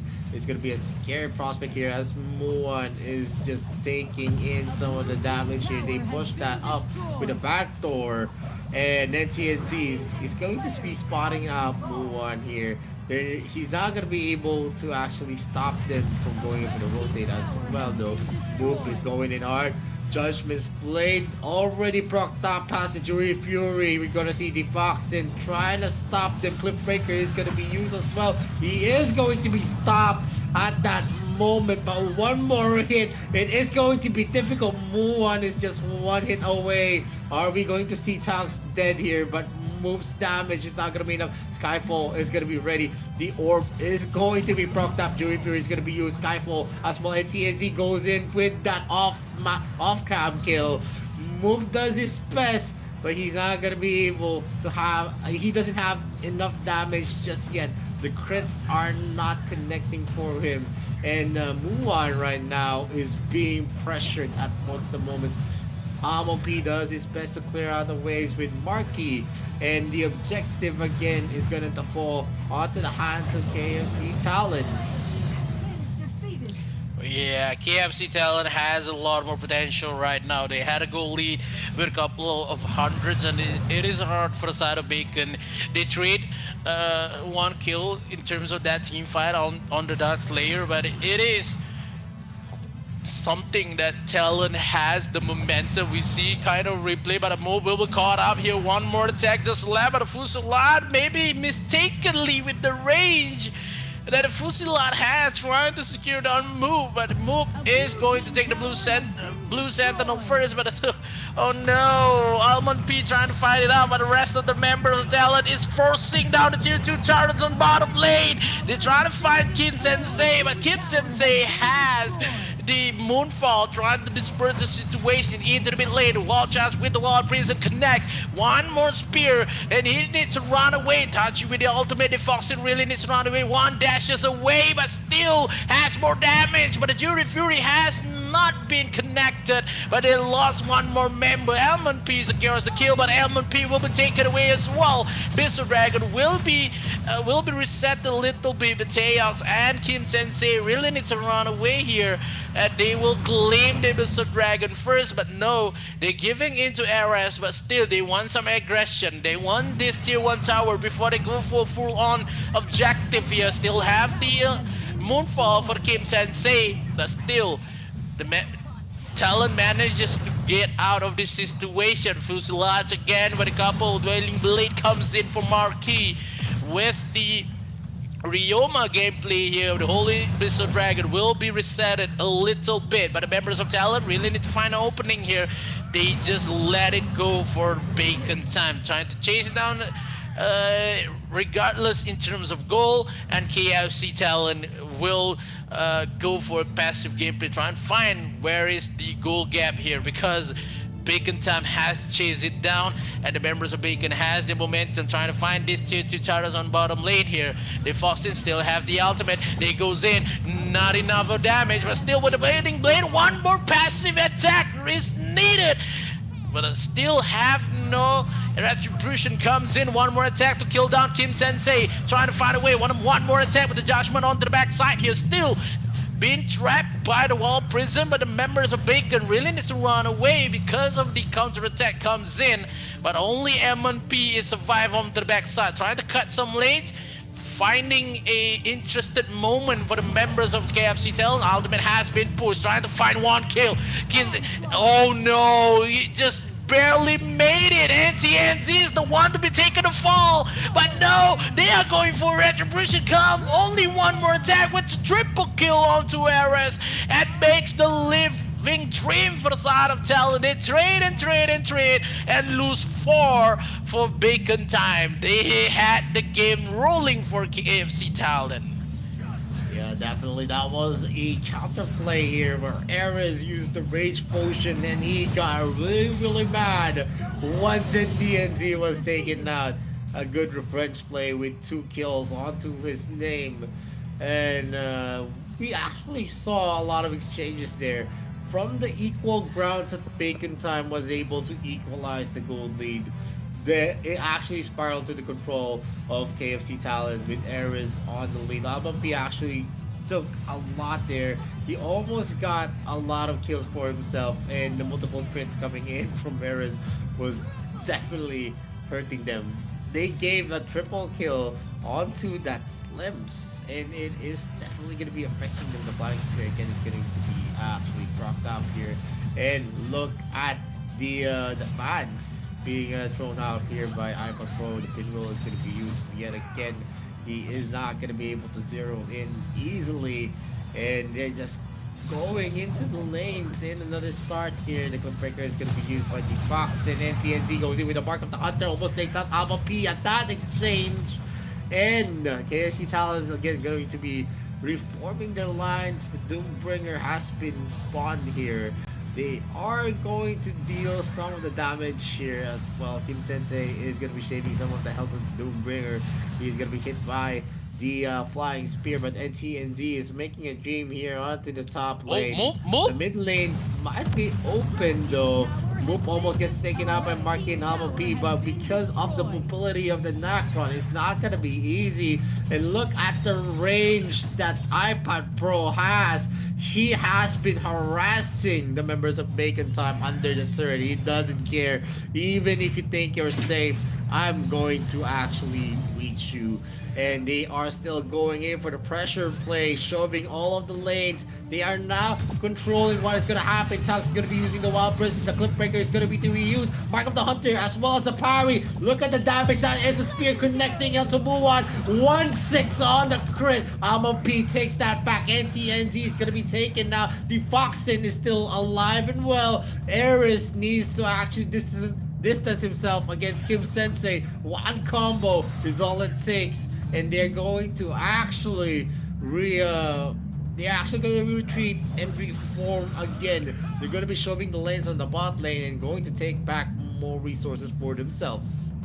Yeah, that is some desperate kind of push coming in for the KFC talent when they know they doesn't have move on the side and still move pushing some lanes on bottom, trying to find the opening for that base, and it is really hard. But aside of KFC talent, they knew they had the damage, they had the control onto the Dark Slayer. They can take this second, the first Infinite Slayer that can bring the tower in mid into despair. But now, Bacon Time, they're trying to find whoever is the target is, but into the mid lane here, and TNZ suffer a couple of combos with the Wild Prison as well as the combo coming in for Kim Sensei. The question is, there's no Wild Prison just yet, only has been used by Taeyok. 30 seconds onto the cooldown here. The damage coming in for iPod Pro, a little bit too much to be handled. The Foxin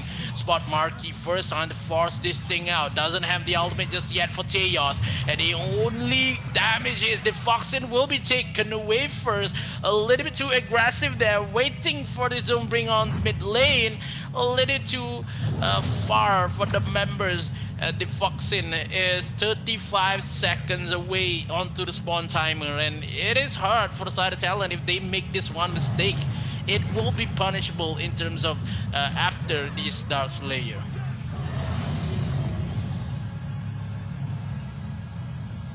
Well, it is going to be really hard now for the side of KFC talent though. They are going hard. Yep. As Bacon Time actually is going to be grouping up themselves up. They actually wasted the chance to knock onto the doors of its Bacon Time, and KFC Talent is going to punish them for it, as Moan and Kim Sensei are going for a hard push into the mid lane as we're seeing Tams positioning himself up, and TNZ is actually being chased down here by Marky. They're going to be taking the red buff here under the noses of KFC Talent. They don't have the firepower just yet. They need to get an ambush right here. One flying spear coming in from Ares. Rising Wind is going to be used by Appa Pro to reposition himself up. Marky TNZ might be catch up here as he goes there hard. The rock shield is going to be used. Ares is going to zero it. Tox is doing his best. Cliff Breaker is going to be used. He is going to be trapping near the Foxin. Alma P almost takes out Move, but he still has his resurrection. He's going to be able to regenerate himself up in taking out that wave. That is going to be a bad positioning for Marky. He gets caught up in the middle of KFC Talent's death trap. And now we're seeing, with 1 minute left, they are positioning themselves up. They are in the right position to show the lanes. And if they play this right, they're going to take the Dark Lord Slayer yet again without any type of contest. It is going to be a hard game to finish for the side of KFC Talent. Look where Moop is. He just want to stay out of the radar before the members of KFC Talent goes onto the bottom side of the lane. They want to force down with the Wild Prison has charged onto the Foxin, giving a lot more damage. The Moop has arrived into the mid lane, goes in with the Man of Hunter, but the Moop doesn't go for the judgment just yet. Living with a couple more damage, but still MLP goes with the judgment, but still Moop is still alive. None of this trade will make sense just yet, but KFC Talent really needs to retreat. Only one attack just left into the mid lane tower, but now the TP's in the mid lane. They need to run away.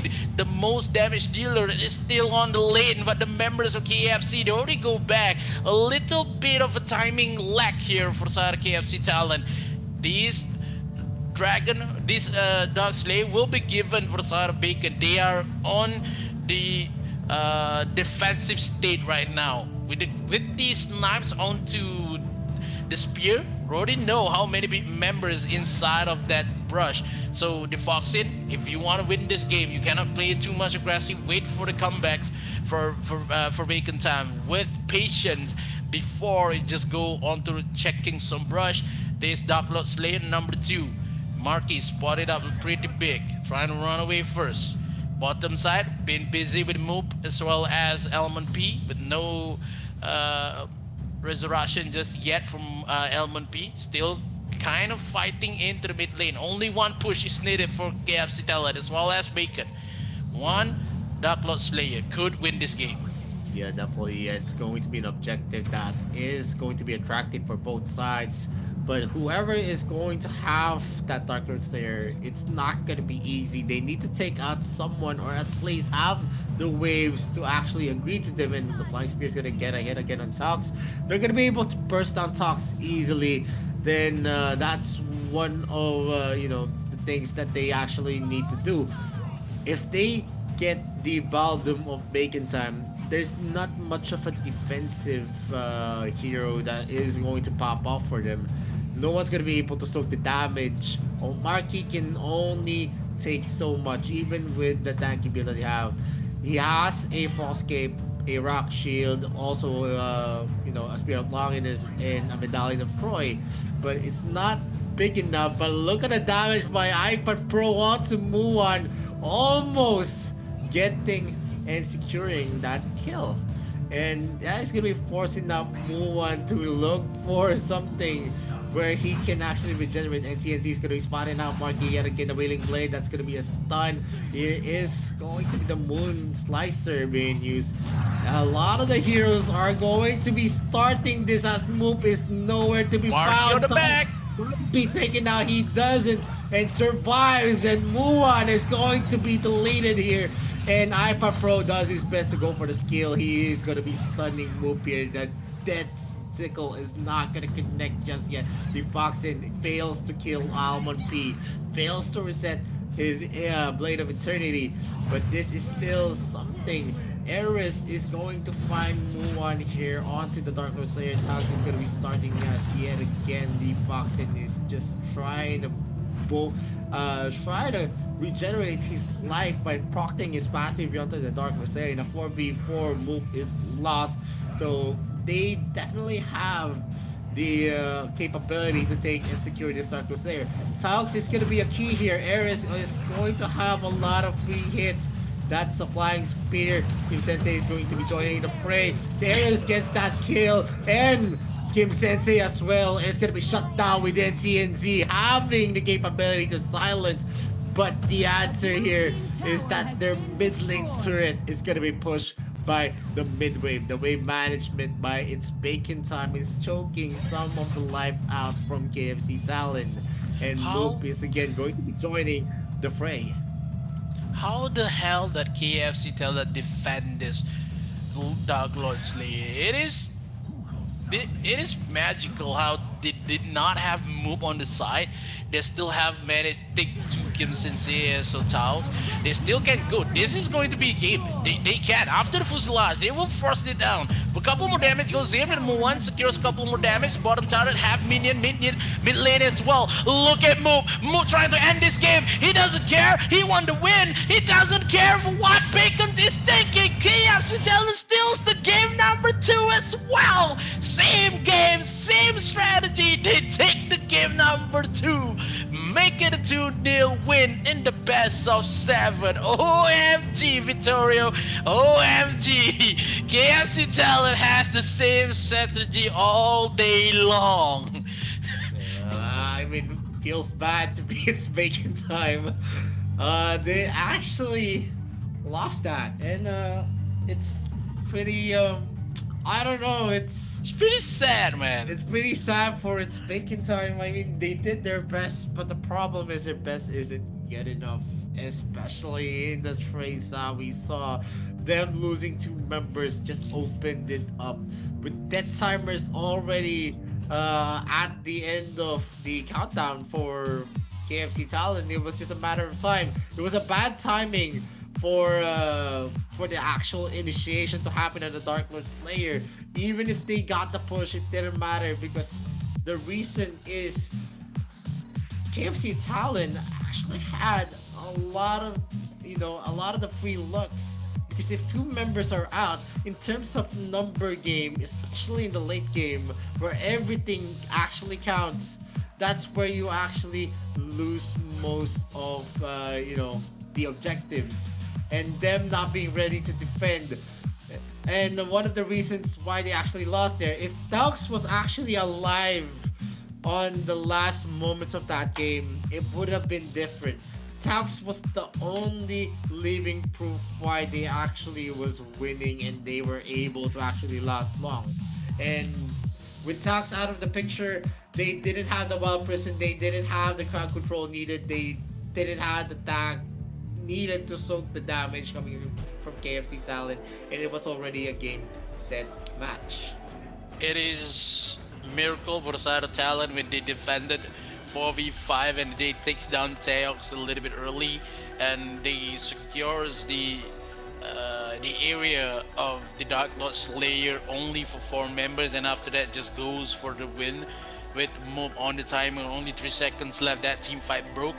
It is going to be a hard to just realize that Bacon Time they lost for a mistake that they had. I think that is not a mistake, man. That is a better counter coming in for Talon Esports, because that is the moment when you have to do it. You have to go for that team fight when a couple of outguard, the outplays comes in from Ares and makes the game go possible for side of Talon Esports. And that Bacon Time, they played really well. They hold the game. They had the first turret in mid. That is something that nearly a win for the side of Bacon, trying to make a draw, but a 2-0 being claimed by Talon Esports itself, and Moop happened to just focus on the core rather than the team fight itself. All other members of Talon just focusing on Muan and makes the win for them. And the game number 2, that is the basic draft, the balanced draft that Bacon Time bring. When they lost that draft, it I don't know what Bacon has in game number 3. It could be a disaster for the side of Bacon Time. Yeah, I mean, after this, I feel like it was a heart-wrenching loss.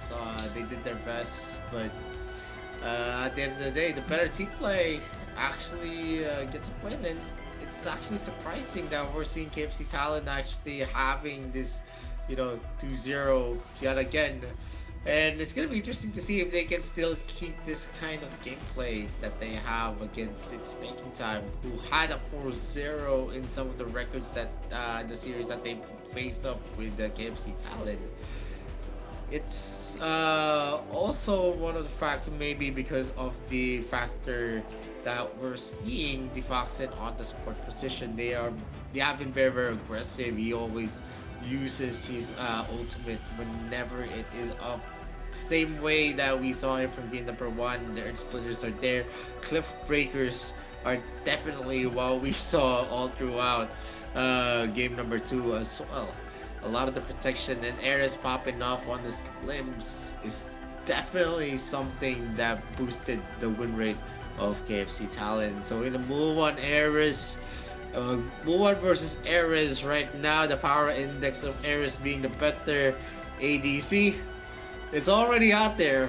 He's been beating up Mulan in every instances from game 1 and game 2. Mulan can actually step back. Let's see if he can take that back in game 3 and give his team a win against KFC Talent. Yeah, Bacon Time really needs something that it could bring that not the same kind of composition and same gameplay that they used to do in game one and two. It is something that Talon will cut out of guard is maybe a couple of drafts, maybe Sinistra pick from them, maybe Yan to be picked as well to just throw something a little different kind type of composition in that matchup in game number three after this. But 23 minutes into the game, we have 16 and 6 kill for both sides, and it is going to be something that is hard. But when it comes to game number one, it is Bacon Time had a lot more goal. But in terms of this matchup, KFC Talon actually been struggling into closing the game because of how crowd control and AoE damage is Bacon Time. They have only Marquis to be the target, but Elmon Pekin, since they also Muan, is hard to be killed in that matchup. And with the sole AoE damage they had is only the Foxin as well as Ivo Pro. In terms of how they want to waste a little bit of ultimate, just want to push Bacon Time away like they do in game number one. With this kind of draft, it will be impossible to do that. That is why they're taking a lot more time in this game number two. And maybe the MVP will go for Ares with the Slim. We often see Slims living up to expectation when we saw, okay, Slims is hard paired up with the Roxy, but when it paired with the Hitachi, it will be not the same story as with the Roxy itself. But I would commend though for the Foxin. Played a little bit aggressive with the ultimate itself, trying to dash it away and wait for the members to go in. But still, the Slims played by Ares haven't suffered not suffer one death at all in this current matchup. Yeah, and definitely that is an MVP performance for Ares, who was popping off for his team, getting the double kill on the early against Tux, and also onto Muan was a big thing, a big play coming in from KFC Talon. And if this is the gameplay that we're still seeing for Ares, and as he consistently does it, I feel like KFC Talon can actually rely onto the Abyssal Dragon Lane. And before we move on to game number three, we're actually giving the players some break, and as well as us. And remember, guys, this is the Arena of Valor International Championships 2022. My name is Visorio. This is Mikos. We'll be right back after this short break. Allow her to easily control the whole battlefield, and Borrowed Might allows Yue to unleash endless attacks. If an enemy dares to offend Yue's grace, then they will taste the power of Rising Wind. Passive skill, Borrowed Might. Every time Yue uses Aqua Force and Mountain Crusher, she will gain a stack of Borrowed Might. When she has 2 stacks of Borrowed Might, Yue will reset the cooldown time of Aqua Force and Mountain Crusher and strengthen the next Aqua Force or Mountain Crusher. Skill 1, Aqua Force. Yue throws 2 bone fans at close range, dealing damage to enemies in their path. After strengthening, Yue will throw out 4 bone fans when using Aqua Force. Aqua Force will deal several times the damage where the bone fans converge. Skill 2, Mountain Crusher. Yue throws 2 bone fans at far range, dealing damage to enemies in their path. After strengthening, Yue will throw out 4 bone fans when using Mountain Crusher. Mountain Crusher would deal several times the damage where the bone fans converge. Skill 3, Rising Wind. Yue knocks back nearby enemies and deals damage to enemies in its path while pushing them back slightly. Yue will gain additional vision.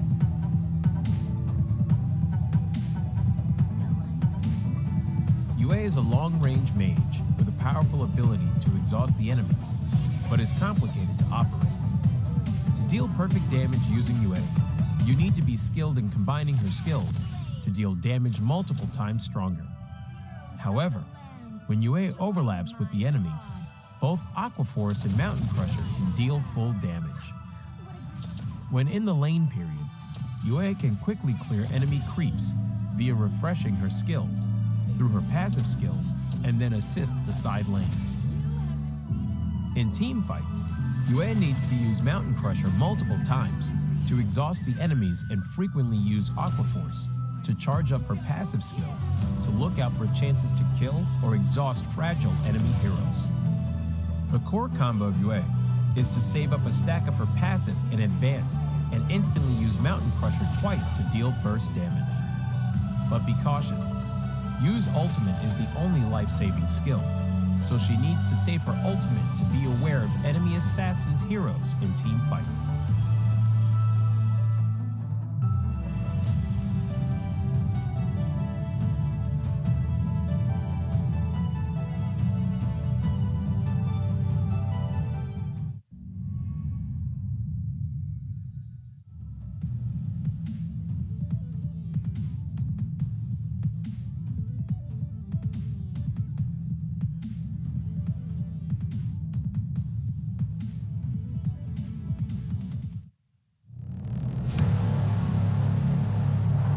I fight for what I stand for, what I stand for. You testing me, then I go Rambo, Rambo. Hey, I taste the glory, taste the pain, I know what it takes to play. Got the kingdom on my back, I came long ways to engrave my name. Found my pride at the borderline, I will never back down till my dues are fortified. Hit him in to get a little cautious. It's part of the process. They think I'm crazy, or am I really brave? I don't let nothing faze me, there's no hold up delay. I still survive, I own the confidence up in my mind. I'm running close the light, it's time to shine and go take flight. No pain, no gain, if you don't wanna fade away. The both ways, hope pays, heroes moving silence when they say the day. Yeah, I'm a queen, I overcome relentless pain, and I got it in my genes. I pass through anyways crisis, no matter what the price is. Prepare, protect my people, always beware. There's always the rivals everywhere. Bomb your world, I declare, I'm riding to the end. Fight for what I stand for, what I stand for. You testing me. And welcome back to the Rita Villa International Championships 2022.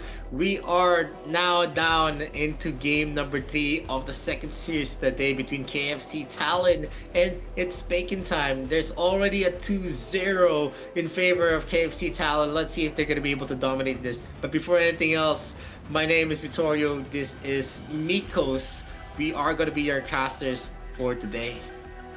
Yeah, we are going for game number 3, trying to look over Bacon Time. Could they bring this heat up? Because everywhere around the world is seeing, and they are going to say that this is going to be a bloodbath for RPL versus an RPL team, because Bacon Time seems giving a lot more resistance in game number 2, but still cannot make the end. The Talon Esport, they had a lot more possession as well as goal in game number 2, but it's a little bit too long to take because of the have a lot more mistakes in terms of the Foxen playing the Tachi, and they maybe not having a lot more confidence in terms of their goal lead, and they punish a bit by bit in terms of objective, and they tried with 2 Doombringer.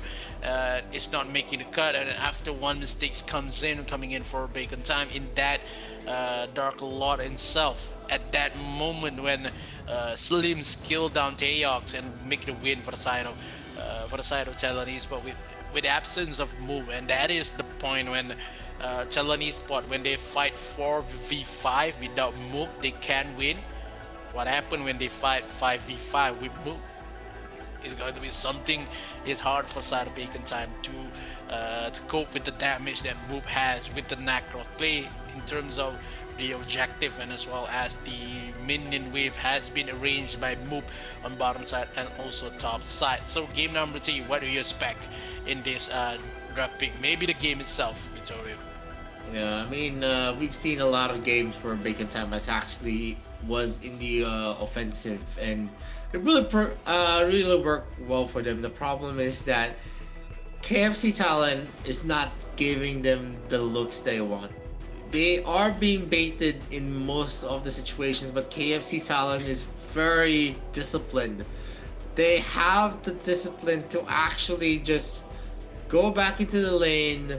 Do not, they're not overextending, and that's usually why one of the reasons why we actually see them come out on top in terms of going for the team play, because they always want to have that kind of success where it's going to be 70% of the time that it's going to be successful.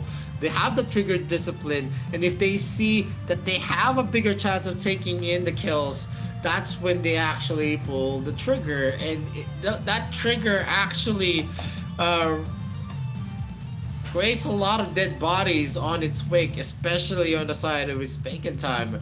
And in game number two, it was more evident that the plays that they have was just too brilliant for KFC Talon. Bacon time was always trying to overextend, trying to go for the pickoffs that they had in game number one, but not everything that actually worked in the first game is going to work onto the next game.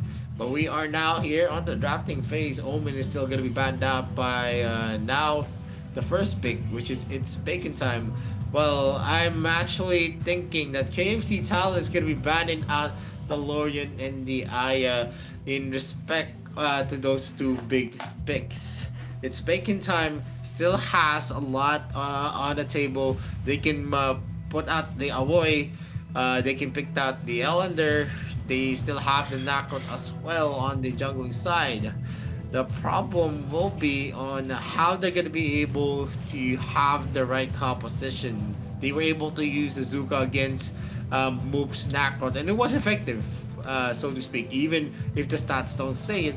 But every time there is going to be a duel between Moob and Almond P, is always going to come out on top. That's how big Yep. of menace Zuka can be. So usually when you see a knockout being picked up, it's not surprising to see to find a Zuka being used up in the jungle. Yeah, because the Necro and Zuka, they had a lot more in common in terms of burst damage, the ultimate is, and also the dashes that Zuka and Necroth possess. It is kind of the same kind of heroes that could on the same level. Instead of Zuka only has a couple of knockups available for Zuka, it is something that you want to put 50-50% onto your win rate. If you give down the Nakroth on the side of Bacon, then we'll have a Zuka for Moob. But still, in terms of how Talon Esport won before this, if the Zuka been picked by Moob, it's kind of maybe big towards down Talon because of how Talon Esport really loves into the drafts onto the Zuka. So they still have the Kafni, they still have the Hayate to be played for Ares, and looking for the Foxin, they still go maybe have the Baldum. They want to go aggressive, maybe can go for the Alice pick. Bacon time, they doesn't have any Elsu, they still have the Nakra to be played, but Richter maybe the first pick here. Richter versus a maybe a Baldum and a Zuka, maybe they want to pick first. Still Iggy as well as the Baldum could be the best pick, maybe the Crexy as well. For the side of Talon, they still have a couple of more available metas in the mid lane because of how they invested a lot. First game Lorian, second game is Yue. So Zuka is the first, trying to force down the Necroth to be picked here for Bacon. Maybe a Necroth, maybe a Elendor. But if they want to pick down the Elendor, it's hard to versus down the Joker. He doesn't have the Elsu for Bacon. So basically in game number 3, Bacon is on the deficit on the heroes right now because a lot more heroes that Talon has is hard to counter by the pool that Bacon currently having. So they goes for the chain, maybe go for the Tulan here because they want some early matchup.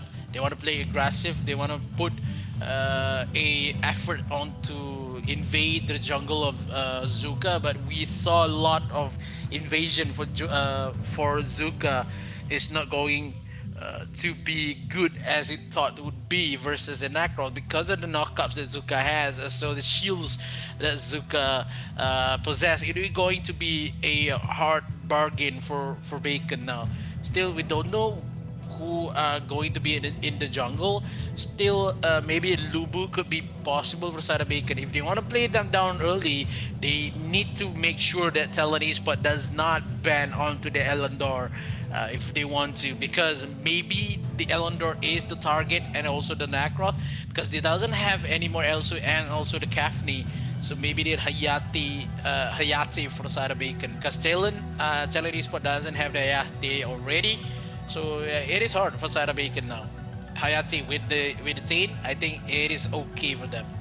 Yeah, definitely. Any of actually anyone can actually be paired up with the Tain. The Tain has been the most one of the reliable supports that you could be expecting. Aside from the Baldum, Tain and Baldum I think is the top tier supports that you can expect being picked up here in the AIC. They give a lot of space. They give a lot of capabilities in terms of being able to soak the damage. The skill sets that they have also affects the game in terms of how they're going to be able to use it. Diablo's Fury coming in from the Tain gives you some slow and also assures you a sure kill if it is a low health hero. While in the Baldum, it gives you utility by actually putting the Wild Prison into a zone, sometimes deterring the entry and also the exit of a lot of the heroes. And sometimes if it catches up heroes, you use it to actually execute your initiation. So in terms of the utilities that these supports bring, these guys are the pinnacle of the supports right now. You have a lot of situational supports. You can actually use up the Wonder Woman. We've seen the Tachi here, the Lombor as well. That was being used in the first series to the second series and in yesterday's series as well. Those kinds of supports are enables the team to unleash their fullest potential. So the supports of the teams are usually the ones that go for the decision making here. They know when is the right time, when are they gonna be able to set, and that's also been a big factor here as Talon Esports Defoxin just throws out his skills because he knows they need a lot of time to actually farm up, and he's not afraid to actually throw it. He knows how to save some of his dashes to save his life from death wrenching moments. And its Bacon Time Stocks has been more of a reactive support instead of a support that actually initiates. You actually see Talks more so reacting on some of the actions of KFC Talon. It is hard to say when a lot more heroes could be played by Bacon, but they are the only one that ban down the Elandor. We saw a lot more synergy when it comes to Joker as well as Elandor, and the Cura will be taken away as well for Bacon Time.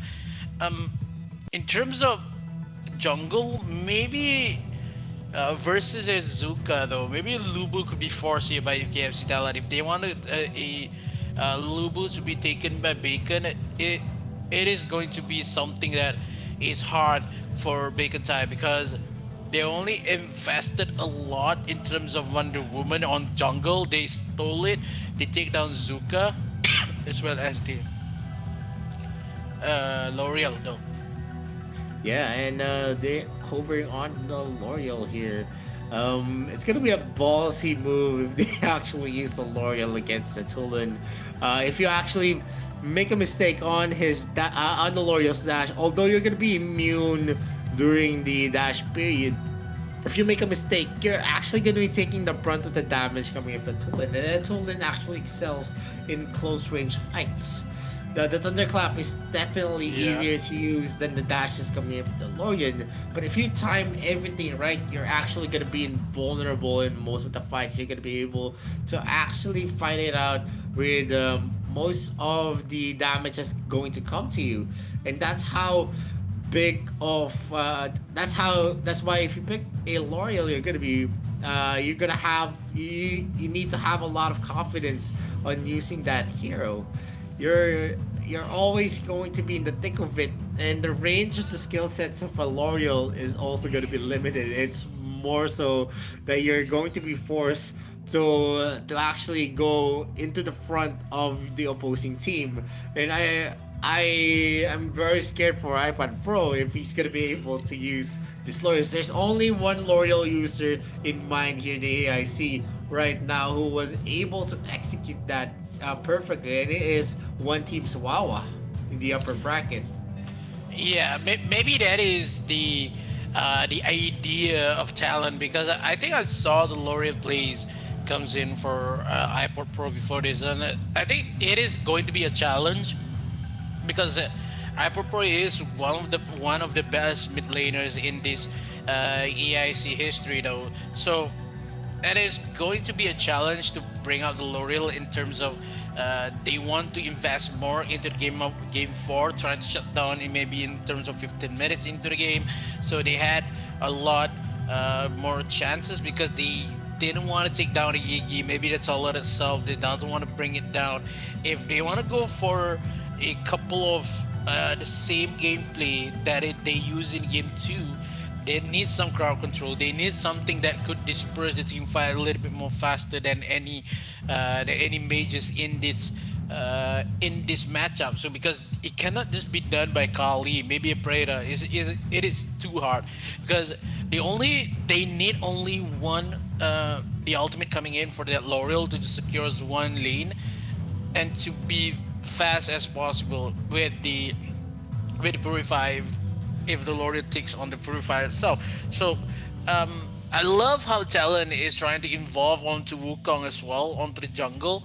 They're trying to bait out trying to bring a lot more suitable kind of investment in this matchup. But if they win this, it's going to be really hard for the side of Bacon in game number 4. The game number 3 is possible for the side of Bacon. They need to win this. They had the powerhouse. They banned a lot more resources in this matchup. They had the early composition with the Laville and the Tate, and as well as the Tulan. Yan will be mid, and as well as Marky. Marky had better games in this series, but it will not be undermining onto the Dark Slayer side of Talon Esport itself. So, will Talon win with the same strategy, or this game will be not the same result as game number 2?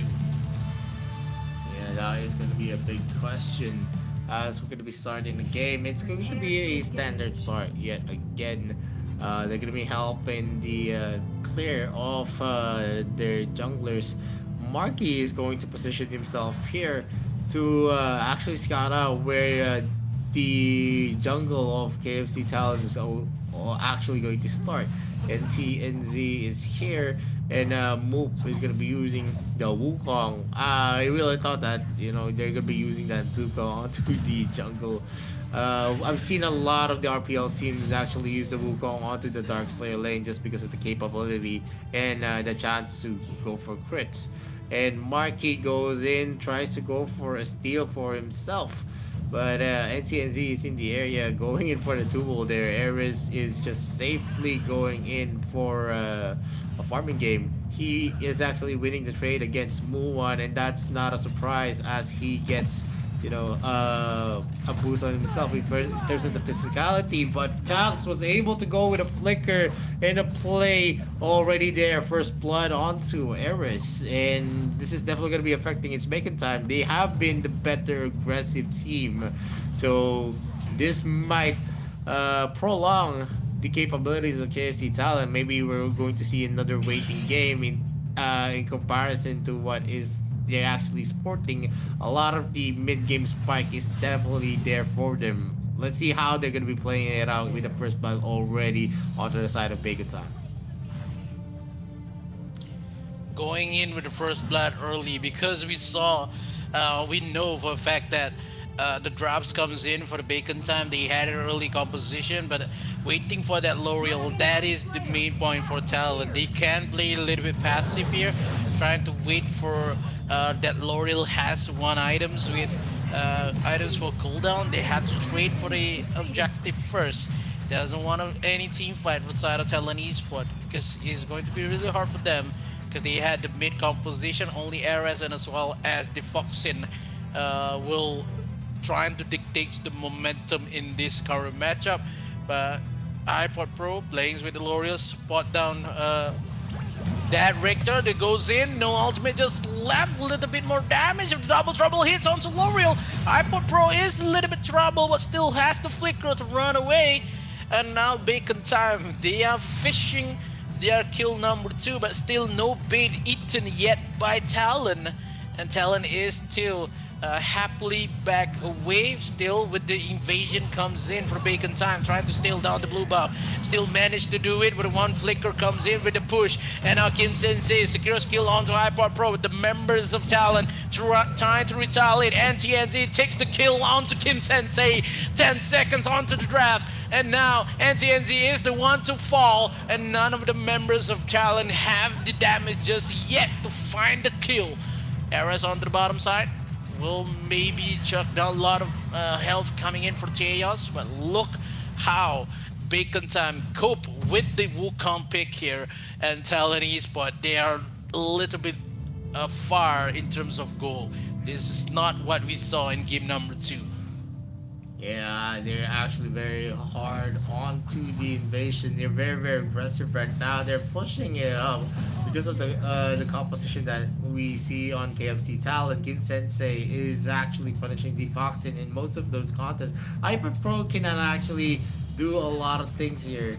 She either needs to go up close and personal, and that's gonna be a problem. Tux is gonna be using Diablo's Fury to add some damage and shave some of the health of Ares. He's going to get back into his base for a recovery. The Foxin is going to be able to dodge that using his first ability, and Hyper Pro right now is still holding the fort here for his team, while in the top lane and TNT and Marky, there's not much of we don't know who is actually winning that fight for now, since in terms of gold it is at an equal pace.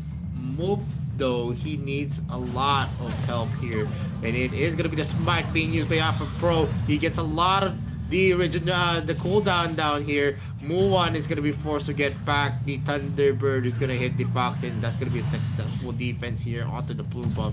They're not going to let any invade actually stop them from racking up resources, and TNZ is going to have the first wave here.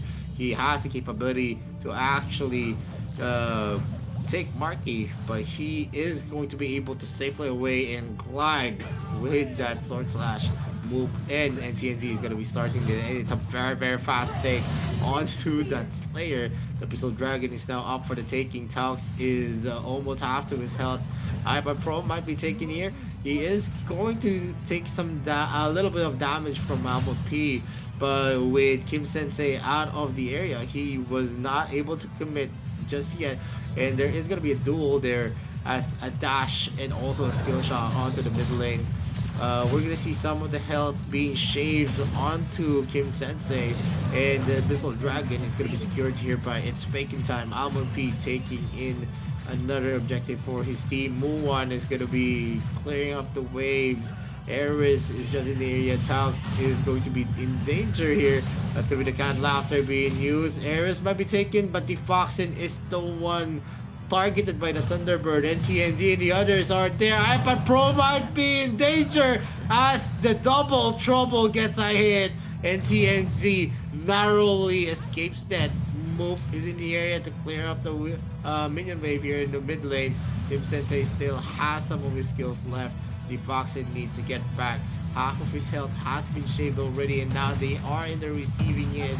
Yet again, Ares is going to be forced to just stay under the turret. You would saw that how Bacon Time had a couple more momentum in this current matchup because of how the drops comes in for KFC Talon is not good, as Bacon time, the double trouble hits only with the continue with the ultimate comings from Tate, but now the Foxin trying to find a way. Where is the lasso's gonna hit? The ultimate has been pushed, but the members of Bacon really run away from that time, but still have a lot more dashes just left. But that Wonder Woman will not stay alive.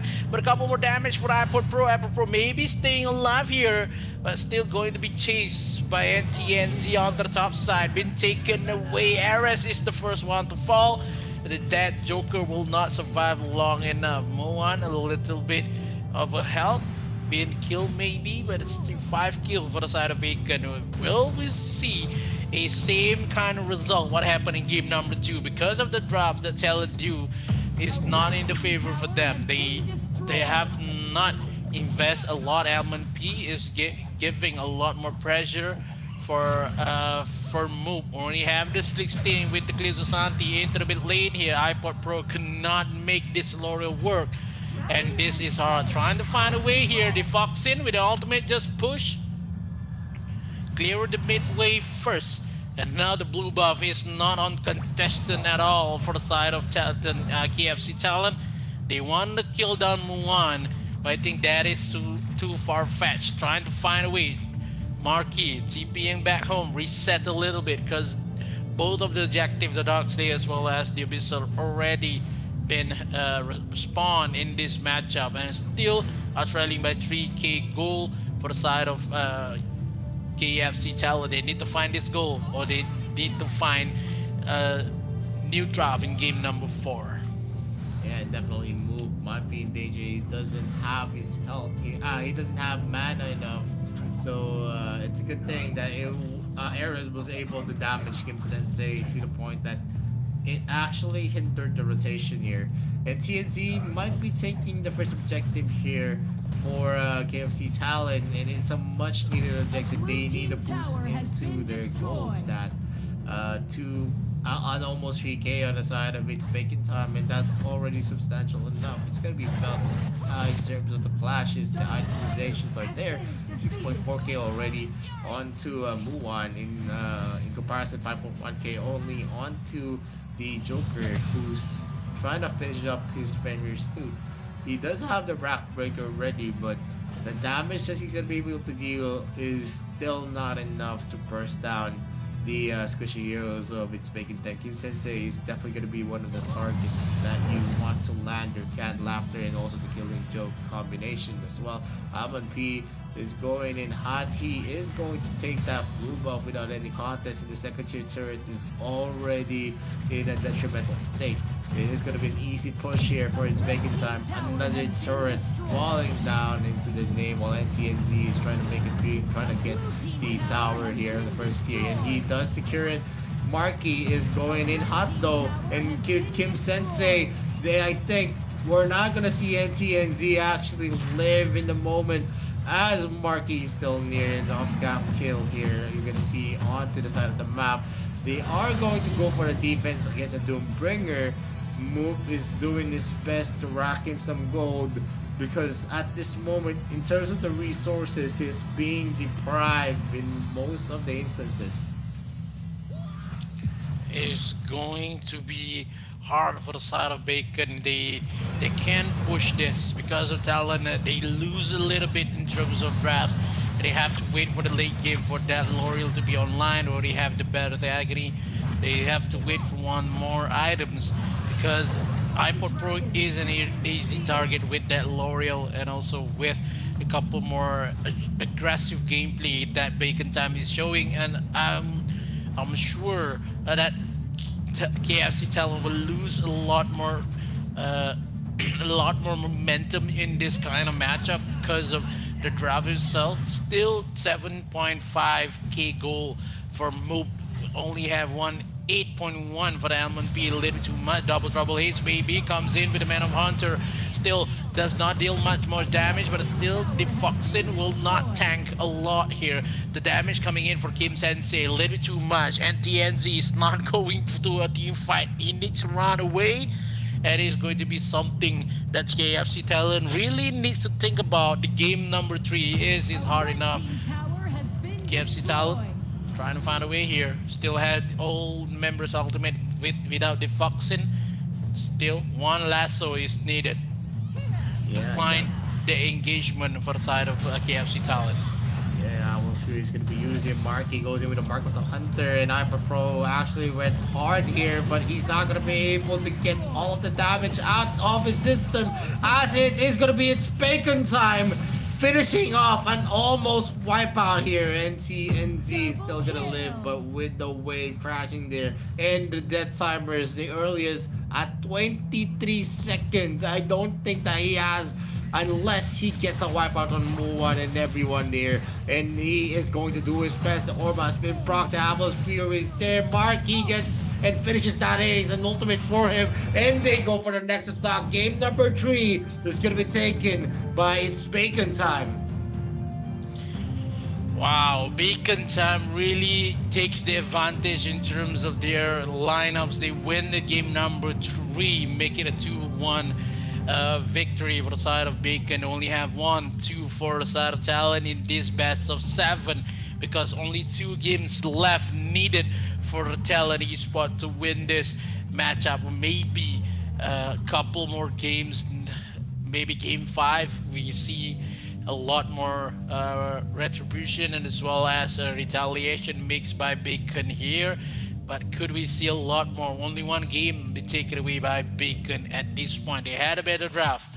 They had a better momentum brought in this current matchup. And it's good for them to take 1 game. Game 3 is on the hands of Bacon Time.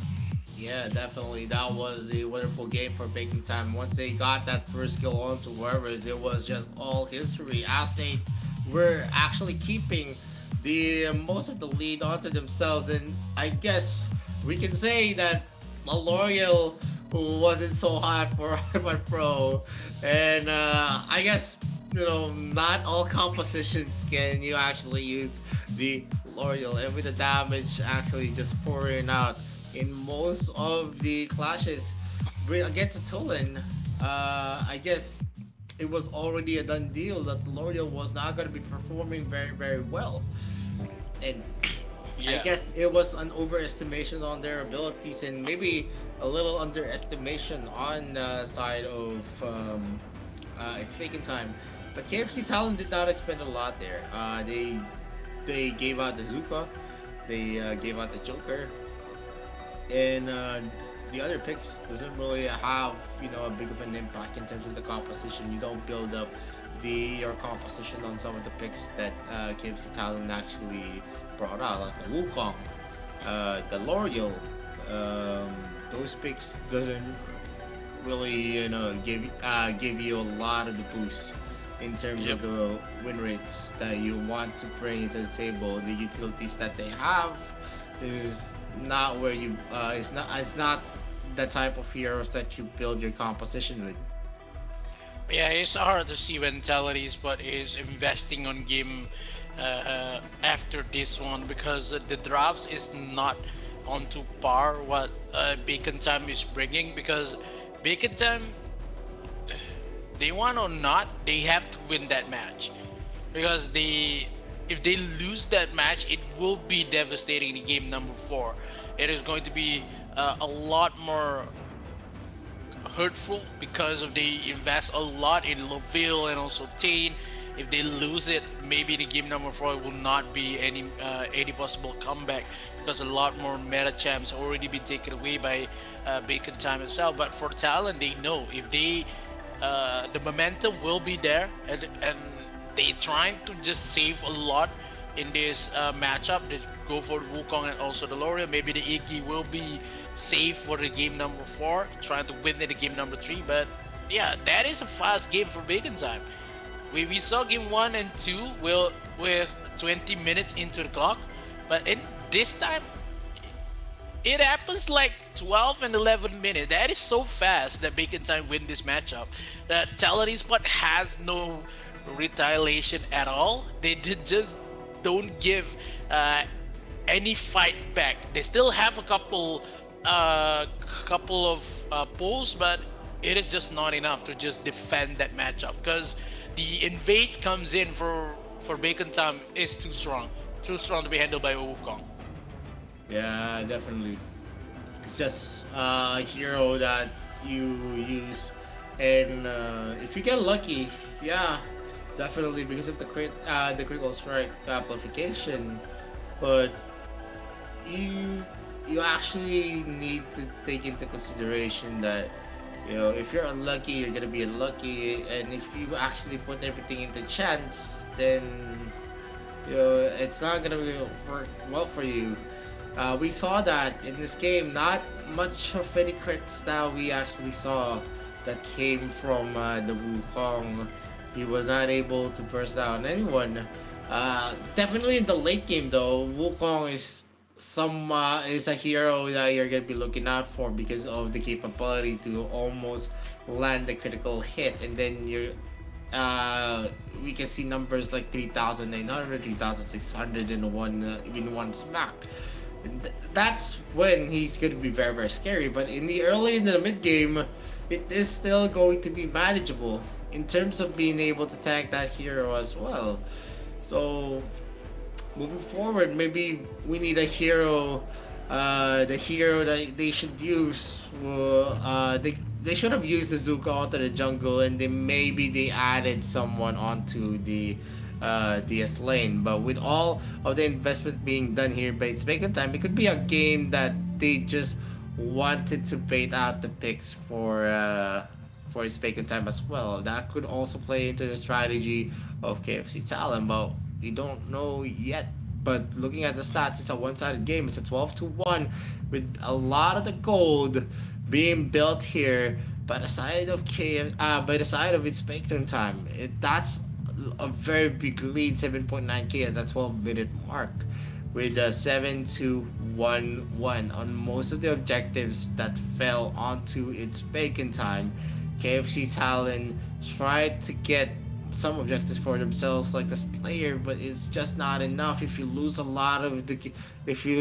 most of your laners that's going to farm, you are just giving a lot of leeway for the other side as well, and a lot of aggressive invasions was actually stemming onto the lineup with Spiketon. That's how hard it is. That's a thing on the front. Then you also have a lot of damage on the backside from Muwan, Kim Sensei, and Almond P. Yeah, because of how the damage is that Kim Sensei using the Talon gives a lot more sense that the Wonder Woman could not tank a lot more of the passive itself. The auto damage is too much to be handled. Where that Talon, and it kind of hard to see that Talon is not available for the Kim Sensei in game number 4, because maybe it just been bait out for the Talon itself, and it is hard to suggest that maybe Talon Esport is using that kind of strategy to just bait a couple of heroes coming in for Bacon. It could for the global ban picks. But yeah, Talon Esport did suffer a huge loss of momentum in that matchup, and it is time for Bacon Time to realize this is going to be something that they want to win, and they have to do it in game number 4, because game number 4, Talon Esport doesn't have the momentum already, and they maybe suffer a couple of losses into the draft. Like they only go for the Wonder Woman as well as the Joker. They doesn't have the Zuka already, but the Nakros is not been picked just yet for the side of Bacon Time. So it's going to be something that to look for in the picks and bans. So because obviously Lorian and Aya will be banned by Talon, and that Nakros will be open for Bacon Time to be picked. Yeah, and there's still a lot of picks that's gonna be available for Bacon Time, but there's a lot of picks as well for KFC Talon. And if in this one-sided game, I really think that KFC Talon just threw it out there. They want to expand the picks. They want to actually have the better draft moving forward on this series, because a lot of the drafts that Bacon Time did was actually strong, The problem is they were not able to close it, and those are investments that that's going to bite them back when they actually move forward onto the game number 5 or game number 6. So it's very interesting to see what is going to be the lineup here. Maybe I don't know. Looking at lineups, Bikertopia was able to surprise us. I don't know if this team's has what it takes to actually surprise us as well, Migos. Yeah, the surprises will come, but the surprises will. It depends. Will you be surprised if Talon go or maybe Bacon go versus Backtopia? It is a question to be answered. But in terms of game 4 currently, because Talon, as you said, that Talon tried to throw out a couple of heroes made by been picked by the side of Bacon. Yes, I would agree because of the Talon, because of the Richter being picked, and as well as the Laville will not be able for Bacon time in the game number 4. In terms of game 4 and 5, maybe it's time for KFC Talon, like we saw yesterday, the couple of games that trying to throw away a drafts and make it possible for one team. But it is what it is. The game number 4. Big Bacon need to realize they doesn't have a lot more. They have Iggy to fight for here into the mid lane. Here still have the Crixie though for KFC Talent, as well as maybe they want to go for a Breda, maybe a Lumia to be picked. Is up to KFC Talent. Who's going to be banned? Who's going to be picked here? Yue will be taken away already. Yan is also in the hands of KFC Talent if they want. But Tachi will be content go for Tachi Teox here because we haven't seen a lot of Tachi Teox yet. And still, Baldum and Tane will be played maybe for KFC Talent in game 4 and game 5. Still has a couple more strong heroes though.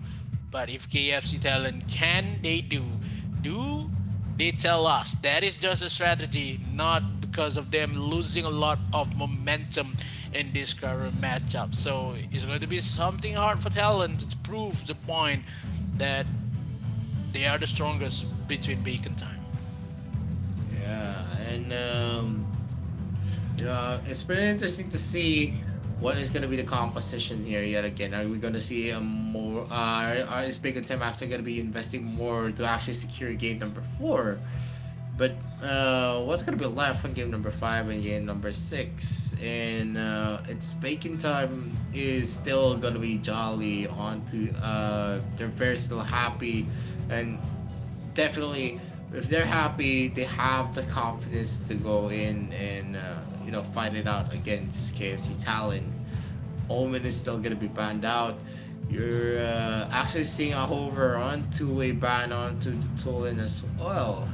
Aya is going to be banned again, and possible Lorian is going to be banned out by KFC Talon. They're not ready to give that just yet, but Nakron is actually the one being hovered here. Maybe they want to force a pick onto a Lorian, and they have something to actually counter the Lorian pick.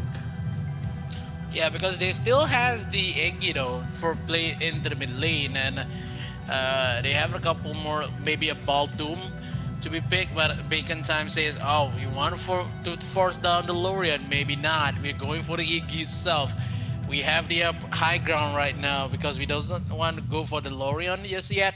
Well, still has a couple more chances, but Talon, they still have maybe onto the doesn't have the L2, it doesn't have the Joker, but oh, the AIC 2019 flashback is here.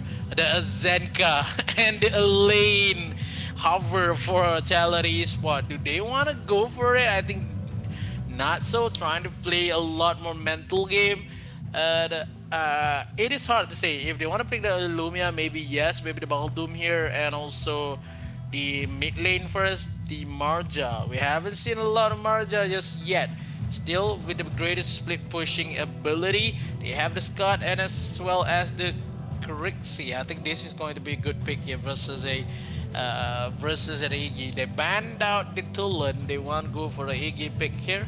And now they lock onto Crixie as well as the Scott, waiting Bacon for the Dark Slayer pickup. Maybe go for a couple more, like a Ryoma, maybe, kinda a lot.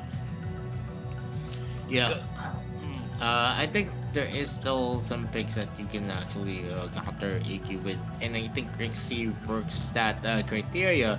It's a hero that's very mobile. It's hard to hit with the shadow bombs as well. The shadow bombs are gonna be manually targeted. The Ember's Gaze is definitely gonna be a menace here, though. If we go into the late game, Elsu is still available to be picked up by KFC Talon, and on the other side though, they are actually hovering onto a Yorn pick. We've seen this on Biketopia where they made the Yorn work with the Genesis barrier against the Telenos, but I don't know how good of how good of a defense are they going to be able to muster to protect the Yorn in every situation. Yeah, because of how the direct is protecting a lot, the damage coming in for Talon Nas into the face of Yorn. I think that is possible though. But for Talon Esport, they need someone that can deal damage. They still have the Gaffney to play for Era, still has the Laville because they invest a lot onto Slims and also maybe Hayate to be picked here. They pick Hayate to game number one. Still is hard, but Aoi is the first one trying to steal this away jungle side first, trying to kill because of how Bacon Time is too much of his squishy hero. So maybe Aoi is the best answer for Talon Esport currently. I'm not loving it, but nor hate it for side of Talon Esport. Still has no clear advantage just yet for Talon, but Bacon Time they still have their normal draft with the Iggy and also the Lumber, but Yon is more explicit to be placed in terms of the damage and also targets for Bacon Time. Yep, and right now, with the first three picks that we have, an Aoi, Scud, and also a Crixie. I always see Crixie as not a hero that bursts down singularly. I think Crixie is a hero that works well in synergy with others, and that's definitely going to need to be the case in every type of team composition that Crixie is going to be in. He's not always going to have that single play wherein he's going to be able to burst down the mid laner, the support, or the marksman. There always needs to be someone to initiate, someone that has already damaged the one he's targeting as well. So this adding Aoi to the mix is definitely there. Once the Dragon Claw hits, where Aoi actually circles around, when he crashes to the hero, that's when the combination with the stun and knockup coming in from the Crixie is definitely gonna work. And the bans here for KFC Talon, it is on the Dark Slayer lane. Those heroes that is gonna have the advantage against the Scud has been banned out, like the Florentino and T. And on the other side, they are banning out the Baldoom and also the Elsu. And it's pretty interesting fact is about the Baldoom and the Thane is actually open for the taking for KFC Talon. And they could actually utilize this as, as an ace in the hole when we go to game number 5 and game number 6. But still, we're in game number 4. I think KFC Talon needs to secure this to make things easier for them, because if they're not going to be able to secure this, it is still going to be a harder fight. Like you're back to 0 as you started this series, because you already have the 1 point advantage. Why not build more? Yeah, because they can build more. That is the objective for Talon, but the answer is how, because they only respond onto the Thorn versus a Yorn currently, and it is you have more damage in terms of crits, but can the damage that Thorn could give and also the range that Thorn has, it's not the same as the Yorn. You don't have a couple of pokes. The passive the pokes has too much to be handled with, but the ultimate of the Torn could play as a crowd control for the side of Talon Esport, but it's going to be something that Talon really needed to bring in this matchup. They want to widen the gap onto match point in this matchup, but still, the Itachi as well as the Volkov is one of the Bacon Times heroes that could bring in this matchup number 4. And lastly, who's going to be in this support role here? We doesn't have the support just yet. Elsu been banned, Baldum banned, still have the Tain for the Foxin, or they want to go for a normal kind of composition and early aggressive, maybe go for a Mina pick here, but they go for the Zenil. Still hovering on the Zenils, did not lock it yet. 24 seconds for the Zenil to be locked, and maybe this is the best, but I think Zip is okay. I would love a Zip. I would love a Zip from the Foxin. We've seen a lot of Zip gameplay, makes a lot of outplays as well, but in terms of how he can just stop any aggression comes in from Bacon Time, will make the possible gameplay for the Fox in the first pick. Zips comes in this matchup. Still have bans and picks though. Yup, we're going to see Zip yet again here. Let's see if it's the protection that's going to actually boost up the potential of KFC Talon, or are they going to be relying heavily again onto the Zip? I've seen a lot of Zip compositions before, and whenever Zip is actually shut down hard, it actually translates to a lose to whoever has that Zip. And it's Bacon Time looks to have a very strong damage composition. They're putting the Tachi onto the top lane against a Scud, so basically these guys are not going to be able to kill each other. But we have one of the strongest junglers here as the Volcat. A lot of utilities can be played out with a Volcat pick.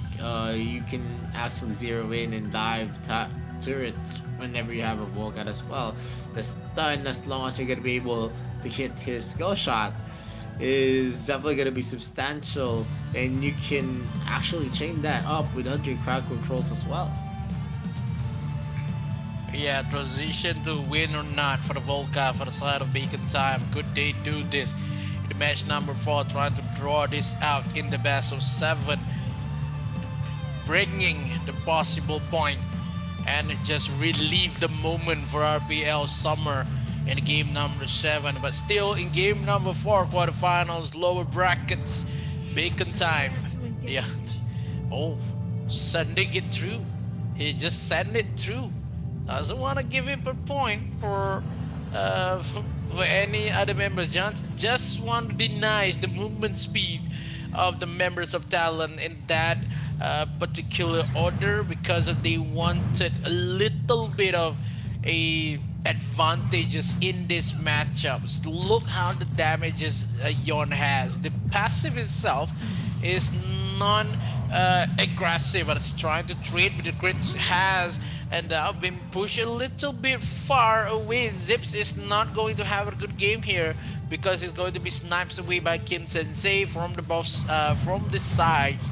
Still, the Seagull will be loose onto the hands of Bacon Time, and they're trying to proc some lanes on top side, on bottom side, trying to slow the push of the lane for Bacon Time versus on top side NTNZ with the Scuds versus Itachi that been used by Marquis. We've seen this a lot, but how do Bacon Time try to cope with the damage that Scud has in this current matchup? I'm just afraid of the late game potential that Yorn has with versus the Torn, because we've seen a lot of Torn not making the play for anybody who have been picking the Torn itself. Because if Talon loses this game, they will have suffered a lot in game number 5, because it's going to be really hard. Engagement has comes in with a couple more shots comes from one from bottom side, try to disengage the fight, and it make it possible because of Talon Esport. They want to force it for the team fight before going for the Missile Dragon, but still has Taeyoks on the vicinity. Top side will be taken to Slayer. Couple more attacks, and who's got this? Oh, Moop steals away the Missile Dragon. But one attack comes from Muan, does not land on the perfect time. Moonfall has been pushed. One more damage is needed to take down Kim Sensei. But that burst damage, only 800 coming in for Kim Sensei. If it's 1,500, it will be disaster for Talon Esport. Yeah, and this is what I'm saying about the Chrissy pick. It's a hero that you actually supplement well with a synergy on the other heroes, but if left alone, she can actually burst down people easily. Maybe in the late game there is a possibility, but in the early into the mid game, she needs a lot of help. She needs to shave off some of the damage, and that's why she's crucial in going in the late game. And the Moonfall is going to be used again by iPad Pro. They're going to be repositioning as they see Almond P entering the area, so they don't want to risk another early kill for the side of It's Bacon Time. If this game trying to go for a passive moment, it will be giving for the side of KFC Talent, because they are kind of trailing in terms of goal, and it is moment into the mid lane. I always try and run away here. Mook's in trouble. Still a couple more shots with the ultimate maybe for Muan, but still Bacon Time has the goal lead. Zips could not do anything with a couple more damage, and Eras will be taken away with the snipes here. But Eras will be taken a lot more suitable amount of damage, but still has no first blood just yet. But they goes in, the Fox in, a little bit in trouble, but Moonfall onto the backside, trying to secure zone to Kim Sensei. One more attack is needed, and also one jump comes in from Moop, secures the first blood for the KFC Talent. Bacon Time, a little bit too aggressive there, buddy. You need to play a little bit passive, or maybe the kill is not suitable for you guys to just make an aggro play. It has been a fact that this is the aggression that It's Bacon Time is known for, and they actually need to make it work, because this is the play style that actually works well for them. Because anytime we're seeing KFC Talent actually having the ones to be in the offensive end, that's when actually we see Bacon Time at its weakest. So yeah, definitely they need to have a lot more aggression there. They need to find more plays for themselves. If they actually need to use Ultima to go in, then they need to go in, and that's the Ember's case being used. The Foxen uses the shield onto Eris. He's not gonna be feeling the brunt of the damage there, but Almond P is just in the area, and they're going to actually take the second Abyssal Dragon of the game. Wow, it is something that is hard for Bacon Time, trying to find a lead that they want to, but now the roll has been put, and ultimate has been pushed, as well as Eras, and the Moonfall has been connected, but the Foxin is the first one to fall. The damage from KFC Talent is not enough. Cannot take away that lumber onto the bottom side, as well as Kim Sensei. They cannot trade the death with Muan. A little bit too ambitious there for KFC Talent. When you have the Moonfall for iPod Pro, is not enough to kill one Yarn in this matchup. Still, 2k gold lead been taken away by Bacon. KFC Talent really needs to find the sweet spot here with iPod Pro using down the Crixie. If the Crixie is not available for them after this, it's going to be really hard. They have to fight out the Iggy. Maybe Iggy could be banned here.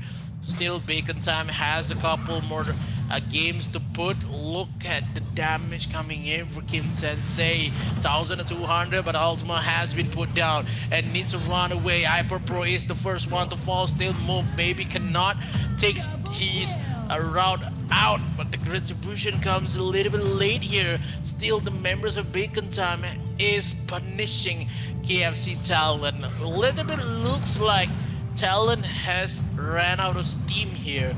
they cannot play a longer matchup, and Talon Esports still finding their energy. It's got a little bit too much. And now the Foxing, what happened there? You played a little bit too aggressive. One more attack just left. Ultimate is not here by Muan, and the Foxing really needs to run away, but he just can't. Moonfall, maybe trigger a couple more damage, but Ultimate comes in from Taeya, secures the kill onto the Foxing as well. Bottom turret will be taken away. Be pushed a lot. Bacon Time is on the brink of chasing their dream to be living inside of AIC, because they are trying to push Talon Esports go back home. Yeah, I mean, this is the problem for the KFC Talon. They don't have someone that could really take the damage for them. And one of the reasons there is Zip isn't probably the best hero that you want to take the brunt of the damage coming in from its big time, because he can provide a lot of utilities, a lot of shields, a lot of re-engagements, but definitely he's not someone that can go into the front. That's why I guess they picked up the Scud. And I guess heroes like Baldum, Imnet, and even the Thane is a way better pick in this type of composition if they really want to fight it out against its Bacon Time, because it's so hard. Talus is just always going to be the front, and whatever they do, they're not gonna have some free looks to actually take Muan out. He's just safely putting in his arrows into the faces of KFC Talon in a distance. Yep, it is going to be really hard for the side of Talon because of how Talon Esports, they lose a lot more momentum in this current matchup. They have to kill that. They have to kill Mulan, and I don't know when is the time when Talon has been knocking the doors and a lot more. They have to wait for a couple more damage coming in for Hyper Pro, trying to kill away that lumber. The advancement of the draft that been made by KFC Talon these two games is really questionable.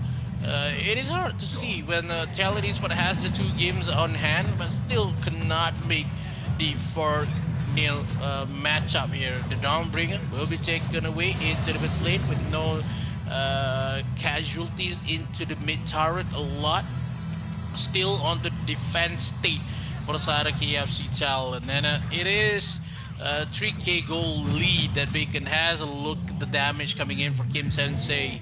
He gives a lot more. 3,000 damage has been worked out with this mass, and as well as the Battle of Agony, waiting away for the Tomb of Reaper, and it would be scary for the members of Talon Esports trying to find what team fight as well. Retake or no retake currently, they still trailing in terms of gold for the jungle. The gold gap for jungle is too much. None of the KFC Talon could find their way to farm a little bit. Already have the Gaia as well as the items or embers going for KFC Talon with the Scuds on top side, and iPod Pro currently not having a good game. 2 games ahead, it's not having it. So maybe we are going to see a potential 2-2 moment for draw for the side of KFC Talon. Maybe the 6th game into the matchup is going to be something that Bacon Time is eyeing for. The game number 7 will be punishable enough. The Ultimate has been pushed with a Moonfall as well. 1 member will be taken away. They lose 1 maybe, but still NTNZ secures the kill first. They kill down Kim Sensei, and KFC Talon is still on to defense state. They teach 1 member. They want to steal away. The 13 seconds just left for the Dark Slayer. They kill Kim Sensei. I think that is a bonus for KFC Talon. They can take a look off to the Dragon, maybe the Dark Slayer state. They want it for this. They will level up a little bit of a damage. The Tachi will be a heartache. They want to kill this Tachi, but the ultimate has been pushed. Ares really needs to run away. If Ares dies, the game dies for the side of KFC Talon. The Retribution comes in with a couple more damage. They lost iPod Pro as well. KFC Talon, they're in the traps. Also the grabs onto Bacon Time. That is a mistake comes in for KFC Talon. Yeah, definitely a big mistake. They thought that Marquis was going to be easy pickings, but without the commitment on the other members, they're not going to be able to just burst down that Tachi. We know how tanky that hero is, and there's already a Yoga Session. Almond P is going to have some slow, but there is a Dragon's Claw being used here. The Dragon's Trap being used up by Moop, and he is going to be helped by the Foxin at that moment, but they're going in for the push. They summon the Doombringer here. The Lumber is going to be pushing up Ares. And TNT is going to do his best to go for a defense here on the top lane. He clears off the wave. And there is still a lot here as the Cliffbreaker is going to be used. Ares is going to be targeted yet again. The shield is going to be on time. And Ares is going to be safely walking away. But the problem here is that the third tier in the mid lane has been taken by the side of its vacant time. NTNZ might be in danger. There's going to be some slow onto Almond P. He's not going to be committing onto NTNZ. He knows that hero is going to be tanky and it could actually fall onto his face. And there is a attempt by Moop to just bait out the skills of Almond P here. He's just using the Dragon's Claw, actually just gliding around in the area, trying to pressure and let them know that there is some vision here onto the dragon. NTNZ is going to be spotting them out. The Holy Dragon has been defeated still by the side of its vacant time. And more of the lead just being built here. We're almost at a 5k goal lead in favor of its vacant time. And this is the aggression that we're talking about. This is the aggression that they need. High risk, high reward. And this has been their playstyle all throughout. And if they change this, then there is definitely something wrong on the rotation of its vacant time. But right now, this is going perfectly for them, as Tax is just boxing out and zoning out their members.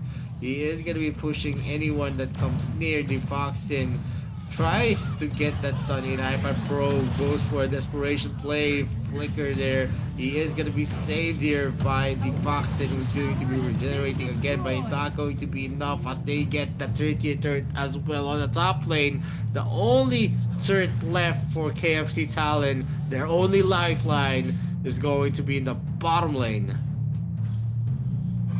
The bottom lane is the last tower possible side of KFC Talon. They had a lot. They have 6k gold to find. 18 seconds. One mistake could determine this game. Now they find out Marky. Could this be the same mistake that they had trying to find Ares? Ares will be taken away. But now iPod Pro trying to run. But that blade coming in for Marquis Ultima.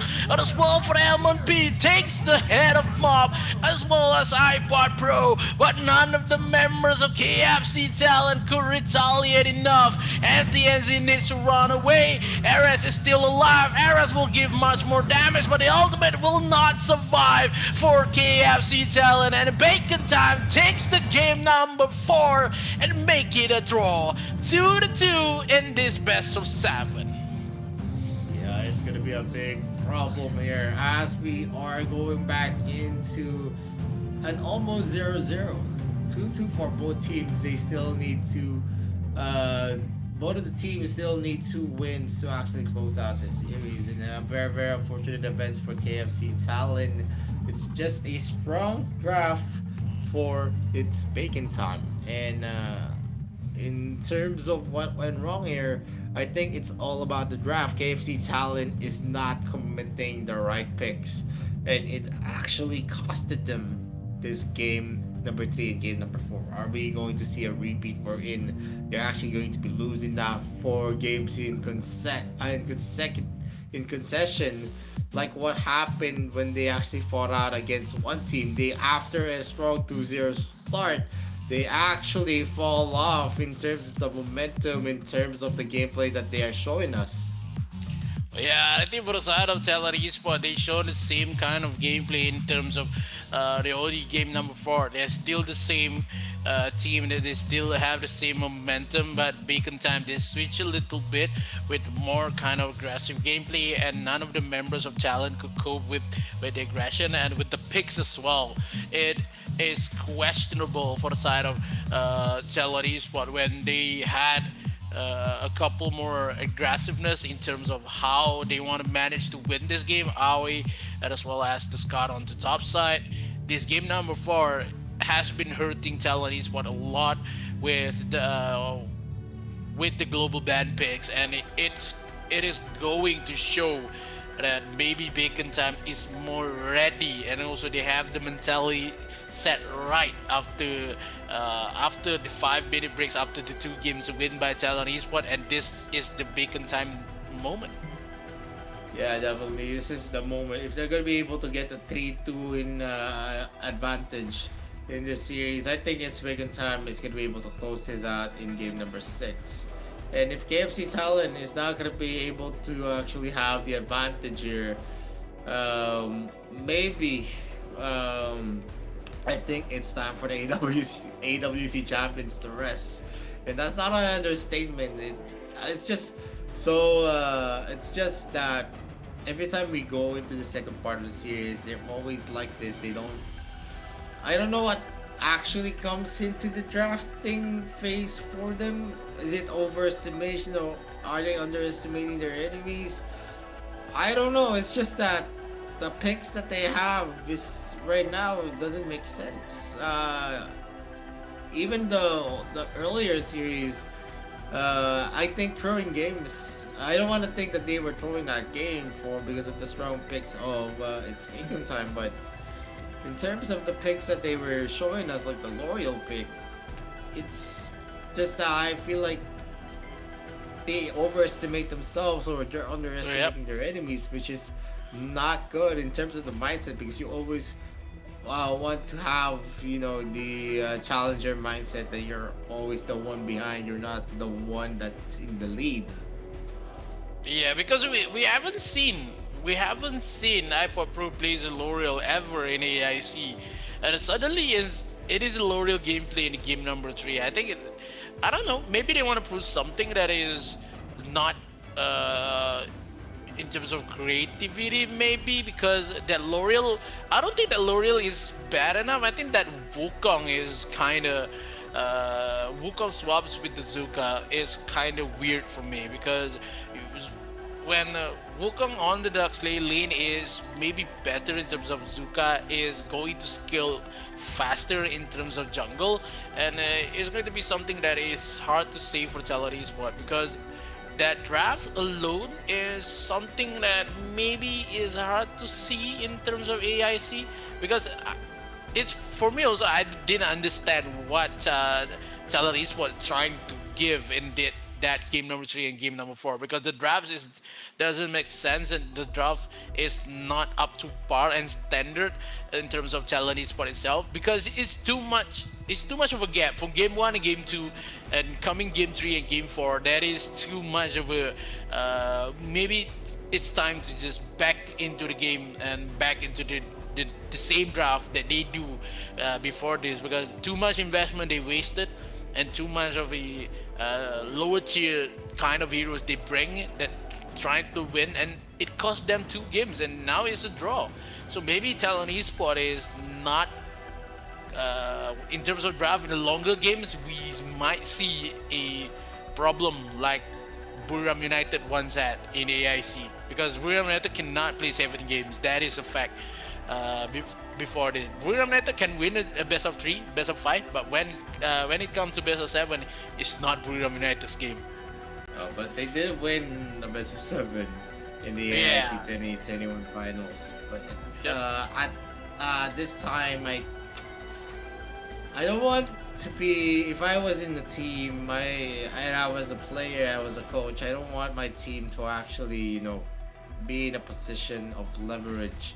Wherein you actually are gonna give out games. You want to win all games. That's it. You want to be dominant. There are times that you need to throw the games. Like, any draft that you could do, there is always going to be a perfect draft. But in terms of that as well, you want to invest, because there is always a possibility to win as long as you don't actually give up. And that's what I want to see. KFC Talon is KFC Talon actually giving up? Because I don't want to think that way, but that's how we actually see it. But moving forward, I hope it is not. And what KFC talent can bring to the table, we also already saw in game number one and game number two, which was fairly kind of close, where it's making time was actually trailing. And game three, game four, it's making time. Actually, this wasn't close. They were the ones actually always having their foot into the pedal, and they're not letting up easily. They have been aggressive. Even the first blood that was made was because of the aggression that it's making time, and they did not relent at all. Yeah, because maybe we have to maybe we have to see the finals of RPL when 7 games has to be played here, and it's been leading by Talon Esport as well. And in that kind of moment when we see Talon Esport has a short-term kind of momentum when they have to win 2 games, and after that they lose 2 games, and after that they try to win it back.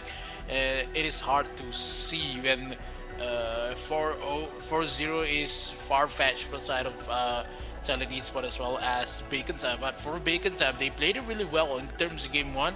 They hold it on into 20 minutes. Say game 2 as well. Game 3, game 4, they take it for their own. Maybe we can see how Bacon is going to teach Talon Esport. Don't throw games. You're gonna lose. You're gonna go home.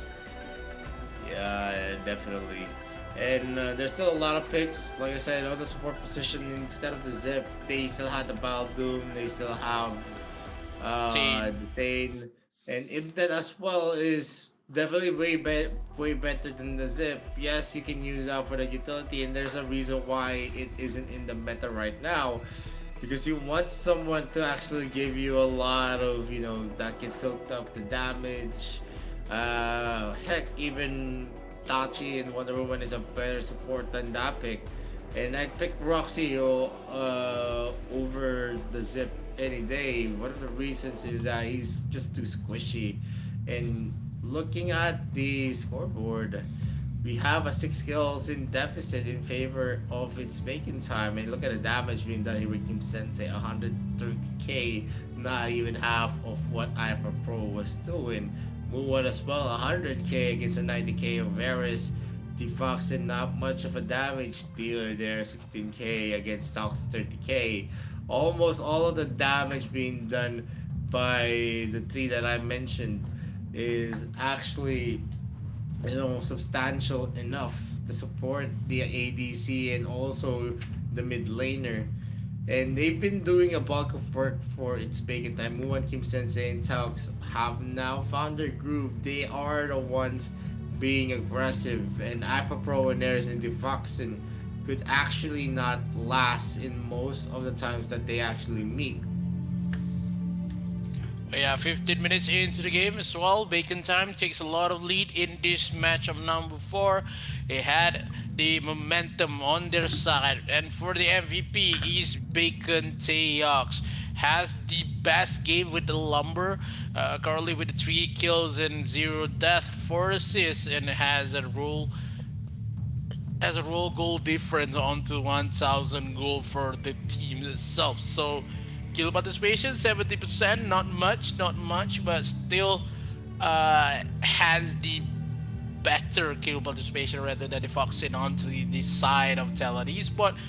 Damage is 8% only, still manageable, but that Lumber makes the game for the side of Bacon Time. The question is right now, only 2 game less for each team to win this, and the question is who's going to be taken away. In terms of energy, it will be Bacon Time, but still Talon Esport with the rest that we are going to go, they need to win this. They need to find this matchup, or maybe change a little bit of a draft to bring in this game, because if not, Bacon Time will take this win and go back home with a couple more championship in their belt. But yeah, Talon Esport maybe is going to be really hard for them.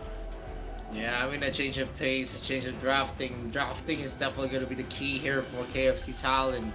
They have talented players, but if the talented players cannot have the most optimal picks, then definitely it is a talent being wasted. And I hope KFC talent shows us better in game number 5.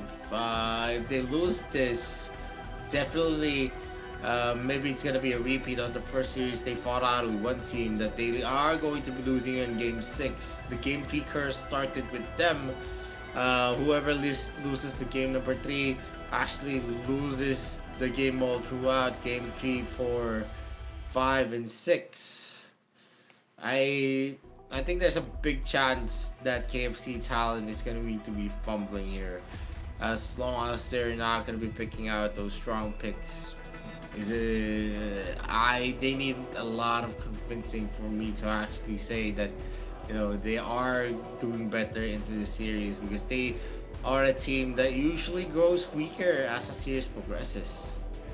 Yeah, but I think that is the maybe the known in the past that Bacon Time has grown weaker in terms of international games. But yeah, for the 4 matches they showed it. They showed it nonetheless that Bacon Time is not the kind of teams that you known before, but still they are on the lower bracket, so it's not 100%. It's not 100% negate with the curse. But game number 2 still had the momentum. They had 2, but still 2 games is going to search here. Who's going to touch the 4 games first? Who's going to win this matchup? Because I think telling is what they are. Oh, I just remember though. You said when Talon brought in Tony, they are going to have a lot more fumble, but now the Foxin is out, Tony is in. Is this going to be a moment for the side of for KFC Talon? Because you said it yesterday, when Tony goes in, it's all hands on the low bracket going to win for one team. But now, Bacon Time, this is the time. They have to seize this. Tony doesn't have, but Tony still have the Tains. Tony still has the Ball Doom to be played here. So it is going to be something that is not Talent could really think about it, because still a couple of heroes could be played here. But Bacon Time is not playing around. They need to win this. Doesn't have the Caffrey, also Laville, and also Yorn.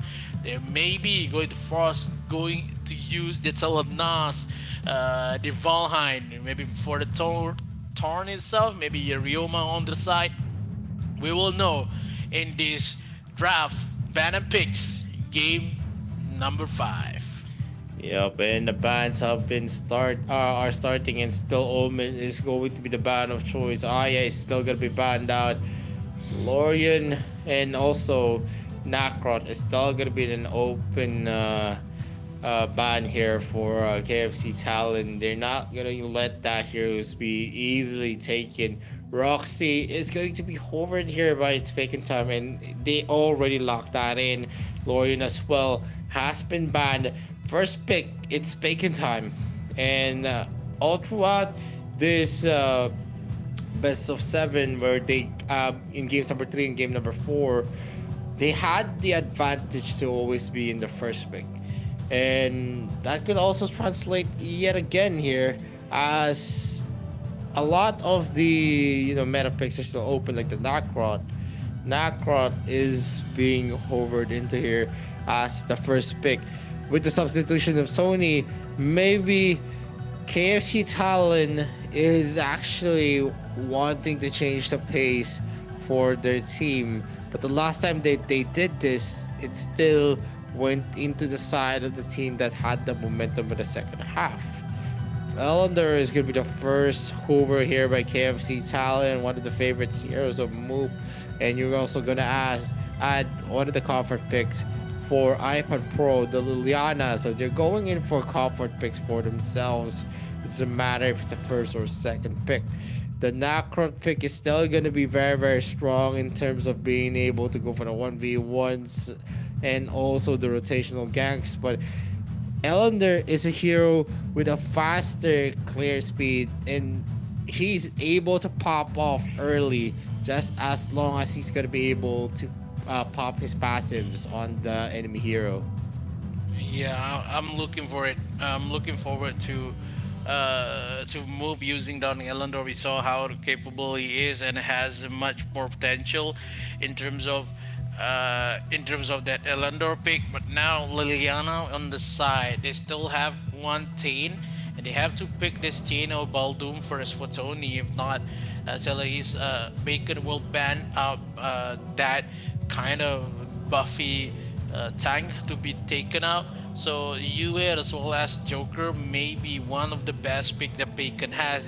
They still waiting the Elendor to be taken by side of Bacon. So it's going to be something that Bacon Time has the potential other than Telenis. What they need to bring maybe the team here to just protect the backside of Telenis. But still they're bringing out the Violet first. Double ADC composition been brought up. I would not say I'm a fan about picking down the Violet in the third pick, but I think if they want to, this is maybe not the time. They will have to invest in terms of support first. Double ADC with Elendor and the Violet. I think this is maybe a fumbled ground for Talon Esport. The Violet has the potential, but with the Elendor versus the Nacross and the Joker though, they need that Tain and the Baldoom. They ban out the Zenil first, and maybe Bacon will ban out Tain and Baldoom. Then what Talon has right now, they doesn't have the Zip, doesn't have the Lumber. There's still one more, maybe an outer support for side of Talon Esport. And now looking at the first three picks with the double marksman onto KFC Talon, it is going to be a key point here on how they're going to be able to defend those two heroes. We already know that the Nakra can go in and wreak havoc. UA as well as a pick is going to be a very, very strong pick in terms of being able to burst down these squishy heroes. First three picks for KFC Talon is full of damage. That is for sure. But the problem here is that they're also very, very squishy. And with the first three picks of Bacon Time, a UA, a Joker, and a Necrot, definitely plays into the hands that they can deal a lot of damage as well. And the safety factor is definitely going to be there. The killing joke, the rocket of that Joker is going to have insane range. The skill sets of the UA will also have insane range. So I'm pretty scared for the line of KFC Talon. They need someone to actually hold the fort for them, and the supports have been banned out yet again. The Tain and the Baldum is not going to be available for KFC Talon, and this has been recurring all throughout here. They're not going to be able to use this in game 5. Game number 6 probably they could actually use this, but that's a bummer that they're not going to be able to utilize these things. Taara is going to be used out though, but in terms of the utility, in terms of being able to stun, Taara is a good meat shield that can soak up a lot of damage. That's the only utility that you're going to expect from the Taara. But if there is going to be a good avatar lock control for the other side, then he's definitely not, a very, very good pick into the clashes. Yeah, because how Tara is not. He is a bit shield. I give you that. But in terms of the mobility that Vacant Time has, if they lock onto this Varus, it would be harder job for Tara. They need maybe one more. They need maybe Arthur to just be with Tara to just secure with the mid shield he has. Going to be really hard for Talon Esport itself. Yes, Tara can jump. Yes, Tara can heal it back. That they need to play more aggressive, and it is not giving any members of Vacant Time to go onto the back line because onto that Violet, because that Elendor will be on the front line all the time, but still the Venom will reach down to Violet, but the Florentino is hovered by Talari's. What I still like in terms of how many damage the Talari's what gives, but in terms of bacon time, the more balanced type of composition, can go for the backline. They invest a lot in this matchup, and I would say Bacon had the best draft currently, and that only talent could execute this is going to play aggressive onto this matchup. If not, it's going to be a Bacon all the way. Yeah, I also think the same. It is gonna be difficult for KFC Talon if they're not gonna be able to have the aggressive end, and they're going to be in the receiving end, and a shutdown on NTNZ is also possible. Then I think KFC Talon is already digging their graves here. I don't know how good Tony will be using that Ta'ara. The Ta'ara has that slows, has some damage as well as his health actually decreases. But what I'm looking for is someone that can actually hold people on the side of its bacon time, and no one actually has stuns except for the Liliana. Some knockbacks coming in from Moop as well is there, but I don't think that's going to be enough to stop the surge of the fury of knockups and silences, and then of course the gap closes from the Ferris. I'm pretty scared for KFC Talon. Let's see how this plays out, but for me in the draft, it's baking time definitely won it. It's going to be hard now for the side of KFC Talon. As you said, they are digging their own graves. What will it be for AIC 22? Because 2 match needed for Bacon Time to win this, and also for KFC Talon. And the momentum is on Bacon, and I saw when Muan plays down the Joker, he is aggressive, he is ruthless with this kind of matchup. But still, Kim Sensei is given the time to take on to this UA matchup.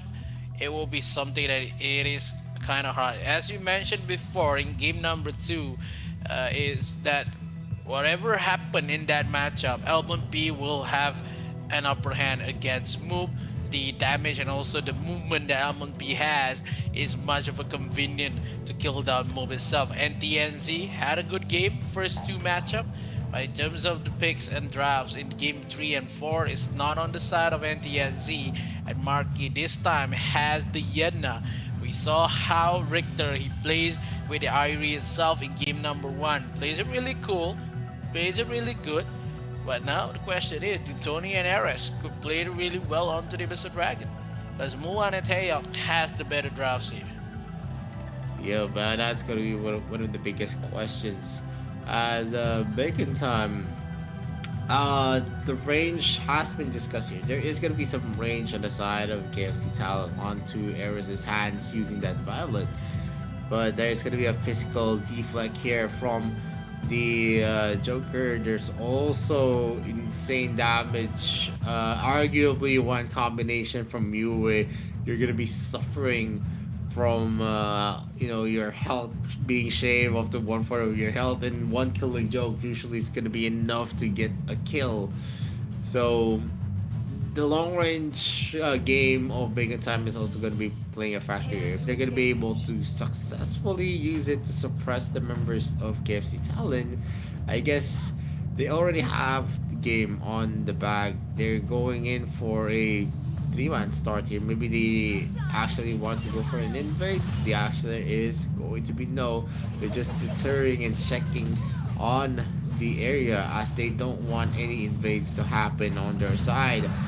The Moop's capability to actually get a fast clear wave is going to be affecting this, as long as he's going to be effective in going in for taking in the duels. Marky's going to be able to take the Sentinel, then Moop is definitely going to be effective. He is going to be spotting the blue buff though. He is not going in hard. Tony is going to be pushed back by Muan and Tux.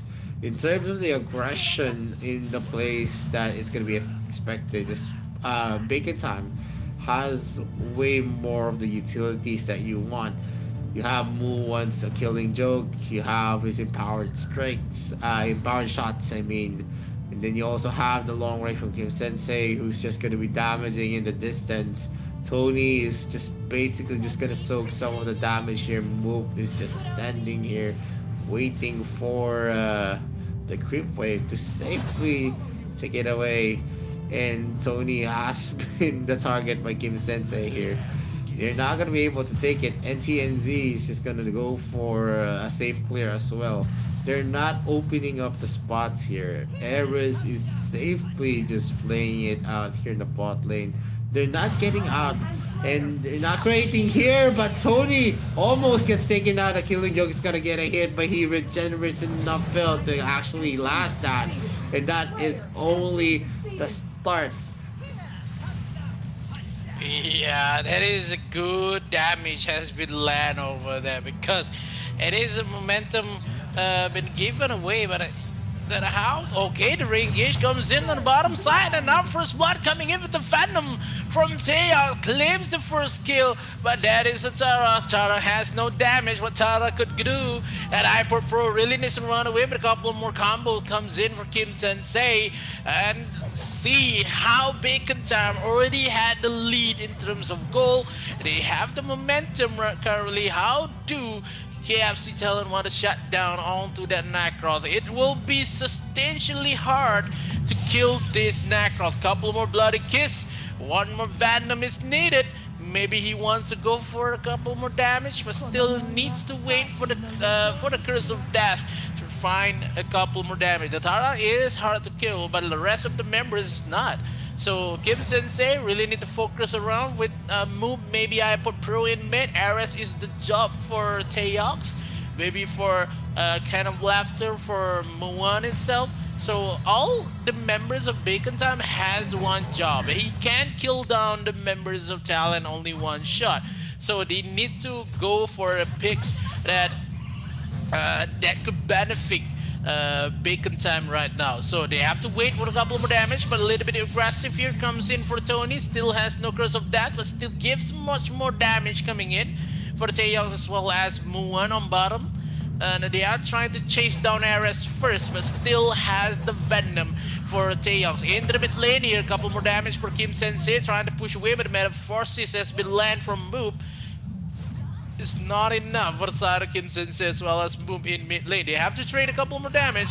The Dragon still waiting for 60 seconds as well as the Dark Slayer, but now Tara has the ultimate ready. He still can push down the ultimate.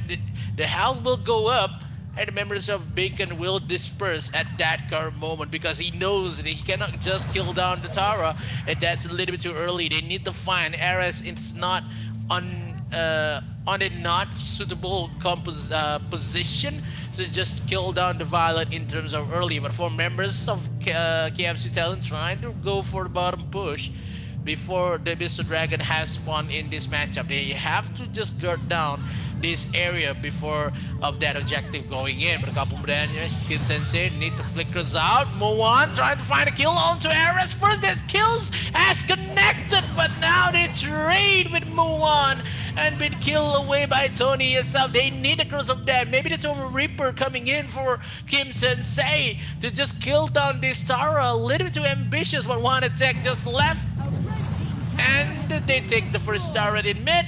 Then the mid is open and KFC Talon has exposed their jungle to Bacon Time. Yeah, I mean, this is a problem, but Tony is going to be fairly low here. He's just going to be soaking up the damage.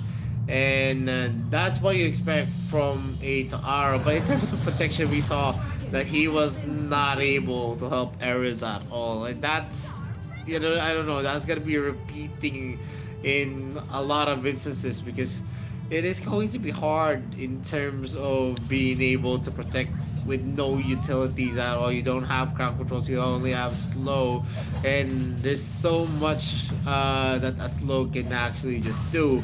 And on the ball lane, we're gonna see Talks actually running for the high heels. Explosive shield is gonna be used, and there is some speed up there. Muwan is gonna be taking the brunt of some of the damage. Movement areas are gonna be taking the first objective for KFC Talon.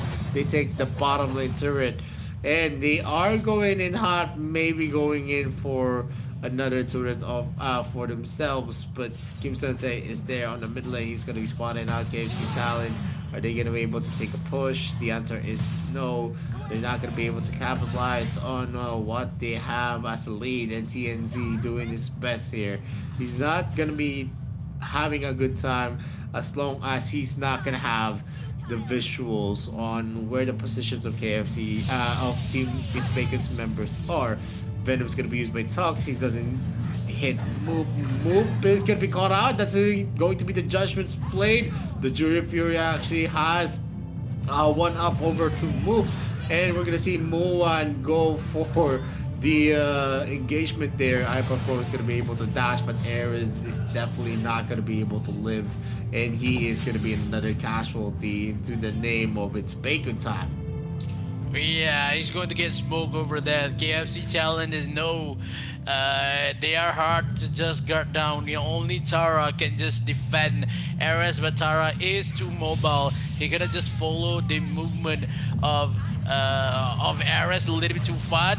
And down top side here, maybe a trade with the orb, but still takes the kill for Kim Sensei. Here comes Necro from the side with the judgment call, giving the kill number 3, make it number 6 for Bacon Time.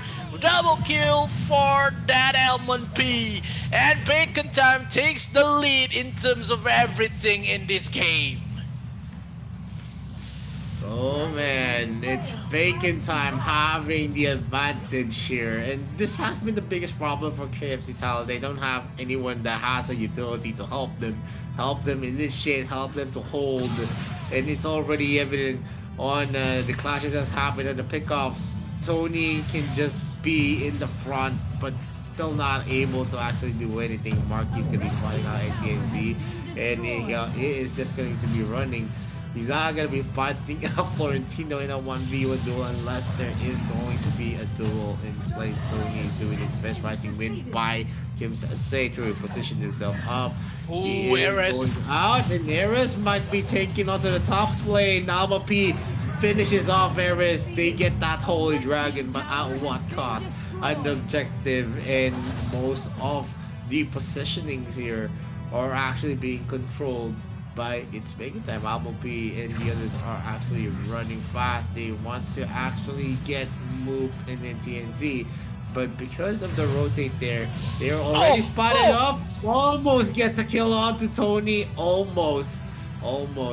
Just a little more, and It's Bacon Time. It's definitely gonna be racking up the damage. A lot of the health of the creep wave here is done, and TNT is not gonna commit without the help of the others. Ares is going to be caught out. The Judgment's blade is not gonna be finishing her off. But gets taken out. The killing joke actually gets that kill from long range, from afar, and Tony is just soaking up more damage for himself. And this is the problem with that RF. What the hell are you guys doing with that support? What the you guys deserve the laughing gas coming in for Joker. That is a joke coming in for KFC Talon, but now it comes in again with Tara, but no other backups comes in. It's a little bit too tanky here for that Yena himself. They are going to lose this turret in the mid lane. We're only waiting for the minion to crash onto the mid lane in the turrets for the top side. Look the damage for Kim Sensei after he has the Toma Reaper as well as the boomsticks. The members of KFC Talon could not cooperate with the damage that KFC Talon has right now. Look how the damage he is. Kim Sensei needs to die if Talon want to win this game. But now what happened? They have a goal gap in terms of jungle. It is a jungle gap coming in for LMP as well, and Moop is not having a good game here. Is not having the thoughts to win this matchup, and that Nacross is going all over the map. This is what happened when you had a lot more space to play, and it also has more damage. Really, Tony needs to run away with a couple more Jury Fury. They secured the mid lane, but at what cost? They will go for Ares next. They want to find Ares. Ares goes back a little bit here. Almond P trying to find the crits to land inside of the members of KFC Talon, but still, this area is secured with the defense of KFC Talon. Yup, and right now there is going to be a standoff here. KFC Talon is just waiting here on the mid lane because they know one slip up is what it takes, and one of their turrets are already gonna fall down. All the other turrets are already taken with an open lane here on the bottom lane as well. It is going to be easier to go for a push with half of the health of the mid lane turret already there. They are going to be coming back into the objective takes here as more of the members are actually going back. Tony is going to be spotting out Almond P, who is starting the Slayer, but without any information where the other members are. They are not going to commit. And that's going to be the Venom. It connects onto iPod Pro. That's the chase. Marky is going there with his dash, but he's not going to be committing. He's just procting out the flickers on there, and Ares was forced to actually use it. So the next time someone goes in, it is going to be a scary thought where Ares is going to be a casualty. Oh, now 8 kills to 1, deficit of 7, but now KFC Talon, they need to revive. They need to revive their plan here because that dragon will be taken away. The Holy Dragon as well as the Doombringer will march into the mid lane after this. They have to wait for a couple more damage. None of the kills, only 1 kill for the side of KFC Talon. They want to crash in mid. They want to force it out. Top side will be pushed as well. Doombringer onto the mid lane, trying to find a couple more damage, but Tony trying to kill anybody, but the Venom does not hit. On top side, anti-clash with Marky. Still have the damage, but Kim Sensei will be taken away here, but the Ice Orb is still down. LMP claims the kill, and NTNC gets the Venom. Is not going to be the man for Talon Esports, but now Move, iPod Pro as well as NTNZ lose their health, but still Tony is alive. That is Tara. What Tara could do in this moment, they still can go for the core in the mid lane. They want to kill the Tara, they don't care, they want to kill the Tara, but no, Bacon Time takes the core after these, make it a 3-win in the game of 5. It's going to be match point for Bacon Time. Bacon Time having a 3-0 on the second half is a big thing. One more point, one more game, and they could already seal the deal and knock out KFC Talon out of the tournament. And I couldn't say that they don't deserve that KFC Talon actually deserves it, but they actually deserved it because of that Tara draft, wherein they didn't have enough utility. And now, because they don't have a lot of crowd controls, how can you actually lock down the members of It's Bacon Time? It's like a big joke that you actually just have one meat shield.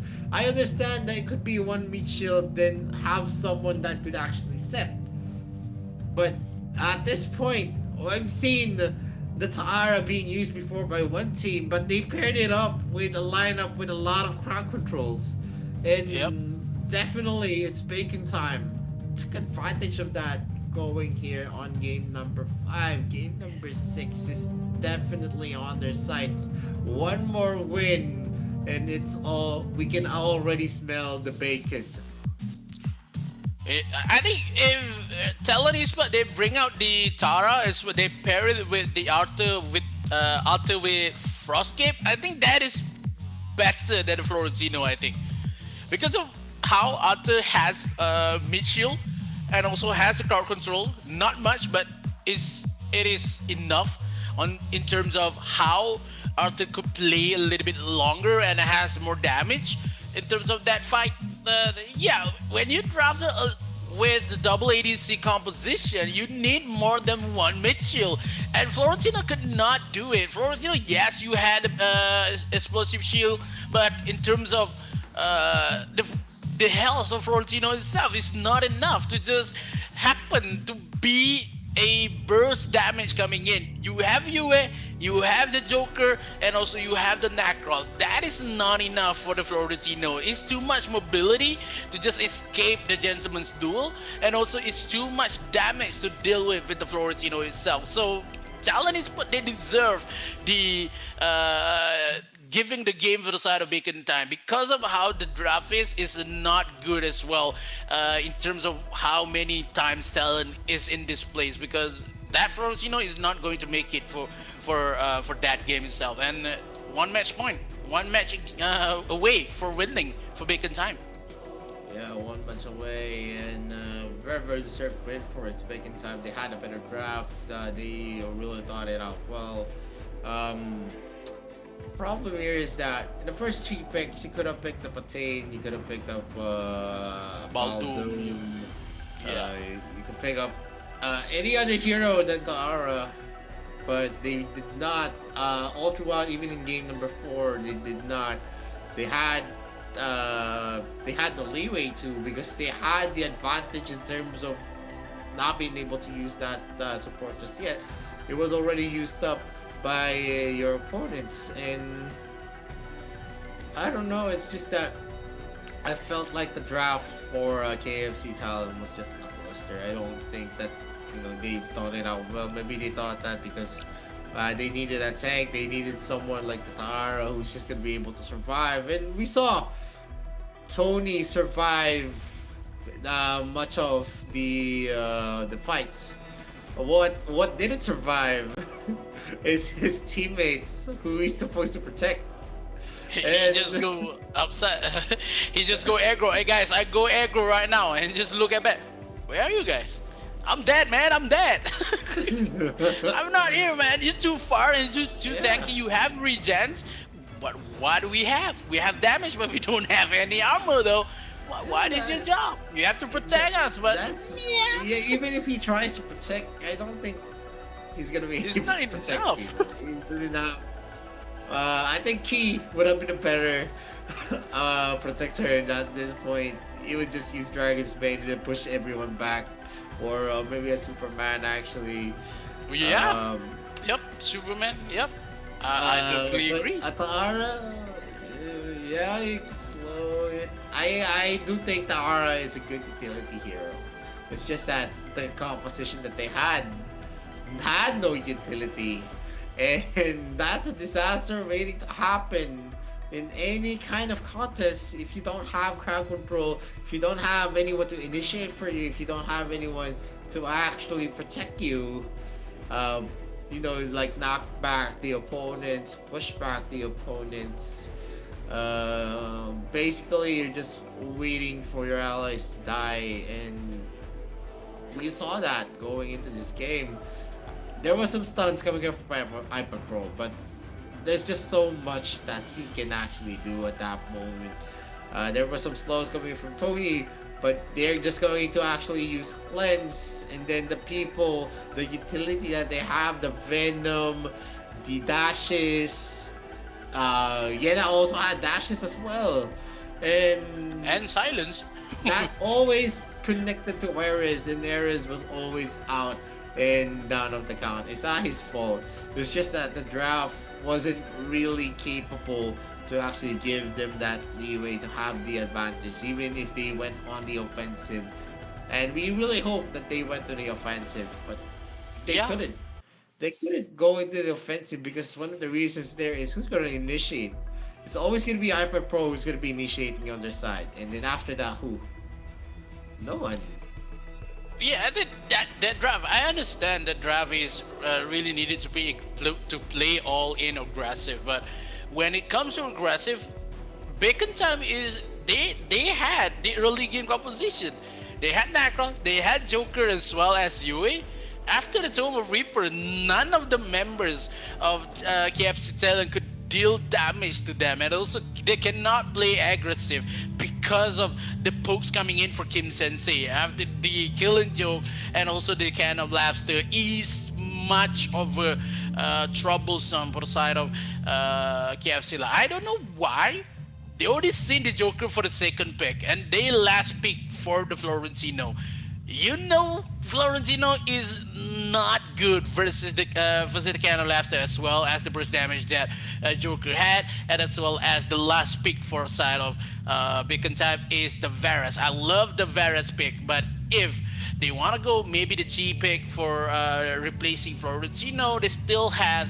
I think Errol could play it better because of the stun, and then they waste out the Zuka before this in match number 4 because of that kind of with the Wukong as well. But if they had the Wukong, substitute it with the Florentino, I think it could be better because of that ultimate itself. But yeah, it's kind of hard to see KFC talent.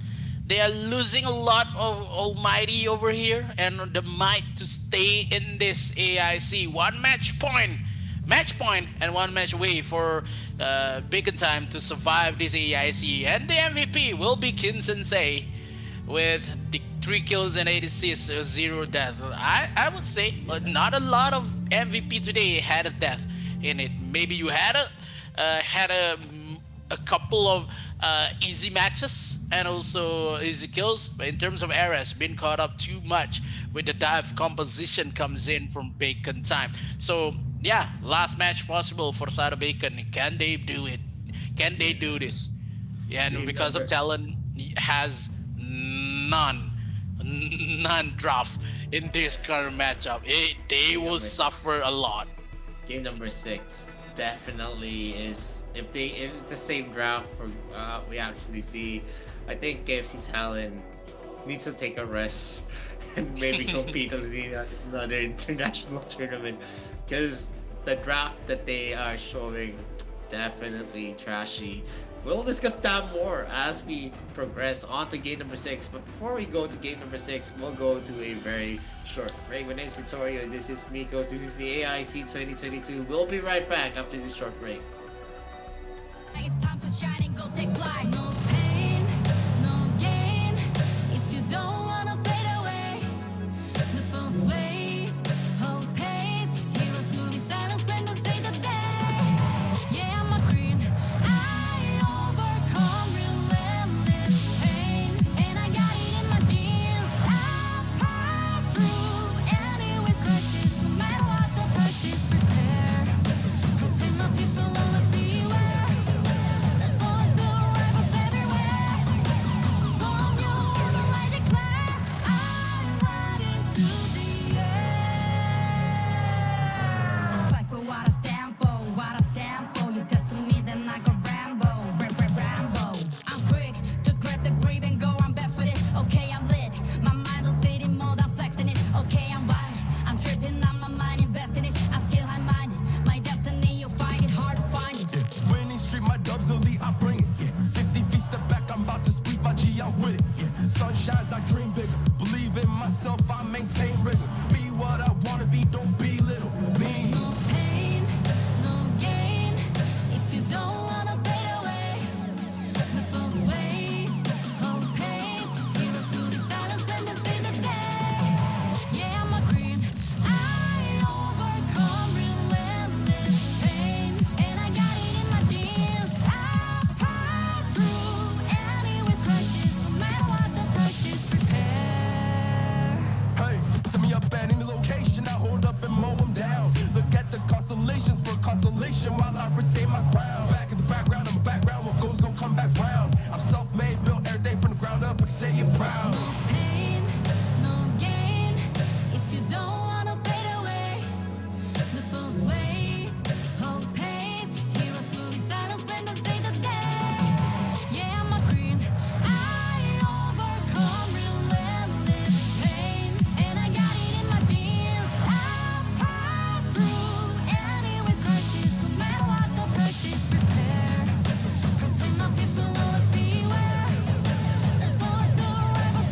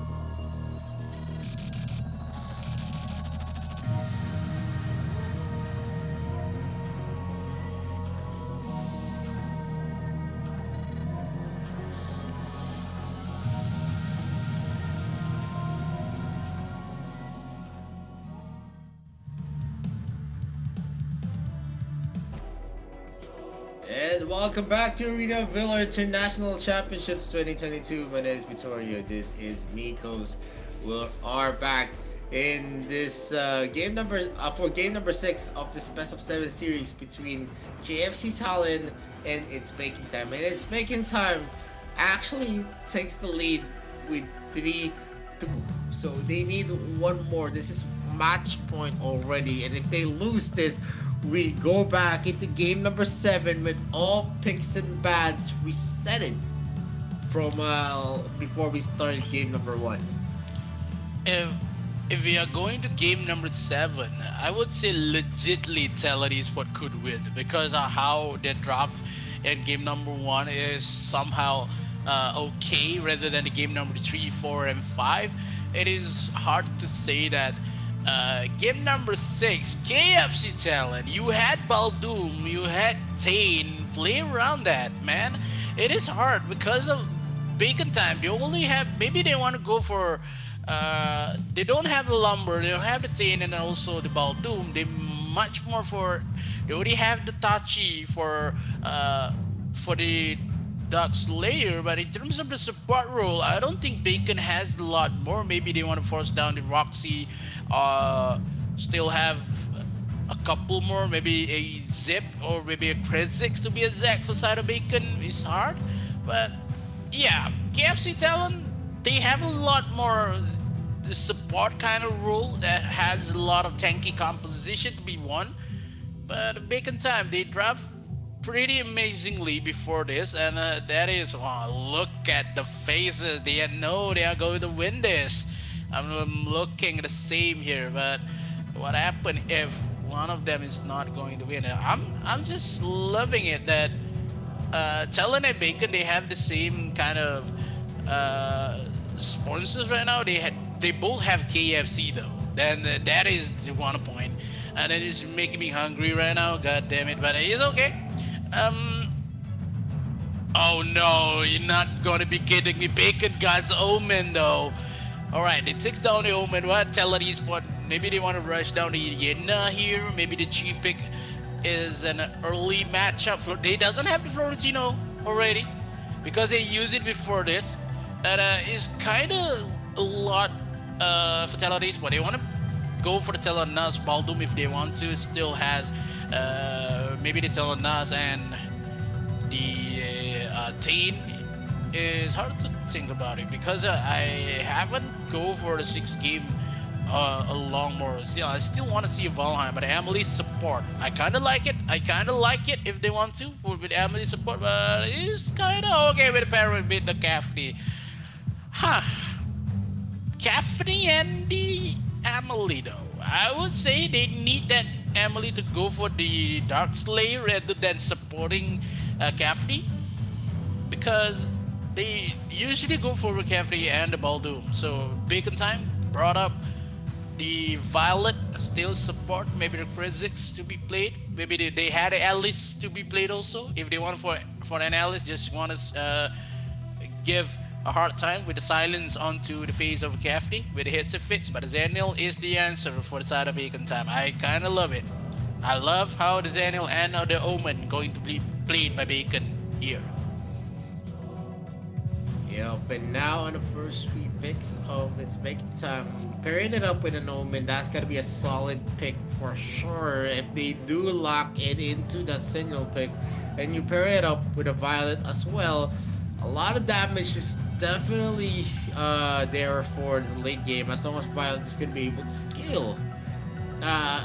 In the point of the KFC Talon though, they have a Kafeni, and that has the better mid-game, the mid-game power spike. So they could also play that if they are going to be aggressive. But because we expected them to be You just said it, bro. Yeah, I said it twice because I expected them to be aggressive last game. So them, I am actually expecting now that they are the ones that are going to give the aggression to Bacon Time. But Dirac is still okay though. I think Dirac is still okay. but they Definitely, kept yeah. yeah, but they solid their defense rather than they want to go full on aggressive. Maybe they are afraid about the momentum that Bacon Time has right now because uh, the aggression coming in for Bacon Time before this is too much an early phase. So maybe Telaris but just want to bring it into the late game. They want to play more defensive because they thinking that they are lacking into defense in game number uh, in game number 5, and they saw it through. But now bring out the direct with the Genesis Blast, but I don't think so. It's going to be much of a help here if Bacon Time play more aggressive because I think they doesn't have the Iggy yet into the mid lane because of Bacon, but kind of if Bacon brought up the Raz, the Gaffney will be done. Maybe I just love the flash coming in for Kim Sensei because you can go for the Gaffney pick in that early matchup. Yeah. In terms of what the first three picks are, you're gonna have some sustainability, you have defensibility as well in the direct pick. But in terms of the utility, the mobility, you have a lot more on its making time. They have stunts, they have pulls, they have pin downs as well. And in terms of first three picks, I feel like no one actually won it just because a direct pick is a pick that you can definitely use from the early to late game as long as the Genesis barrier is there. If he doesn't have the Genesis barrier, that's what makes it hard on the utility of the Dirac because mostly you pick that up because you want to rely onto the capabilities of the Genesis barrier. I'm just looking at what is the combo. I think I'm kind of like if they want to lock onto the Baldum pick here, that is going to be a good matchup with the Gaffney and the Baldum. They had a lot more defensive type of movement, but they have defensive mid laners. That is a fact. Then they need something into the jungle that has a killer instinct. Maybe a Crickdag. Maybe they want for they ban out the Sinestria. If they brought a tanky jungle, it would be something of a hard game for Talon though. They need something that has damage, and now bring it Aoi for Bacon Time. Still one more left. We have mid lane. Who's going to be in the mid lane for the side of Bacon Time? It's potentially maybe they bought Aoi, maybe the Lumia could be picked here for the side of Bacon, or they want to poke. Kali could be better. Yep, the Kali could be picked here for the side of Bacon Time. Still, only Bacon Time has done a lot more Kali gameplay in this AIC 22. If you want to lock it, I think it's okay because it doesn't have much over damage in terms of mid lane. They already have killer onto the jungle. They need something that have the crowd control and range. They go for the Kali pick. Last pick here for the jungle. Chalari spot. Who will be picked here because they have support type of mid lane. They go for a tanky kind of jungle. Huh. And KFC Talon is actually looking to close it out with the Volcat pick. The Volcat has been, neglected in terms of being used up. I think Volcat brings a lot to the table. We've seen this in the series. We've seen P go ham using the Ultima, and definitely as long as he's going to be able to practice that, he is going to be able to punish the squishiest of heroes on the other side, and definitely it's going to be working out well on them as long as he's going to be able to lock in onto the Kali, onto the Violet as well. But a possible Death Embrace could also have the Volcat be stuck into place when he's actually in Ultima mode. Ultima mode will be one of the moments for the side of Talon Esport, but now one game away for Bacon Time to win this, or Talon Esport could bring us to game number 7.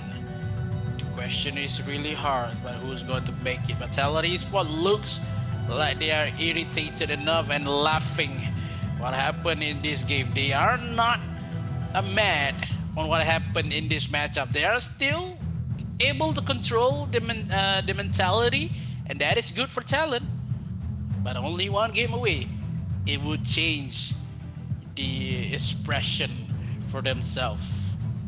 Will they stay in the AIC, or they are going to go home with Flash, Mad, SGP, and all other teams that are big has been sent home before this. Game number 6. Bacon Time versus KFC Talent Esports. Who's gonna win this? Bacon Time or Talent Esports? It is kind of in the middle. I think the draft for KFC Talent went better for game number 6, but damn, you need to go to game number 6 to have a proper draft. That doesn't bode well for the future of KFC Talent.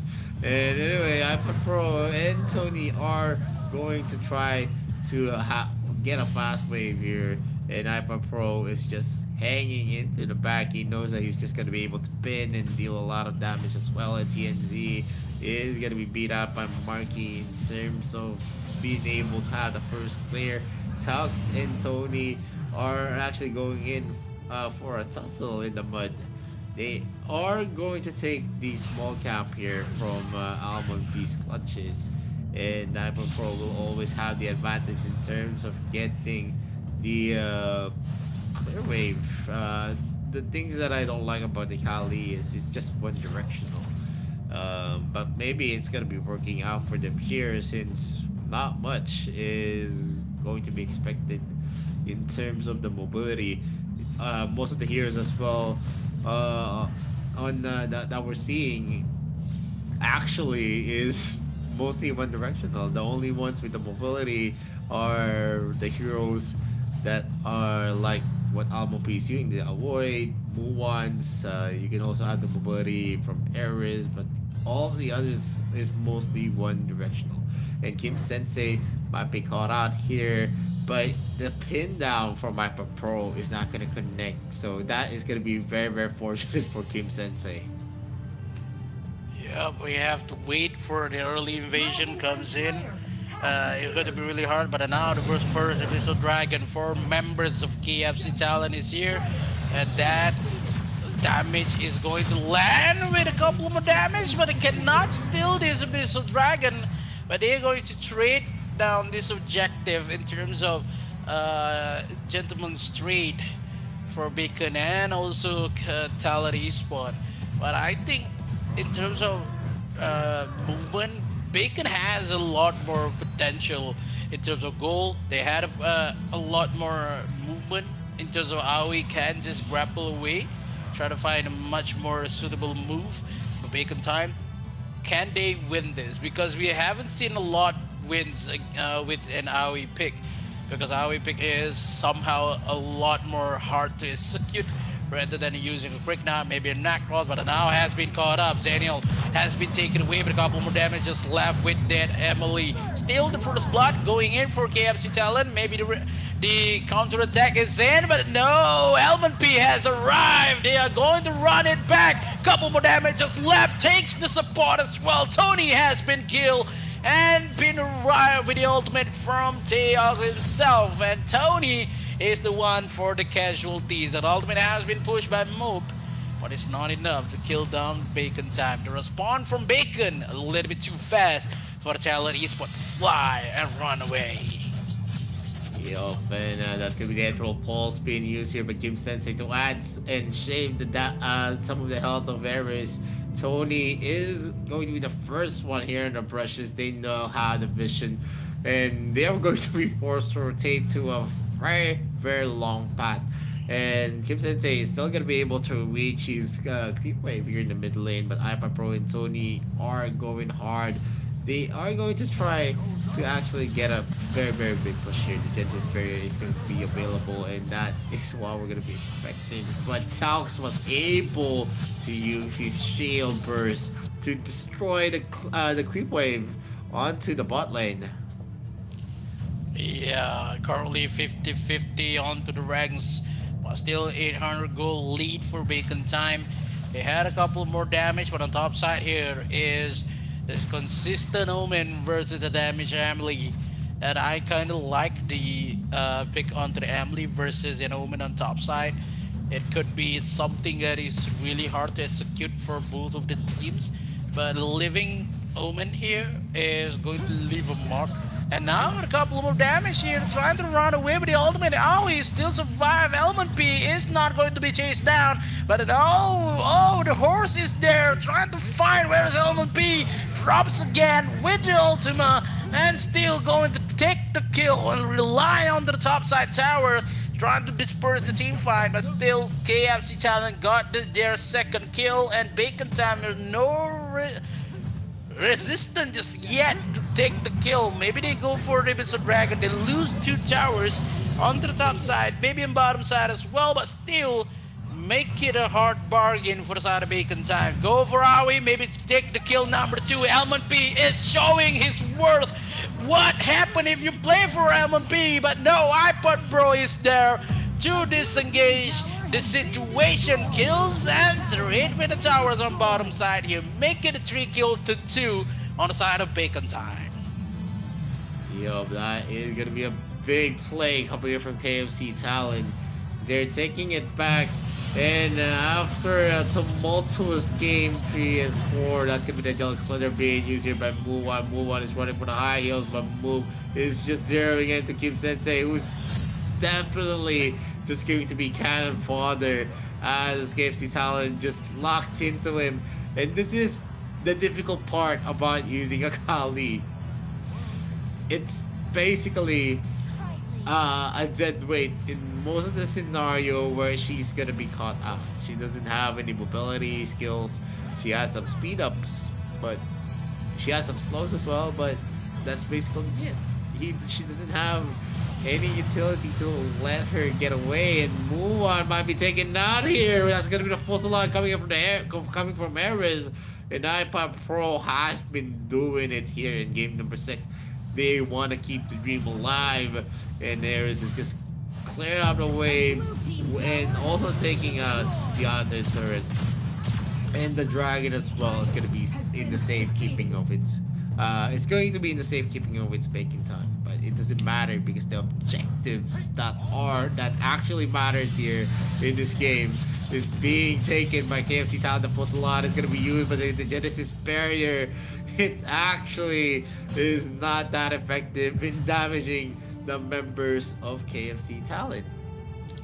Yeah, I'm loving how Talon is playing right now because of the momentum it is. He caught one, but the Wild Prison is not going to connect onto Marquis. Marquis really needs to play a little bit of a split push, but it's hard because NTNZ has the high ground right now. Bottom side, a couple more damage. Trying to find a way, but the locks onto bottom side here. None of the members of Bacon Time trying to react. Only the couple more damage from Carl Lee trying to secure this kill, but still has the ultimate comes in from Teox. Trying to disperse, and they will jump. Oh no, Cafney, one more attack for Cafney. Still waiting with the jumps comes in for Teox, trying to kill down NTNZ. Can they do it? But still not enough more of the damage. They have the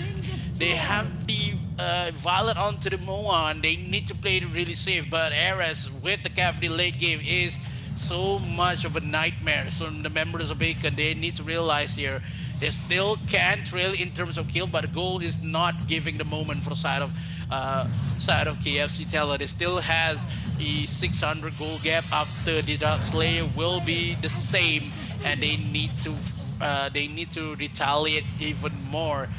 They need to wait for the Marquis has a couple more items to play a little bit more aggressive, and wait for Aoi to play a couple more picks here, because we've seen Almond P plays aggressive, but Almond P picks on maybe Ares and the kill on Tony, and it's not a great to pick for Bacon Time itself. They need to play onto distant, trying to avoid the wild charge coming in from Tony. Yup, and right now it's KFC Talon is looking for the next play, because even with the kill stats actually in their favor, it's actually not translating to the gold lead. So in terms of their capabilities, it's almost the same. That's going to be the knockout coming to the Dragon. The Genesis Barrier is going to be used. Marky's going to be using the Death Embrace. Is he going to be caught out? The answer is yes. The Jealous Splinter is going to be needed here. Marky might be taking the Rock Shield. Is going to be procced out here. The Jealous Splinter already used. Move might be dead. As Tonks burst that shield before he releases his Ultima. And this is a turnaround play coming in from its Bacon Time. They are going in strong here.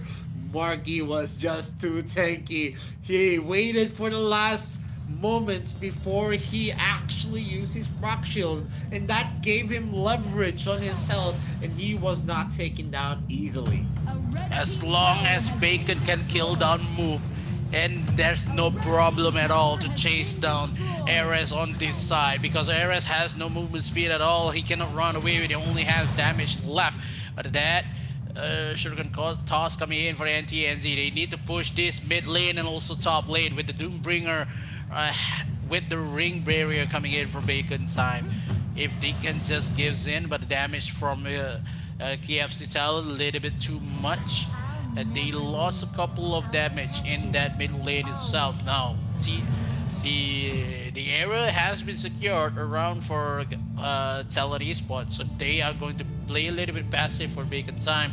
They're not going to make any mistakes trying to find a way with the wall charge, maybe with a couple more speeds. No flicker for Tony here. No big plays will be made, but he has the wall prison. If wall prison caught up to Marquee, and also that Jealous Splendor could save down that Omen, it could be the game for Bacon Time. Marky plays it really well onto the bottom side here, fighting 3 members of Talon Esports, trying to find some stacks and also lifesteal, trying to hold down onto the minion wave. And Bacon Time, okay, with the wall charge goes in, but the Taeyongs will be caught up first, and wall charge is needed here to kill down Taeyong, but the Genesis Barrier still have trying to protect into the mid turret, but now the members of Bacon Time, they need this Dark Slayer to help them to penetrate the base of Talon Esports. If not, it's going to be a hard game to manageable to kill this potentially winning and march on to the next stage of AIC. But no, Taeyongs need to find there's some members of Talon inside of that bush. Don't just check it out. You will be taken away. One wall charge is needed to kill down Taeyong. 4 members on the top side. 16 seconds for the Missile Dragon to spawn. 3 minutes into the Infinite Slayer. Flicker comes in. Marky been caught up, but the wall prison not just used yet. Still had the Jealous Splendor from Taeyong. Damage, retaliate, comes in, all the way onto the backside. L1P trying to find the kill, but Fusilage coming in for Ares will not give the Genesis Blast. But still, Marky is alive with the Rockhard. Still goes in with a couple more side steps. Comes, but Marky will be taken away. Rockhard goes in with a couple more damage. L1P picks your food. Who's going to be killed first? But none of the members but Muan kills down Tony. And that is the only one with that all-time clash. Tony is the only one is dying in that team fight. Oh man, this Bacon Time now is actually gaining traction on how good the clashes are. And definitely the top lane is being pressured here by L1P. Is this going to be a possible takeoff? But he is too nimble at this point, while Marky is making a dream here in the front lane as well. Second tier turns are falling down one after another. Tony was the only one taken down, but they also take 2 turrets for themselves. And they're going in for a hard defense here onto the mid lane. Move already has his Yoga's edge. He's going to be able to slow down people as the clashes start. But it doesn't matter because there's a lot of protection that is going to be afforded on Bacon Time. They have a lot of the pulls coming in from Marky. If they do commit on Alba B, he still has the Dragon's Wrath. Kim Sensei and Muwan needs to play this as smart as they could, because they are going to be the vital members at this point. Bacon Time is not going to go down easily than KFC Talon. They are in the defense mode right now. Only a couple of 100 goals. Just be in between them. Bacon time waits for the 43 seconds onto the Infinite's layer to find out. Only one attack just left for the towers in mid. They are going to clash on the jungle. Still with the Angelic Splendor on the side. Marky is too tanky. This is the pain you will receive if you give an Omen for the side of any other teams. Movement secures on Tony for the second time. They will break in mid. Bottom side will crash. Top side will clash down. And KFC Talent, they lose 2 members. The ultimate comes in. One pull come from that Marquis trying to kill down NTNZ, but a little more damage is needed. Maybe M1P is the man for the job. They secures down mid lane. Only KFC Talent is survived. They are not going for the Missile Dragon or maybe the Dark Slayer itself. The only objective is the core itself. Angelic Splendor trying to save the members of Bacon Time. They goes for the core. Still have retaliation for KFC Talent. They're not going to bow down in that easily. Fusilata on the backside. Still has the ultimate for Elmon P and Resurrection itself. And Bacon Time is going to the semifinals. Oh man, it's Bacon Time, bringing home the bacon. KFC Talent did not know what actually hit them. And this is really what happens when you give the Omen instead of the Lorian to your opponent. A very, very tanky Marquis. And as we move into the series, we're gonna say goodbye to KFC Talon, and they are gonna be dropped here. And the only hope of the RPL is gonna be Bacon Time, who is gonna be moving on to the quarterfinals for the lower bracket. Or semifinals. Yeah, semifinals. Yeah, semifinal lower bracket. It is still acceptable, man. But that's the reason why I wear pink today, because I'm supporting Bacon for the first day. But I'm just sad for the first 2 games. But it's okay. Now they win. But it's okay. We set the past to the past, man. Yeah, I mean, very unfortunate that we saw KFC Talent actually draft, like, I don't know, newbies. They didn't know. Wow, that is good statement though. In game 5 and game 6, they were noobs in terms of the drafting. They had the mechanical skills. It's like you're giving players, beginner heroes when they could actually handle, the more complicated ones. And maybe ragged conquerors, man. Yeah, there's no direction definitely. at all. Yeah, definitely. They were not able to actually. They actually was not able to capitalize on the the advantage that they had. It was already a 2-0, and them actually failing to close it out because of a few measly drafts is kind of sad. Mm-hmm. A lot of the drafts actually didn't make sense, and that's basically it. We can't say anymore because there is no what ifs.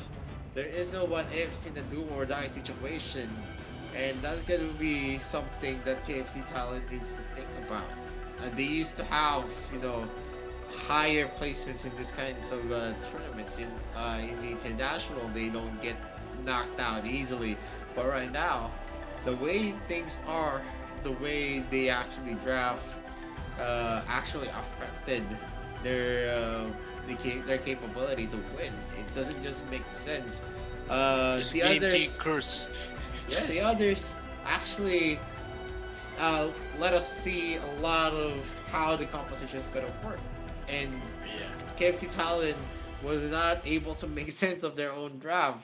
They were just too weak all throughout game number 4 and game number 5. After game number 3, after a bite clench, nail crunching sessions there, wherein you don't know who's gonna be able to win. In game number 4 and game number 5 in the draft, you already know who is actually going to take home the second part of the series.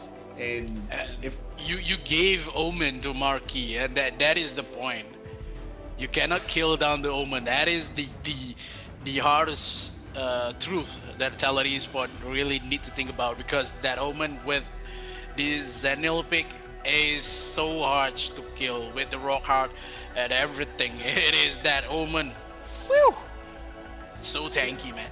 Yeah, it's a lot of takiness on the hero damage production, being able to actually just regenerate some of his health whenever he procs his passive. And then of course his ultimate is also a game changer. It locks down some of the heroes of KFC Talent and gave a lot of leeway for the free looks that they were looking for. And moving forward, it's Bacon time is going to be moving to actually face Utopia next week. And it is going to be a best of 7 instead of a best of 5. But in the best of 5, they were beaten out by Utopia in a 3-0 fashion. Will Bacon Time actually have the capability to, turn the tables up and be the one to actually dominate the series? Because Utopia with a 3-0, that's a strong statement against Bacon Time. I feel like Utopia is a team that really excels against the RPL. After we saw them have a 4-1 against VCF, we saw Bacon Time actually have a 4-1 against KFC Talent.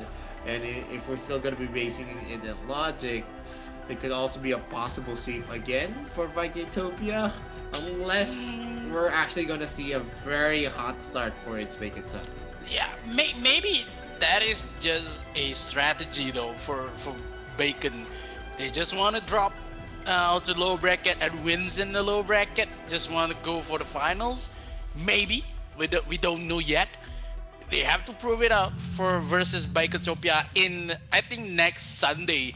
They will fight out Utopia on the next Sunday. But first of all, we'll look at these post stats coming in. 4 wins and 2 wins for the side of KFC Talent. 8 kills to 6, not much. Still have 50-50 on the side. Goal is only 4K, 1,000 goal, 4,000 goal up front for the side of Bacon Time. Still have a ups and downs in terms of Bacon. They lost their grips onto the 4 minutes on 4 minutes. As long as 4 minutes into the game, from 4 to 8 minutes, they lost the control of the match. And I think the point is that Muan had killed Tony 2 times when KFC is Talon is defending, and that is the moment when we saw the light has been shining for the fans of Bacon Time. They are going to win this matchup, and it is going to be something that is hard to believe. And Marky dealing not much of a damage, but still I need to know healing from Teops. He heals Marky all the time, the front liner for the side of Bacon Time. And I'm still kind of hurt. If you are guys really like Talon, when they push the Omen for Marquee, that is the time that I know this is going to be win for Bacon Time. That is the moment I know. I mean, there was already a checkmate in terms of the drafting, because if they opened up the Lorian, it would have been taken. If they opened up the Omen, then definitely was also taken. And you're gonna see here Marky as the MVP of game number 6, the one that knocked out KFC Talon, a 104 KDA, 62.5% KP. Doesn't matter because the damage taken that he has is substantial, 24.7%, almost. That is 1/4 of the damage that was dealt by KFC Talon. And moving forward, we're gonna see more of Marky, one of the consistent Dark Slayer laners. We're down to 4 teams already in the tournament. By Utopia, it's Bacon Time, and then in the upper bracket we still have 1 team, and also B Gaming, which is a square off. A lot of the champions are still up. SGP was the only championship team from the regions that was knocked out. They were not even able to participate here onto the playoffs. And we always have that. Last time it's Bacon Time. Now it is SGP. But we're going to see in your schedule. We're gonna see in your schedule by Utopia, and it's Bacon Time is going to be matching up again in the best of 7 series. Before that is going to be one team against V Gaming. One team has been very, very strong all throughout AIC. V Gaming, although they did had some hiccups onto the group stages, they did very, very well against Biketopia, and we all know Biketopia is a very, very strong team. They had a 4-1 over VCF, and they already had a 3-0 onto its bacon time. So V Gaming is no joke at all. So Titans from two regions, from the AOG and the GCS, we'll see who's going to be knocked into the lower brackets. But on Biketopia and Bacon Time, it's a rematch, a revenge match for Bacon Time. Or is it still going to be Biketopia teaching Bacon Time how to play AOV? Oh, yeah, this is your semifinals day one. Upcoming matches yet will be proceed 2nd of July next week on the Saturday of July. And one team versus V Gaming and Brightopia versus Bacon Time. And then we shall see who's ever gonna teach who. One team or V Gaming, by maybe Brightopia on top again, or maybe Bacon Time is the one. Is saying no, this time AIC is ours and we want to win this frankly. So mark your calendars and set your alarm at 12:15 p.m. GMT +7 on the 2nd of July. With us, we will give you a lot of best game possible in the AIC. We are reaching to the end. Only 4 teams left in the AIC. And before we go for the semi-final, Vittorio, sadly we have to end our week, not just the day, our week before the semi-finals. My name is Mikos and I'm with Vittorio. See you guys in the semi-finals. Don't touch the browser. Come on, bye-bye.